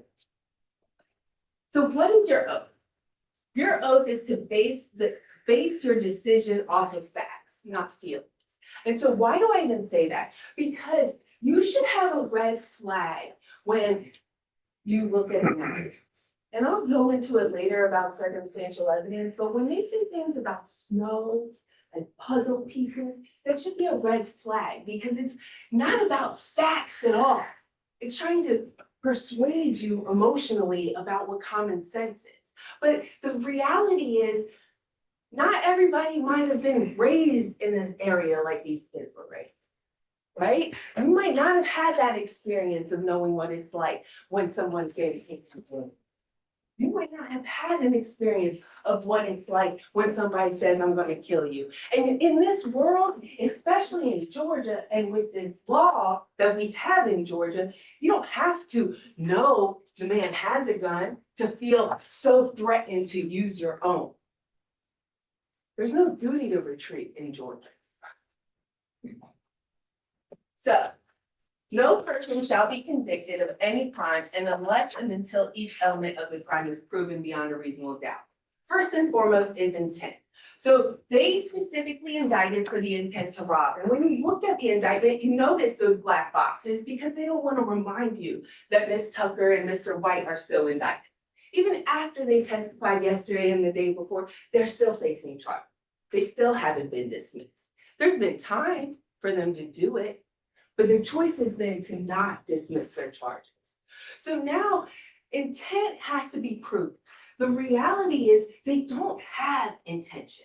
So they're like, well, how did Kamari White know? Ladies and gentlemen, your question should be, if Kamari White said that story from the beginning, then why didn't they show you his recording? The only bit of recording that you saw from Mr. Regis, because he's the one that brought it in, was when lead detective is like, okay, so Jalecia set this motherfucker up. And his response was, I guess. You remember that part? Because the reality is that entire interview, lead detective fed him the story to say what he needed to say. So no, and then state might come up tomorrow and be like, well, defense has the opportunity to show you a recording. I don't want to show you a recording of a kid that's willing to say anything to get out of there. That's not what I want to show you. Because it's bad. It's terrible that this kid sitting in his own pee is just being fed this story. But then the reality is 2 weeks ago when the state sat with him, I played you the recording where Miss Charles said, do you get this information from your own independent recollection? And he said, I seen it in the discovery. That's Kamari White's testimony, and that's what he wants you to believe. And it's fair because the kid is willing to say it. But the kid is charged with murder when he was literally playing video games all night. And that's not fair. So, first and foremost, the law is that you don't presume criminal intent. So that means like you don't just assume they've proven intention. And that goes the same for knowledge, because the state has to prove knowledge. So you're presumed innocent, not assumed to have done anything. That's the way the law works. And knowledge, they have to prove knowledge on the part of the defendant that a crime was being committed and that the defendant knowingly and intentionally participated. So think about who, what, when, where, why, how for an armed robbery. Why would you set an armed robbery in your front yard? Why, if you're going to commit an armed robbery, would you take your shoes off and leave your shoes in the car? Why, if you're going to commit an armed robbery, would you not wear masks? Why, if you're going to commit an armed robbery, would you not both have guns? Why, if you're going to commit an armed robbery, would you walk up to the car from the front, letting your alleged victim know you're coming? Why would you do all those things? Why? And then the moments when Mr. Willis gets out of the car, if my client's intention was to shoot, why would he wait? Why wouldn't he shoot him immediately? If my client's intention was to kill, why would he shoot him in the leg? Because it makes sense that he had opportunity to shoot. He had opportunity to make sure Mr. Willis didn't get to the back of the car. But the reality is, my client told you that there were 4 threats, right? He says that he looked in the window. He's like, what's going on in here? And the response of Mr. Willis is, bitch, you're gonna have me kill all y'all. That's a first response, right? And then he says that the girl gets out of the car, and then he goes to get out of the car. My client's like, don't move. Don't get out of the car, don't move. And his response is, you're gonna have to use that shit, right? And then still with the gun pointed to him, he's still getting jittery. He still has that bag. You see it from the pictures where the bag gets dropped. So it's understandable, especially in 2025, that yes, a young man, well, a 40-year-old man might have a gun in his little bag. And then what's even worse, so I'm gonna give you an opportunity to get to your trunk where I don't know if you have a gun in there? No, that's not reasonable. That's not where these kids are from. Might not be where you're from, but that's not where they're from. Now, this is the law, and this is why I asked all those questions yesterday. When a defense is raised by the evidence, the burden is on the state to negate or disprove it beyond a reasonable doubt. That's why I asked that question over 50 times yesterday.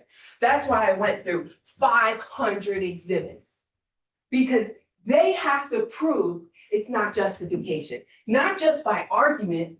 They have to prove it with evidence to negate or disprove justification. So I asked the detectives for every single piece of evidence whether or not it negates or disproves a justified shooting, and his response was no. Ladies and gentlemen, you need a reason for an acquittal? Lead detective gave you 50 reasons. Really, 500. I only asked the question 50 times.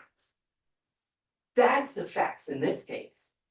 That's the law that applies. That's the law judge will read to you and give you a copy of.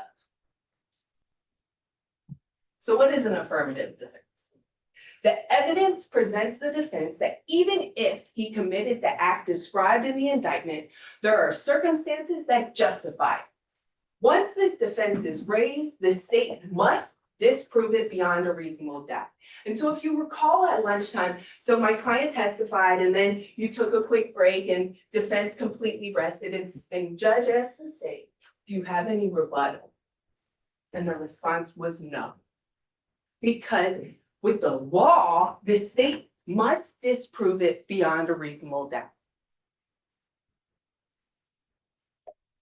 So what is justification? A defendant is justified in using force that is intended to or likely to cause death or serious bodily injury when he reasonably believes that the use of such force is necessary. If you recall from the video, he does not immediately shoot. He has opportunity, and he makes the choice not to. But it's not until he feels that the man is still threatening, fidgeting around his waist, where his bag is, and then suddenly a shot occurs. But the shot occurs to the leg. That's a stop. That shot is a stop. Because he had the gun initially pointed straight. It's a choice to be like, just stop. To prevent death or serious bodily injury to himself or third person. And to prevent a commission of a forcible theft. The law the judge will read to you is that there is no duty to retreat.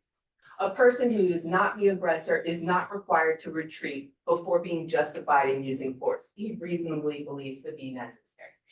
Meaning, if Mr. Oliver is walking up to a vehicle nonchalantly, no guns drawn, and says, what's going on in here? It's not the aggressor. The response to that is aggressor. So tomorrow, what I expect the state will say is, ladies and gentlemen, after that first shot, he had the right to defend himself. Well, that man also had the ability to just drive away. None of this had to happen if he just drove away. And then the state's like, well, he felt like there was something fishy. He texted, you're not on the bullshit, are you? Well, if he felt that way, then why didn't he just drive off? Because that's not how he was approached. He wasn't approached to be wrong. So what is a reasonable belief? For the defendant's threat or use of force to be justified, he must believe that his use of force is necessary. The belief must be reasonable, and that reasonable belief must be what prompts him to use force. So if my client just walked up and shot the man, wouldn't it be reasonable? But that's not what happened here. And we're gonna watch the video. But that's not what happened. But another thing, when you guys go to the back to deliberate, if you want to look at any of this evidence, you're not going to have a computer. So you have to send us a note that you want to look at specific evidence. So I hope you wrote down exhibit numbers because not all of them are labeled. But I ask you to watch the video because I ask that you watch the evidence that's actually here because I'm going to show you the video the state's going to use and you're going to see that it's in slow-mo because the actual video is 5 minutes. The video that they're going to use is almost 6. Because when you slow it down, it looks worse. But that's not right because that's not what happened in that split second for Mr. Oliver. So threats justifying a homicide, this is the law. A defendant's use of deadly force may be justified even when there has not been physical contact between anyone. Nobody has to touch anyone, there needs to be no physical fight. If the menacing action of the alleged victim is sufficient to create a reasonable belief that my client's life or someone else's life is in imminent danger. But most importantly, the state has the burden of proving beyond a reasonable doubt that his actions were not justified. And if you decide that his actions were justified, it would be your duty to find the defendant not guilty. And so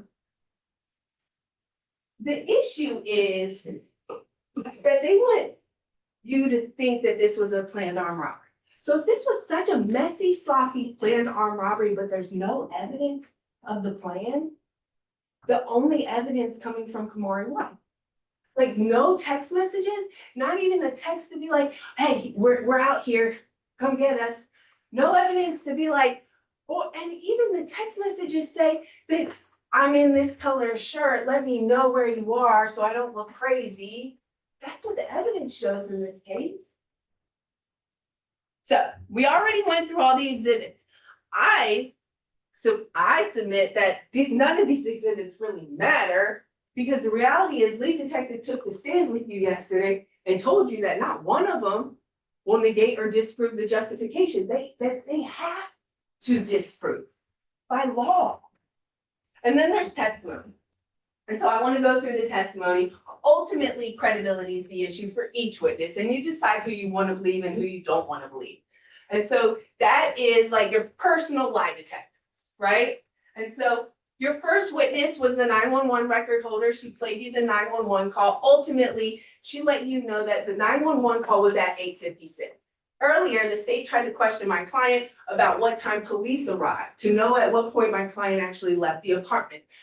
She said, well, it was at 8:56. And my client's response was, I don't really know, because he's not looking at his watch to know what time it was. But you can see from the ring cameras what time he left. You see what time he left and what outfit he was in. Then but ultimately, Ms. Nelson couldn't provide you any evidence of the shooting. She wasn't involved with the investigation. She doesn't have any evidence disproving a justified shooting, and she doesn't know my client. Then you had Ms. Ferris, the next of kin, who had told you that Mr. Willis had a girlfriend of 2 years, that he was driving her car, that they came over for homework and pizza, and his phone kept ringing and ringing and he left. Said that his children were living with his mother. She was unfamiliar with his day-to-day life activities and wasn't aware of him seeing more women, and that he wasn't working due to epilepsy, but that he continued to be drinking and doing drugs. She also didn't witness the shooting. She didn't have involvement with the investigation. She doesn't know Jeremiah Oliver. And frankly, she only knows the story lead detective told her. Then you have Ms. Peel. She was the neighbor. She heard the shooting 7 to 8 minutes before calling 911. That's her testimony. She said that the vehicle was backed in and that and then we asked her about questions from prior to lunch, because during lunch, if you notice on the first day, there was a lot of us talking to new witnesses. And so during lunch, we had issues and we had to address them with her. And so then she testified again, remember? And after that, after she was shown a picture of Jeremiah, then she was able to come in here and say, oh yeah, that's him. It's a picture I just looked at out in the hall. You're the one that I spoke with. Clearly, it's got to be the one young man sitting next to you. But she also didn't witness the shooting. She also can't provide any evidence to disprove a justified shooting. She had no involvement with this investigation, and she doesn't know Jeremiah Oliver. And the reason I'm so redundant about no evidence disproving a justified shooting is because the only evidence you get to consider are these exhibits, which has already been indicated to you by lead detective, and the testimony. Then you had her daughter. She's the one who had taken a video that you didn't even get to see, but in the video, she was outside while we were all talking. And so she had the opportunity to watch what we were discussing with her mom. She said that she didn't see the shooting. She doesn't know who or why. She said that 8 p.m. was the prime time in her neighborhood, that cars were coming and going regularly and constantly. So if I'm going to plan an armed robbery, I'm going to plan an armed robbery in an area that has a lot of action, in an area where a lot of witnesses could see me. She said that at least 8 up to 16 units would be able to see where Mr. Willis was parked. She also didn't witness the shooting. She didn't provide any evidence to disprove a justified shooting. She had no involvement with the investigation. She does not know Jeremiah Oliver. Then you had Michael Dean. Michael Dean's the one who provides the surveillance camera. He testified that no one returned to the body, because if you recall, the Beal said somebody ran back to the body. He said that 2 individuals walk across the screen, which matches my client having left and coming back for a wallet. Because I'm not sure if we did really well for you to understand this map, to understand where this really even happened. So if you recall, that camera is going to be over here, and the camera is capturing movement going back and forth. So when you see the 2 individuals walk across the camera, when you see the 2 individuals do the first walk across the camera, that's the return to the apartment. That's not the first time they left. The apartment's located where they were walking to. And then you see them walk back after he goes up the 3 flights of stairs and he gets his wallet, right? And then when they come back, that's when you see them cross over the parking lot. If it was a planned armed robbery, why wouldn't you then go around behind the vehicle to spook him and make sure that he didn't see you coming? So they approach the vehicle, this is what Dean testified to, and then the smaller individual gets the girl out of the car, they walk away without anything in their hands, which is important because in an armed robbery, wouldn't you have a gun? Or wouldn't you have taken something with that opportunity? And then they don't start running until shots were fired. The initial shot happens after the driver gets out of the car with the opportunity that if I'm going to shoot you, I can shoot you right here. If I'm going to armed rob you and you fight back, I would shoot you right there. Not give you an opportunity to get out if that was my intention. So when the state's like, you can think about conduct before, during, and after, also think about the conduct that wasn't committed. Look at it both ways. When the state says objectively, it's objective for both parties. Anyway, so the initial shot happens after the driver gets out of the car. Another shot occurs when the driver continues going towards the back of the car. And then he gave full access to the police, but they never pursued any information. If you recall him saying that, meaning why not get all of the video surveillance if he's willing to give it all to you? Why not get the first time the boys walked across the video surveillance? Why not get up until when the police arrived? Because that would answer some of your questions, or our questions. Then you had Eric Martin. Now, Eric Martin was the old boyfriend. He only heard a narrative of an armed robbery and sex trafficking from the DA's office and their officers. He had dated Ms. Smith years ago, well before January 2025. He has no information about this shooting at all. Really, his entire testimony was a waste of your time. Then you had one of 3 first responding officers because the first one just wasn't good enough for some reason. You got all of their body worn camera that basically shows the same thing. And ultimately, none of the first responding officers were really involved in this investigation at all. They didn't witness the shooting. They didn't have involvement. They don't have any evidence that disproves the justified shooting, and they don't even know who my client is. Same went for Officer Brooks. And again, you have these body worn cameras if you want them, but they don't prove or disprove anything. It was really just a waste of time. So Officer Brooks is the one who found the bag of marijuana on the driver's side of the car, and I get it that the state is like, look, they're not charged with stealing anything. But if my intent was to rob you and you drop a bag of weed, I'm not even gonna grab the bag of weed. If my intention was to rob you and there's stuff in the vehicle, you're not gonna make sure they get this stuff while you have a man held at gunpoint? Because that's their theory. Then you heard from Duda. He said that there was a death. Well, really, he said, I don't know. Most of the time. He was like, I don't know. I don't know. I don't know. But he wasn't involved in this case until Friday. He said he didn't see Jeremiah arguing on the phone because remember, Kamari White's story was that he recorded that in his apartment. But the problem is that recording never happened in his apartment. And so why is that so important? Because if you want to just say Kamari White is the star witness, he's all the evidence, he's telling the truth, well then why didn't he tell officers from the, I asked the detective yesterday, did he tell you about a story, a confession in the closet? He said no. Did he tell you about Sosa? He said no.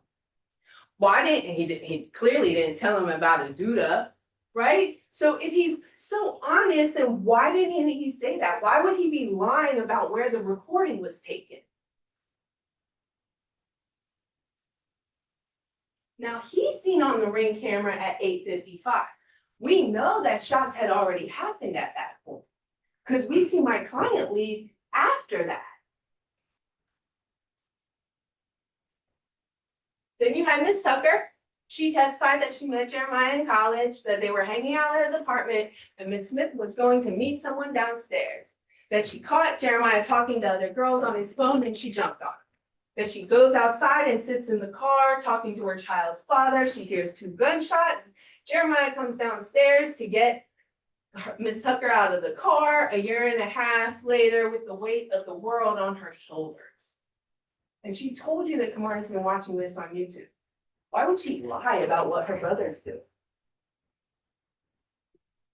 And that she told you that the police and the DA's office were pushing a narrative. You didn't get to hear any of the proffers. You didn't get to hear any of the recorded statements. And the state's like, oh, you've been consistent from the beginning. You've been consistent from the beginning. If it was so consistent, why wasn't it played for you? That should be the question. Because the reality is, and what Ms. Tucker testified to, was that during the proffer, Ms. Charles was yelling at her, was trying to say she was covering and was arguing with her about what $15 on a Cash App really meant. Because the entire time they were pushing the narrative. You need to say this. Do you want your charges to go away? And then they want you, they put in the proffers. Read these proffers and tell me that a kid really doesn't believe that by testifying, it won't make their charges go away. So you give them a contract and say, okay, just tell us the truth. And this isn't a promise though. And that's how these kids get in these problems where now they're stuck and just trying to move on with their life. But they're in a contractual relationship with the state. The state still hasn't distanced their child. So Ms. Tucker said that there was never a plot to commit an armed robbery. Then you had Officer Kent. This was the officer that wouldn't say that they found things. She was like, I observed drugs, I observed alcohol, I observed the bag, I observed the necklace, I observed his phone. No one rummaged through the car. No evidence anything was taken. And that she's not the one that pulled Mr. Willis's pants down. And the state kind of harped on that. We're not talking about down to his ankles. We're talking about simply here to where his basketball shorts were. We're talking about a gentleman, well, a 39-year-old man cheating on his girlfriend, taking her car on a prostitution website, waiting for another woman, texting other women, deleting those text messages so his girlfriend wouldn't find out.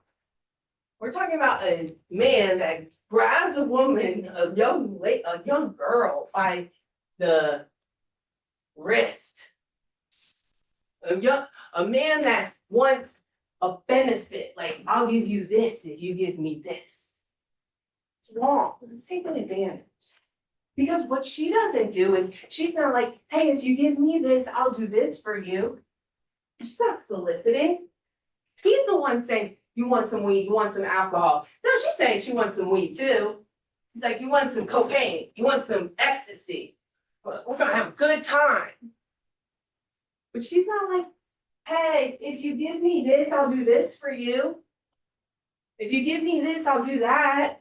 That's not in any of the conversation. And then if you look at, you have his phone, but they didn't show you that if you go into his prostitution websites, he's not talking to her. Ultimately, Officer Kent didn't have any evidence disproving a justified shooting. She was not involved with the investigation. She does not know Jeremiah Oliver. Same for crime scene Bristol. Then you had crime scene Pierre. And this was after we did 300, 400 pictures. So I know you guys know all of this. And I'm sorry I have to sit through it again, but I have to go through it. So crime scene Pierre was so important because she was the one who testified that more is indeed less. Throwing you the kitchen sink saying to convict these young people is wrong when it's a bunch of nothing. There were many times that you looked at pictures and the witness said, I don't even know what that is. Oh, blank screen, the camera malfunctioned. Or when the court told the state to move forward on the autopsy doctor because they were showing you pictures of the man's brain to have a reaction.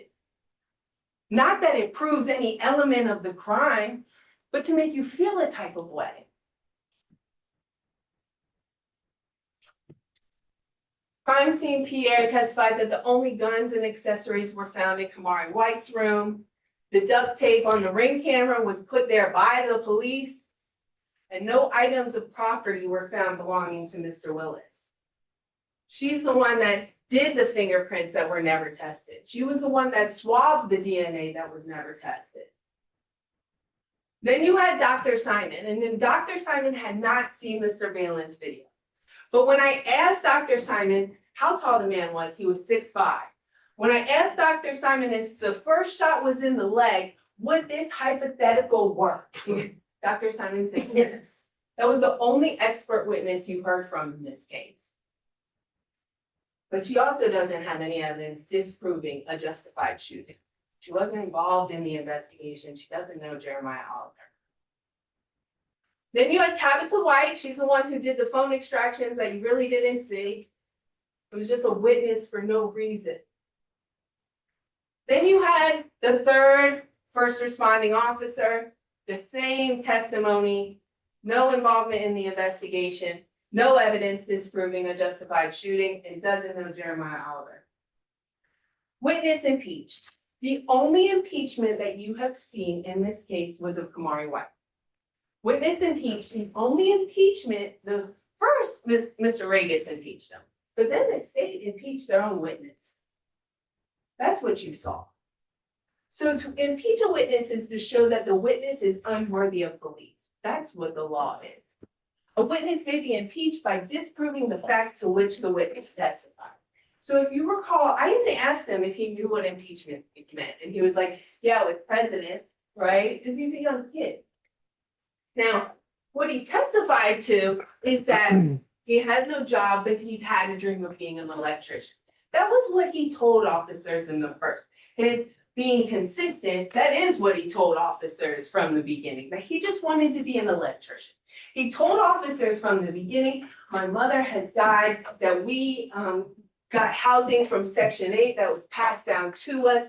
They lost their housing from Section 8 due to these charges because you can't get charged with murder living in that home. Then he can't get back into school because of these charges. He can't get a job because of these charges. He's still on house arrest because of these charges. Still has the weight of the world on his shoulders. He said that his only concern is to prove his innocence. Nobody's saying he's not innocent. But that's all he cares about, which makes sense because of how this case affected. Which makes sense because of how you have to tell this story or this case won't be dismissed against you. Because imagine, ladies and gentlemen, what this trial would have looked like without Kamari White. If you took Kamari White out of the picture, there's nothing else here. That's how important Kamari White is to the state. When I asked lead detective, he said totality of the circumstances. I said, well, what else besides Kamari White? And then not just that, he never corroborated anything he had to say. Nothing about Airbnb, nothing at all. Because it actually showed the interview, for the little portion that you did see, he was fed what he needed to say. So Jalecia Smith planned to rob that motherfucker, right? That was the question. Not, hey, what happened? Oh, and he was shot in the leg, right? And this was supposed to be an armed robbery, right? And then he was shot in the head, right? That's how this really went.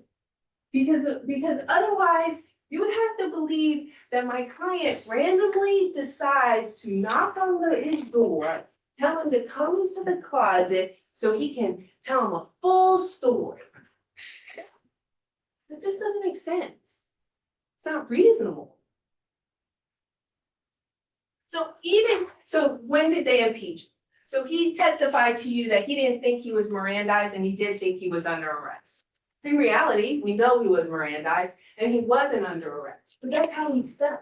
But that just shows you how much he isn't involved with the law to know better, to not know that, or to not know that he was Mirandized, to not know that he wasn't under arrest. Even though for him, he felt like 8 hours being locked to a table was arrest. But that's just how they did him, because he was released that day. And so he said that they walk on the side, they walk on the side, walk by the camera twice. But what's weird is, if he has all the Ring camera footage, why doesn't he have when anybody ever returned? Or what about the video of when Jeremiah and Sosa left? Or what about the video when Duda leaves and comes back? You should be concerned about the lack of video he provided and why. So their story is that Jeremiah confided in someone he has no relationship, and he takes that information and he told you that he said, okay, and just went back to his room. Not that he then was this good Samaritan that wanted to call the police and tell the police the truth about what happened, because that's not what happened. When they picked him up, they said, this happened, right? And he went along with it. You see Jeremiah walks outside and slides at 8:57. You see boots at 9 o'clock after the 911 call of both of his trips. January 29th, 2025, he said he didn't hear of any planned armed robbery or any shooting was going to occur. He provides no evidence of disproving a justified shooting because he wasn't there. And so prior statements, so you should, this is the law, so you should have the ability to compare prior statements so that you know if there's reasons for any inconsistency. It should be a concern to you that the state has said how consistent he's been from the beginning, but you were never shown that. But you know it's recorded because we've used the transcripts. So why haven't they shown you that? Because that's not how it really happened. See, remember I said in the beginning of my closing, we know our files. Y'all only get to see what you see in 3.5 days. Yes, we have the ability to put things up, but why would I ever put something up of a kid that's willing to say anything? If it was so consistent, why didn't they put it up? Investigator Corso was the gentleman that took the stand for 10 minutes yesterday. He didn't have any real involvement. He said he went back out to the apartment complex, talked to a David Johnson or a David Jackson, remember that guy? Then you saw ADA Rude. He said he's been working on this case for 40 days, that he reviewed Kamari White and the lead detective's report. And if you can't tell that an ADA that sits on the stand wants a conviction, then I don't know who else would. I mean, clearly, he's in their department. They have lunch together. They see each other every day. Of course he wants a conviction, but he wouldn't even say that to you. So you should, why would people lie? Why would a district attorney lie? But he wasn't involved with this investigation, doesn't have any evidence disproving a justified shooting, doesn't know Jeremiah Oliver. You had lead detective Mouskins, so he had 4 cell phones. 4 cell phones with no evidence? The only evidence you get is a picture of Jeremiah the day after Valentine's Day. A picture of a young man that doesn't look hurt for money at all. That doesn't look like he needs to go rob someone. A picture that was taken 3 weeks later. Has nothing to do with anything, but you're telling me kids that are between the ages of 18 to 26 that live on their cell phone, live on social media, Google everything, ChatGPT everything, and they don't look up anything. There's no communication at all.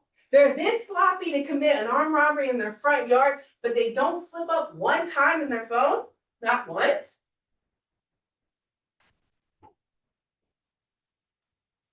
I went through 500 exhibits, all of which do not indicate an armed robbery, 500 exhibits, all of which do not negate or disprove a justified shooting.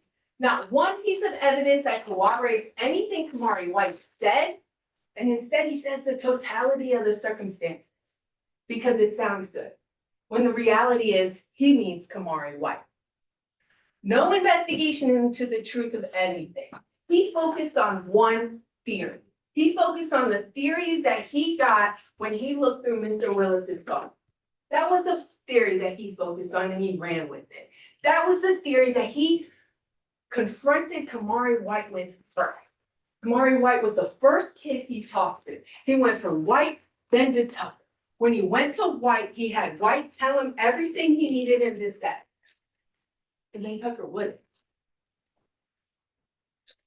no evidence of anything stolen or rummaged. Then he went through the jail calls. I'd like you to listen to the jail calls on your phone. Write a note and ask to listen to them on your own. Because the reality is, think about the time. All of these jail calls occurred prior to, only Jeremiah was arrested.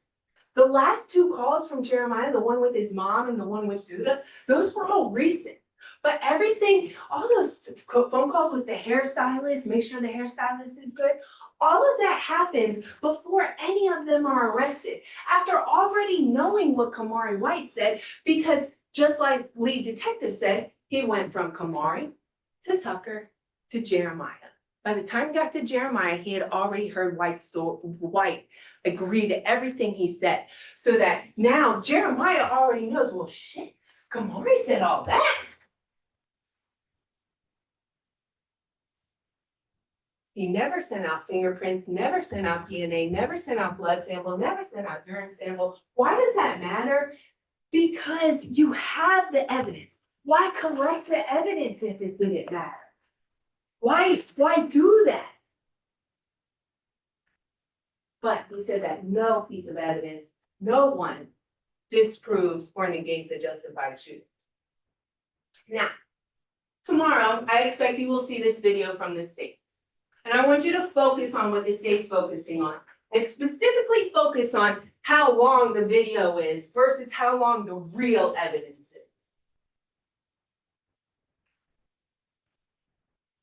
Ladies and gentlemen, the video that they have now altered, because you'll see what they've done, but the video that they've now altered is over 5 minutes. The actual video that was provided, the real exhibit that you received, is only 5 minutes long. The first couple minutes, we don't see anything. So we already know that the police didn't try to get the video when Jeremiah and Sosa first left.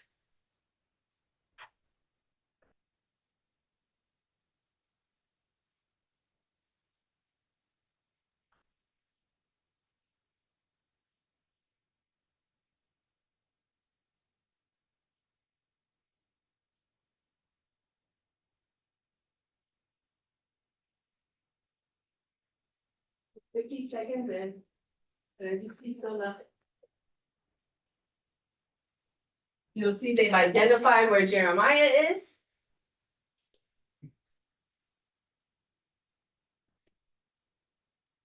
Like, where's the ring camera when they both leave both times?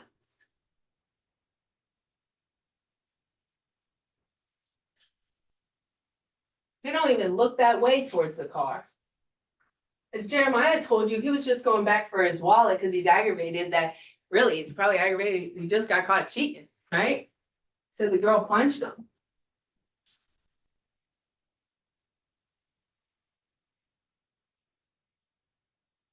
So if you recall, they have to go up the flights of steps to get to the apartment, but we don't know what time that was because we didn't get the ring camera to that part.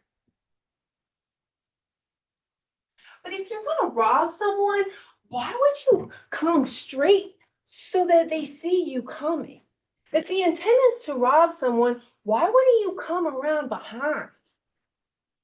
If you're gonna rob them, why would you do it right there in your front yard? And if you're that stupid, how is there no evidence in your phone?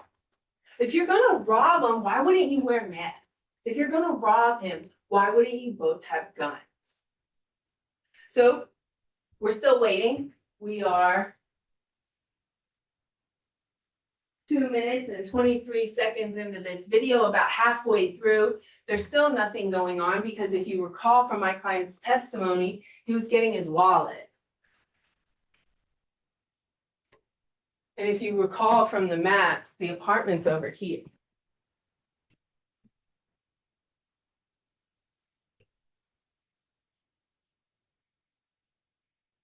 Now, when Sosa and my client come back out, they will then stop it again.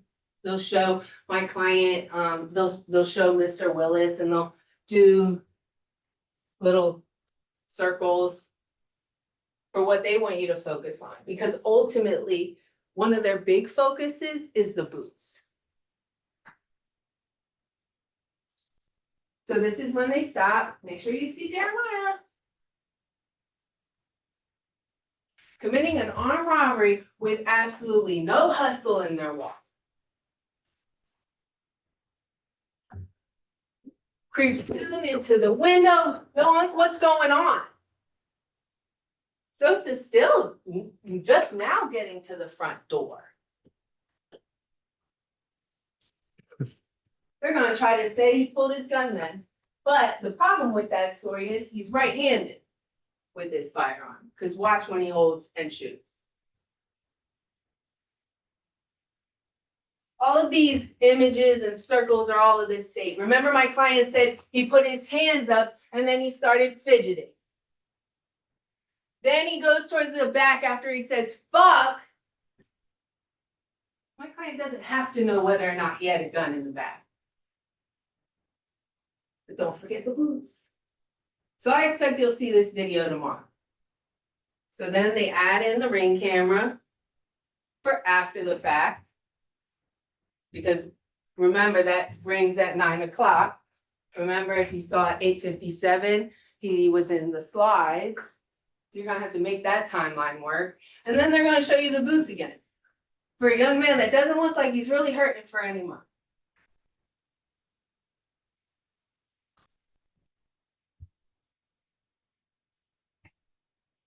And then there's another minute of it.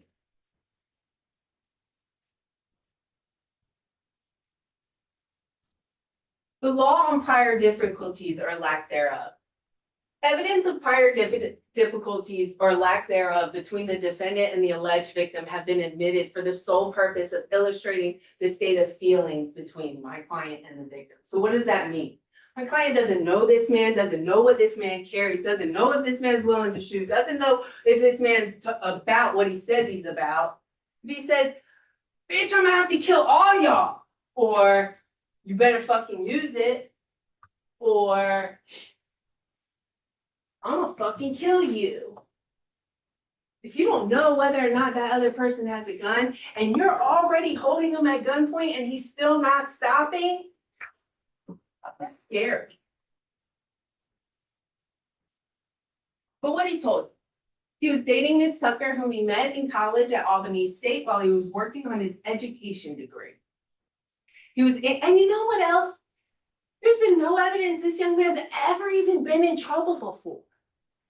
Completely legally owning a firearm for protection, for exactly what was used here. He was introduced to Kamari White, but they're not close. He sold you the closet story, it's not true. He was also introduced to Miss Smith. His cousin had recently committed suicide and his other cousins came over to spend some time together.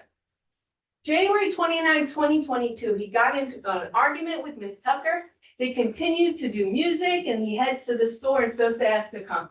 He forgot his wallet and had to turn around. Then he hears a female yelling, "Let me go." He didn't even know that Miss Smith was outside.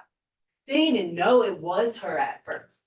Didn't even know until he starts approaching. And he said that once he gets close enough to see through the windshield, because remember in the text message, she said she's wearing a pink red shirt, right?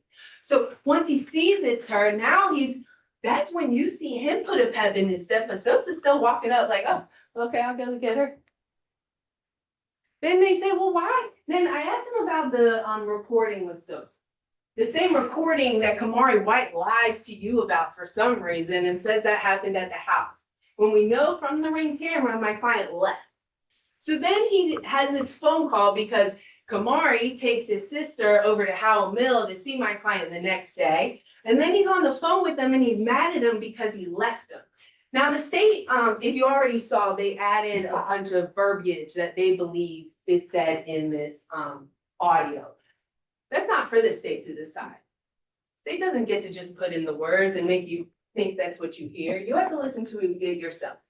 But what my client says is, yes, I said, Sosa, you ain't even got a blick, right? And then the whole where they say we agree in cash, listen to it for yourself. When they say, you weren't supposed to shoot, listen to it for yourself. Ladies and gentlemen, the evidence in this case showed that there was never a planned armed robbery.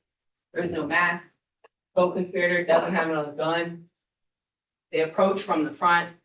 He never knew Ms. Smith was even outside or was meeting anyone, never planned to assault anyone, never intended for there to be a shooting. He had opportunity to shoot, but he didn't.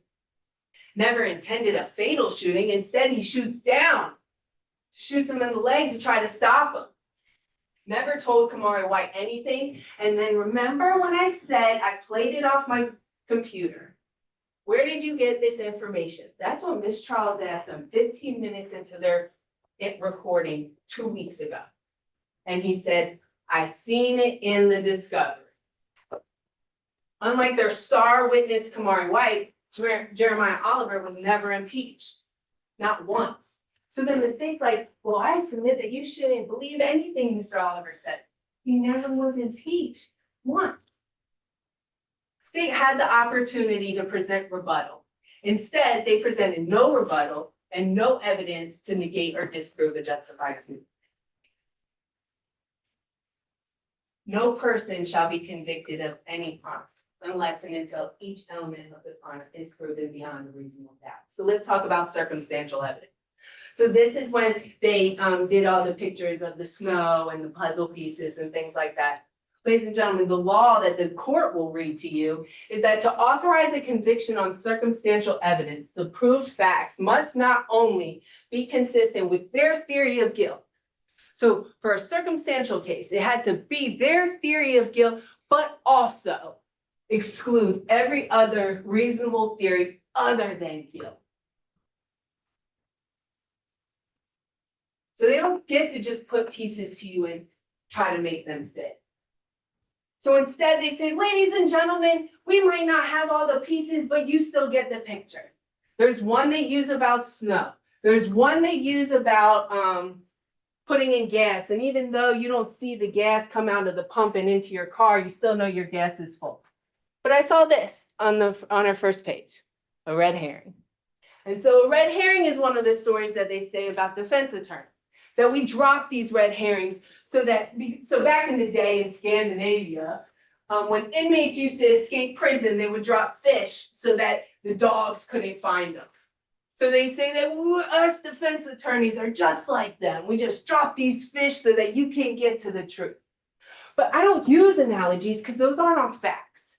You should have a red flag anytime you hear an analogy, because that is for an emotional reaction.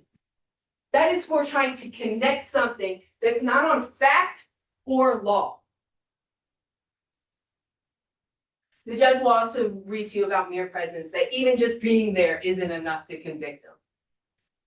And about grave suspicion, that facts and circumstances that merely place upon the defendant a grave suspicion of the crime charged, or that merely raises speculation or conjecture of the defendant's guilt, are not sufficient to authorize a conviction of the defendant.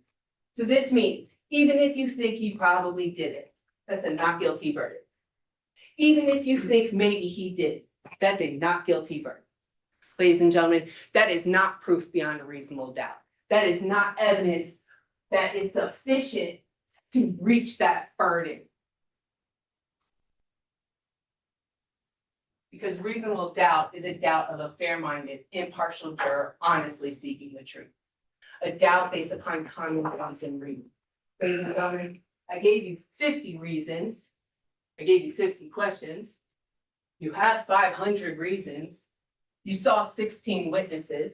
You're only one's Kamari White, and you can't corroborate anything he said. So the state's gonna read, the court's gonna read to you all about accomplices. And that an accomplice can't just convict you without being corroborated. Well, as it stands, Kamari White's still an accomplice, still indicted.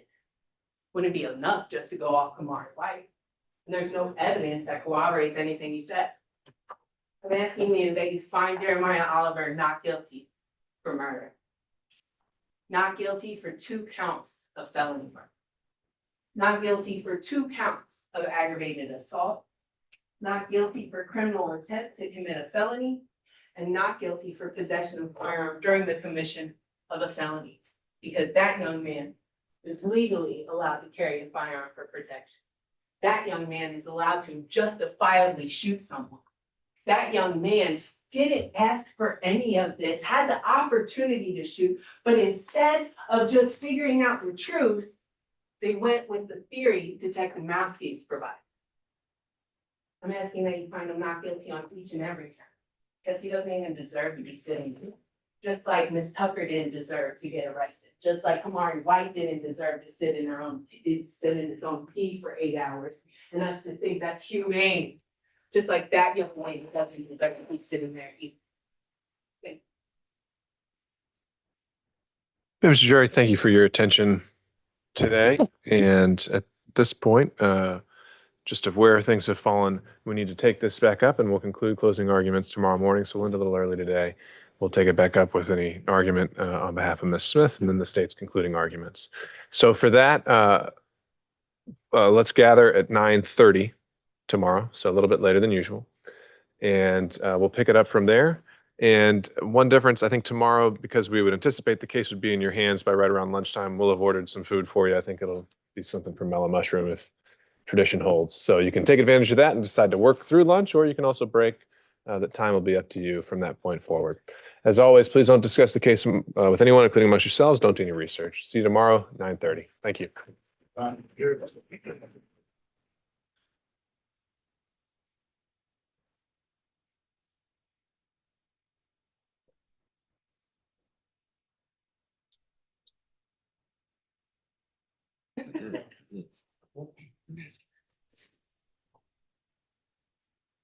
right.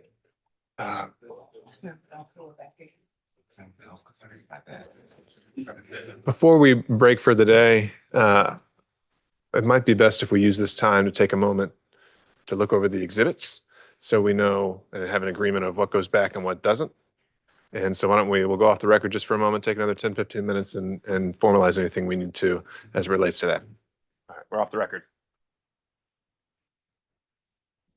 Really bad time. I can't remember what time at the beginning. Let's see, you got 2 returns here. No, I keep it in there. Okay, if you could raise your right hand, solemnly swear to the testimony about to give this matter to the truth, the whole truth. Okay. All right, you said returns still. No, you did that. And, I was here before you walked affidavit, search up. warrant, 2 returns. Yes, sir. Now the information contained within all these check right. As far as 10 week discounts, all right. Like I said, so generally you just go back. Oh, yeah. Even though. They go at quite slowly. Well, let me, I'll repeat all this on the record, by the way. We do have an operating computer and TV back there mounted. Internet connection? No, There's not an internet connection on it. there you go. We've removed everything in terms of Well, applications. then I want to review these to make sure the file names and everything are fine. And what I was just gonna say is, stuff's only gonna go back by agreement. And one thing to consider is whether the surveillance video goes back. It doesn't have any speaking on it, as I recall, it's just the sound. And generally that, I would think that qualifies as continuing witness, but open input. You tell me. I think inevitably they're gonna ask to come out and watch that. That's the way to shut the original one. But essentially it allows them to have that back there and to watch it as many times as they want and do whatever they want with So it. I guess then you would mean that you're putting it all on me. Yeah, I forgot one of the- And then you're gonna label it just exhibit 315. At the time, we'll see. Put on there what you actually. 9 PM. Correct. So you have to. All right, Mr. Dever is gonna make a copy of this one. You can have the Okay. returns back. And do I sign and return? You should, yeah, that's on there. as well. Okay, thank you, sir.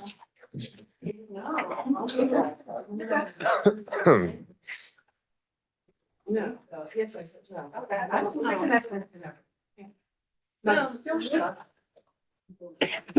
So if it's full in, do they have full access or just what was up? If it's in Is it? and it wasn't qualified in any way, it's in its entirety. That's what we had that whole talk about the Instagram records, right? Well, no, I'm talking about body work. Oh, That's yeah. reception. Okay. What's going on last Yeah. year? But if they're speaking on it, you can decide. You can decide whether it goes back or not. You want me to What do we print this got? out? Yeah, that's fine. You got those habeas, or not habeas, the mandamus and all that. To get back to Austin? Yeah, that's cool. Oh, here it is. Oh, I don't there they think we are. really have it. No one told me they were ready. I just did it. I just finished. Okay. Okay, thank you. You think any of this does not? You think all of it? Yeah. Okay.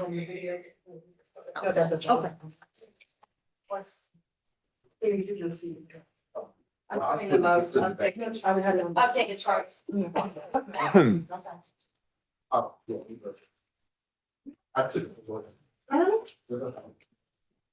So if it was up here, I will review it to make sure it happens. Yeah, I took it for Okay.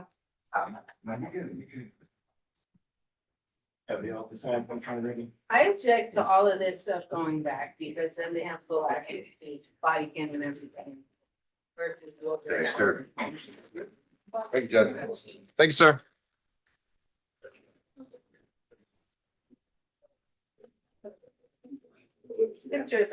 Sir?